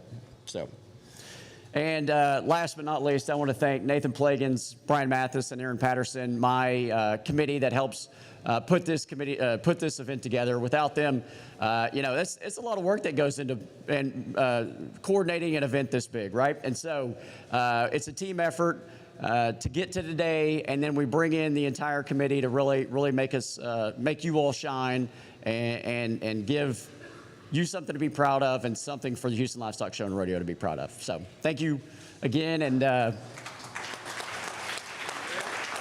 I'm going to turn it over to Clint. We're going to get started on our awards. Good afternoon, ladies and gentlemen. It's what we've been waiting on, the award ceremony. Y'all ready to go? Everybody can hear me? Let's go. All right, we're going to start out with our junior female in the national division. In fourth place, we got Miss Paisley Wise out of Lee County, Texas.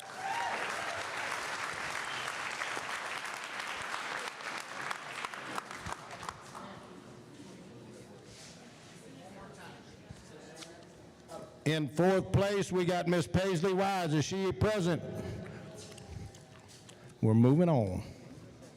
Man, it sounded so good when I said her name, too.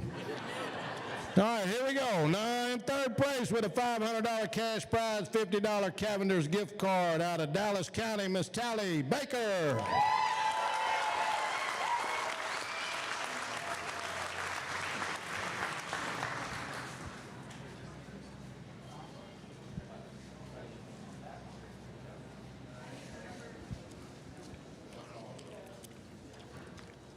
Your reserve champion this year in the junior female national division out of Montgomery County, Miss Riley, I'm going to butcher this, I think, Childress, with a $50 Gaviner's gift card, one custom belt buckle, and $750 cash.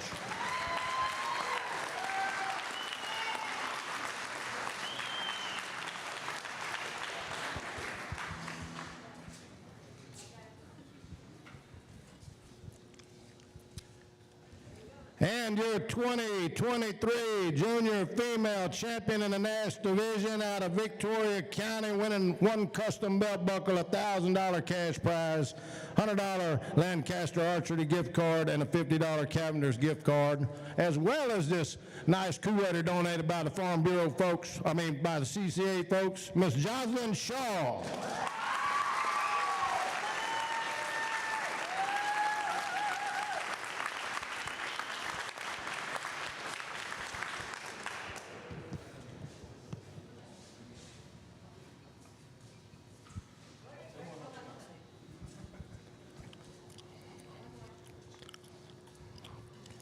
All right, moving on now to our junior male. In fourth place, out of Hunt County, Texas, Mr. Trace Cummings.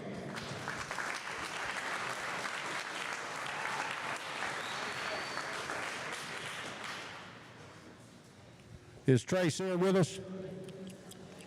Here he comes. Good, congratulations, son.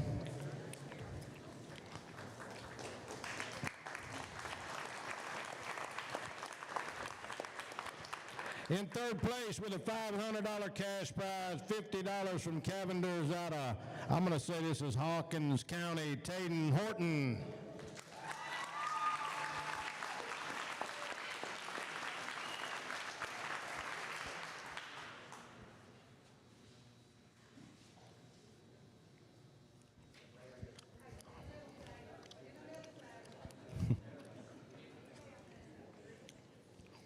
Your reserve champion in the junior male NAS division with a $750 cash prize, custom belt buckle, $50 Cavender's gift card, Mr. Jacob Sheen out of Dallas County.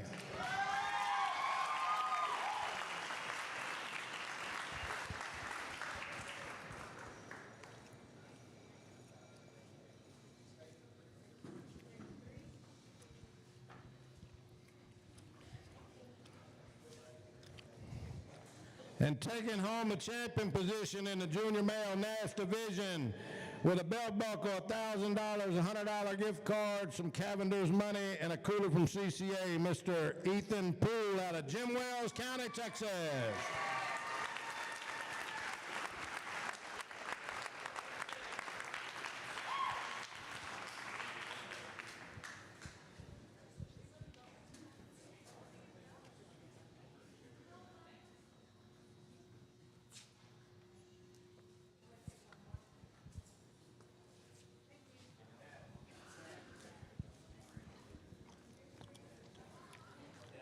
Congratulations, young man. Moving on to our senior female division in the NAS.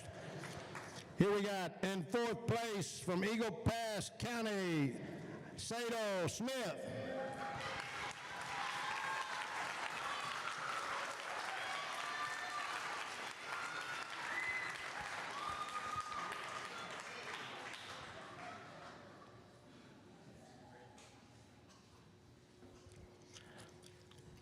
Moving on to our third place winner, senior female, $500 cash prize, your $50 to go shopping at Cavender's out of Kaufman County, Miss Katie Dritt.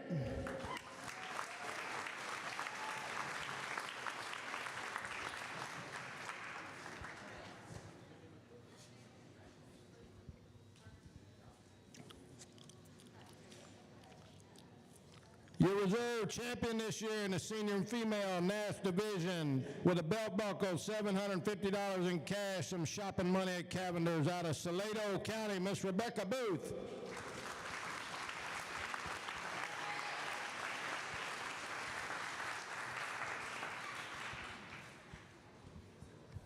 Is Rebecca with us?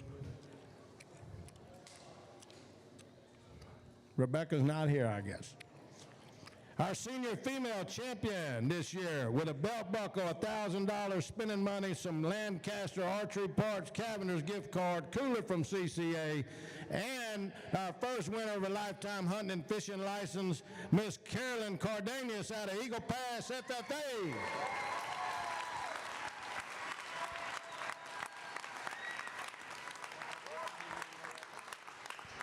Whole mouthful of stuff.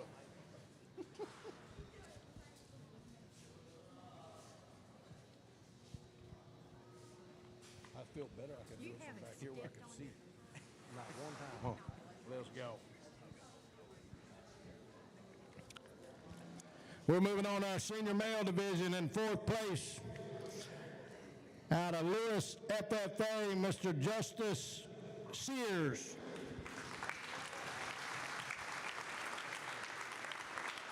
Let me get behind y'all. I feel like I'm blocking y'all's view.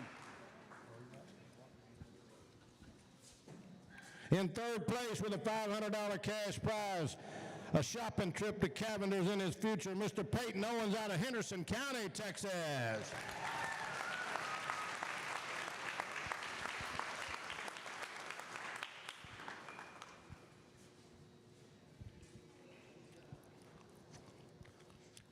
Your reserve champion this year in the senior male NAS division with a belt buckle, $750 worth of spending money, a trip to Cavender's out of Jim Wells County, Wesley Poole.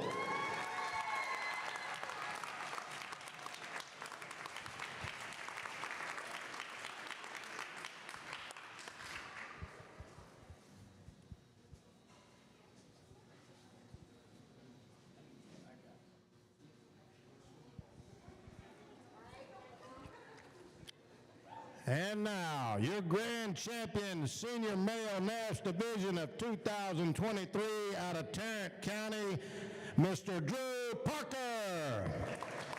Drew's going to go home with that belt buckle, that $1,000 in cash, a lifetime hunting and fishing license, some shopping spree at Cavender's, and a cooler to keep his drinks cool on the way home.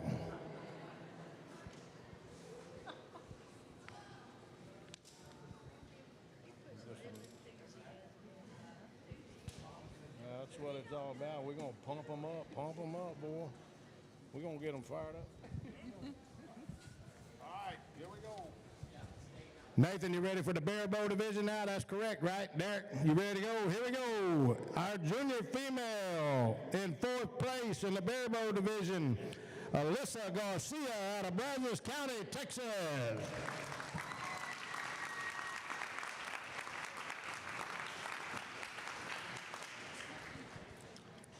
She with us?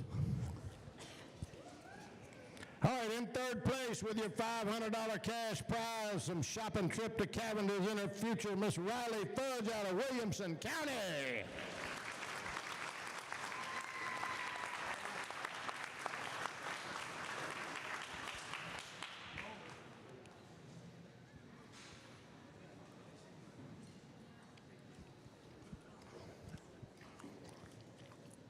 Your reserve champion this year in the junior female barebow division out of Victoria County, getting a custom belt buckle, $750, and she's on her way to Cavender's as well. Out of Victoria County, Ellie Van Meter.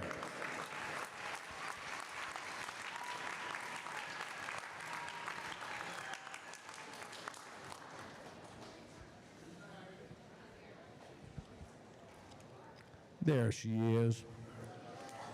That's the next one. All right, your junior female champion for 2023 in the barebow division, winning a custom belt buckle, $1,000 cash prize. We've got a $100 Lancaster Archery gift card, and she's going to get something from Cavender's, plus the cooler for her drinks. Out of Austin County, Sarah Fromm. Down here, she shot yesterday. So Sarah's missing evidently as well. So we're going to move on to the next category.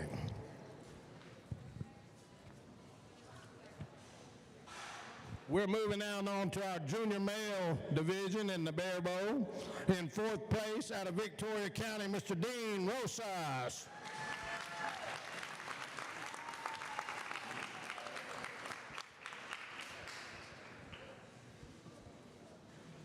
In 3rd place, with a $500 cash prize and a trip to Cavender's in his future from DeWitt County, Mr. Caleb Keller.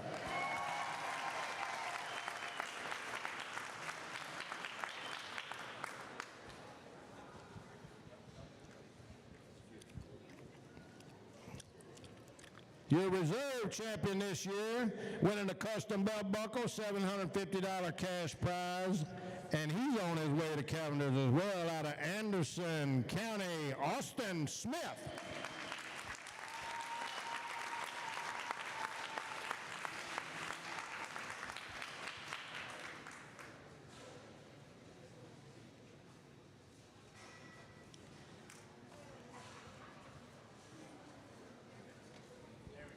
Your junior male barebow champion this year in 2023, winning a custom buckle, $1,000 in cash, some spending money with Lancaster, and something nice from Cavender's as well. With the cooler, out of Calhoun County, we got Simon Bear.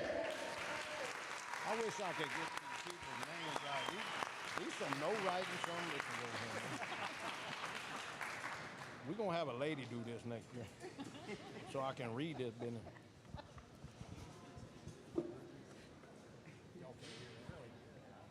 I hope not. It'll be all right. All right, we're going to move on to the next category, our senior female division with the barebows. Our 4th place winner out of Williamson County, Miss Caitlin Culp.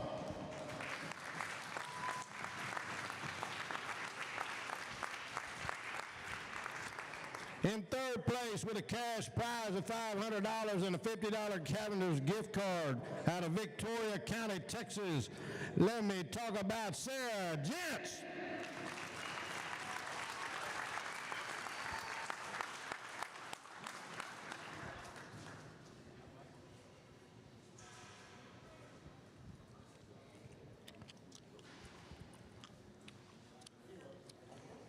Your reserve champion with a custom buckle, $750 in cash, shopping trip to Cavender's, Miss Laney Aiken. She's also from Victoria, Texas.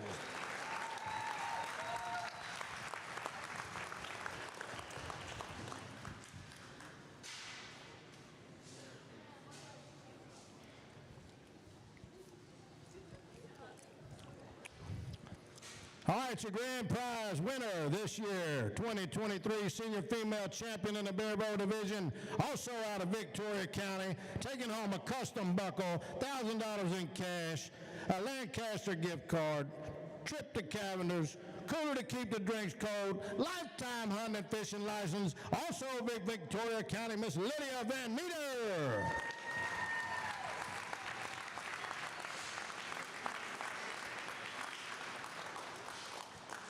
I think all these girls from Victoria County should go shopping together with all their stuff. Evidently, they all spend a lot of time together. Our fourth place senior male winner this year out of Brazos County, Mr. Ruan Marsa.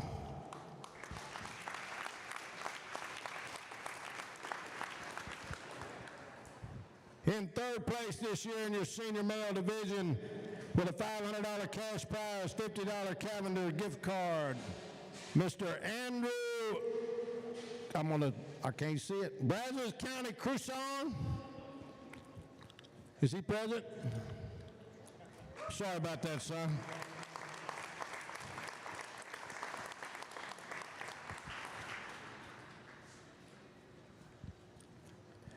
Your reserve champion in the senior male division, winning a belt buckle, $750, a trip to Cavender's, Mr. Connor Hajowski out of Wilson County.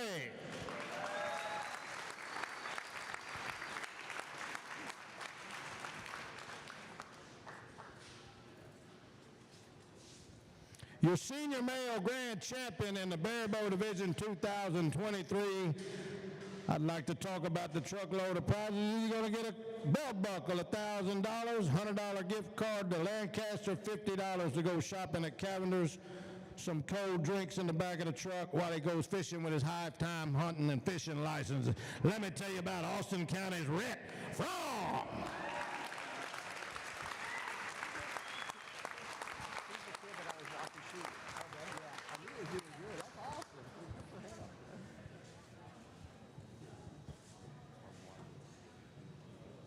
We need some people with better penmanship. At least I can understand my own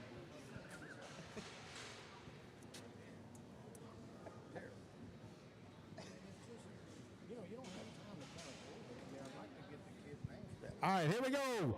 Our last category, the recurve division. Our junior female fourth place finalist, Miss Emily Reuter out of Polk County. I hope I got that right.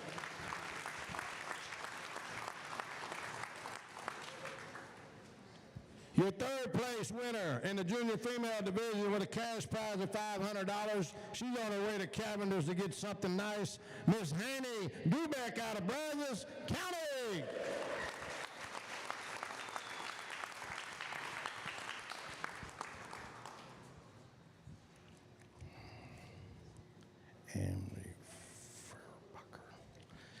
Your reserve champion this year in your junior female division with a belt buckle, $750 worth of spending money, a trip to Cavender's, Miss Emily Furbacher out of Victoria County.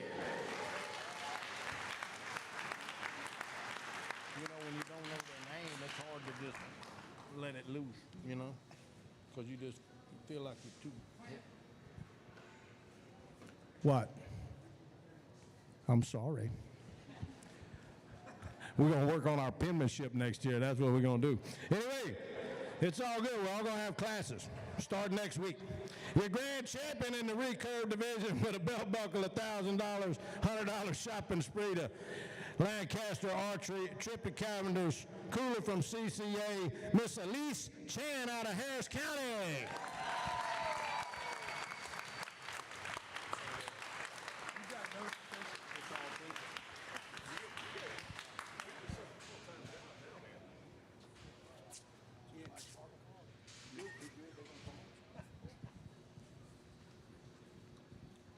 mean, I started on this deal with the orange cone, you feel me?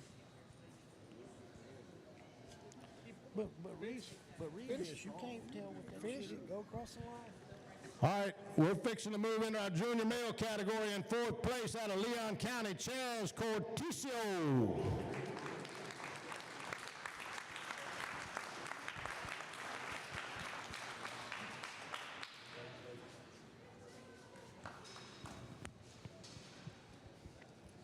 In third place in your junior male division with a cash prize of $500, a trip to Cavendish right here in our local area, Mr. Clayton Cook from Fort Bend County, Texas.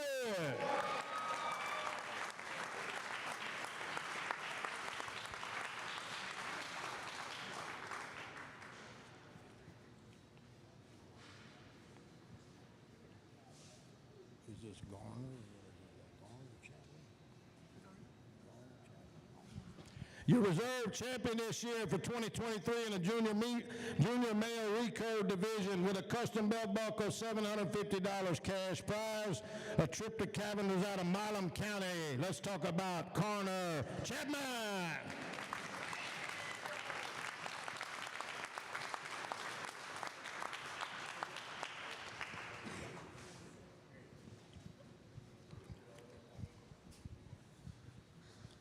He's already got that number 1 on his shirt. He must have got here early.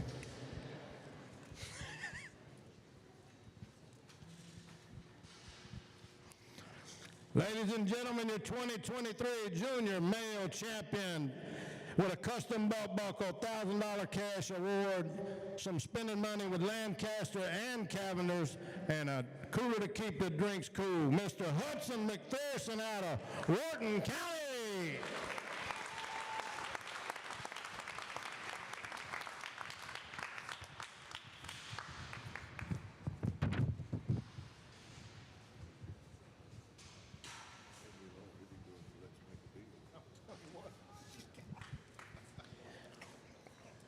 We're going to start now in our senior female division. In fourth place out of McClellan County, Emily Belen.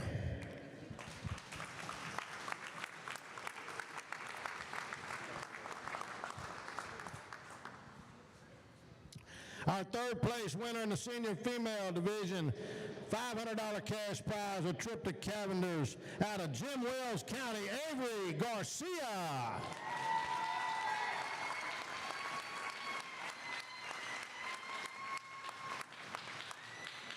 What is this county right here? Itasca? The second one. Itasca? How do you say that? Itasca.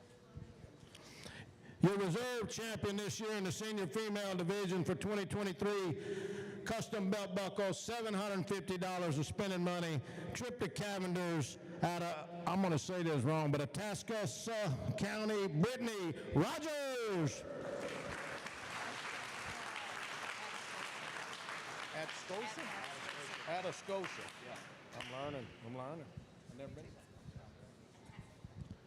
Y'all help me. Any notes you want to give me later would be great. Your senior female champion with a custom belt buckle, $1,000 cash prize, $100 Lancaster Archery gift certificate, $50 Cavendish gift card, cooler for the drinks, and a lifetime hunting and fishing license, Miss Jordan Miners out of Montgomery County. I'd also like to mention that Jordan was very nice to help us pull all those targets and load them up, so we certainly appreciate your help.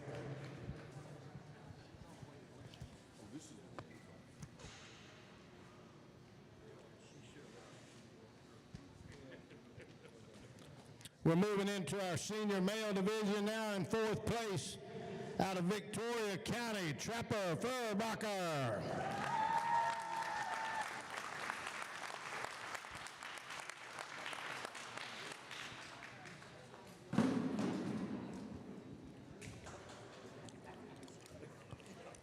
Jordan, get it from Dad right quick.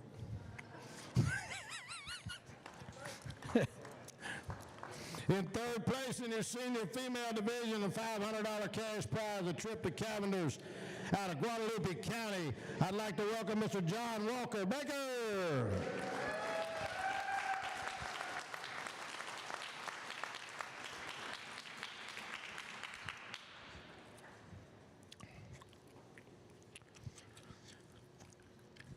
This year's reserve champion in your senior male recurve division with a custom buckle, $750 cash award, $50 Cavender's gift card.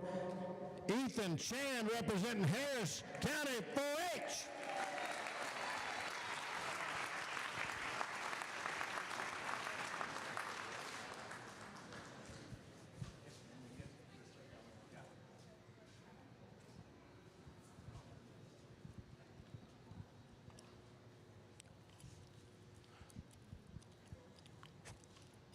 And before we announce this last award, I just want to say I wish everybody a safe trip home, and we thank you for being here this year, and we look forward to seeing you again next year. And we value the relationships we've built with you over the years. Our senior male champion with a custom belt buckle, $1,000 in cash, $100 Lancaster Archery gift card, $50 going to Cavender, cooler to keep the drinks cold while he's fishing with his lifetime hunting and fishing license out of our local area, Pearland FFA, Mr. Chap Post.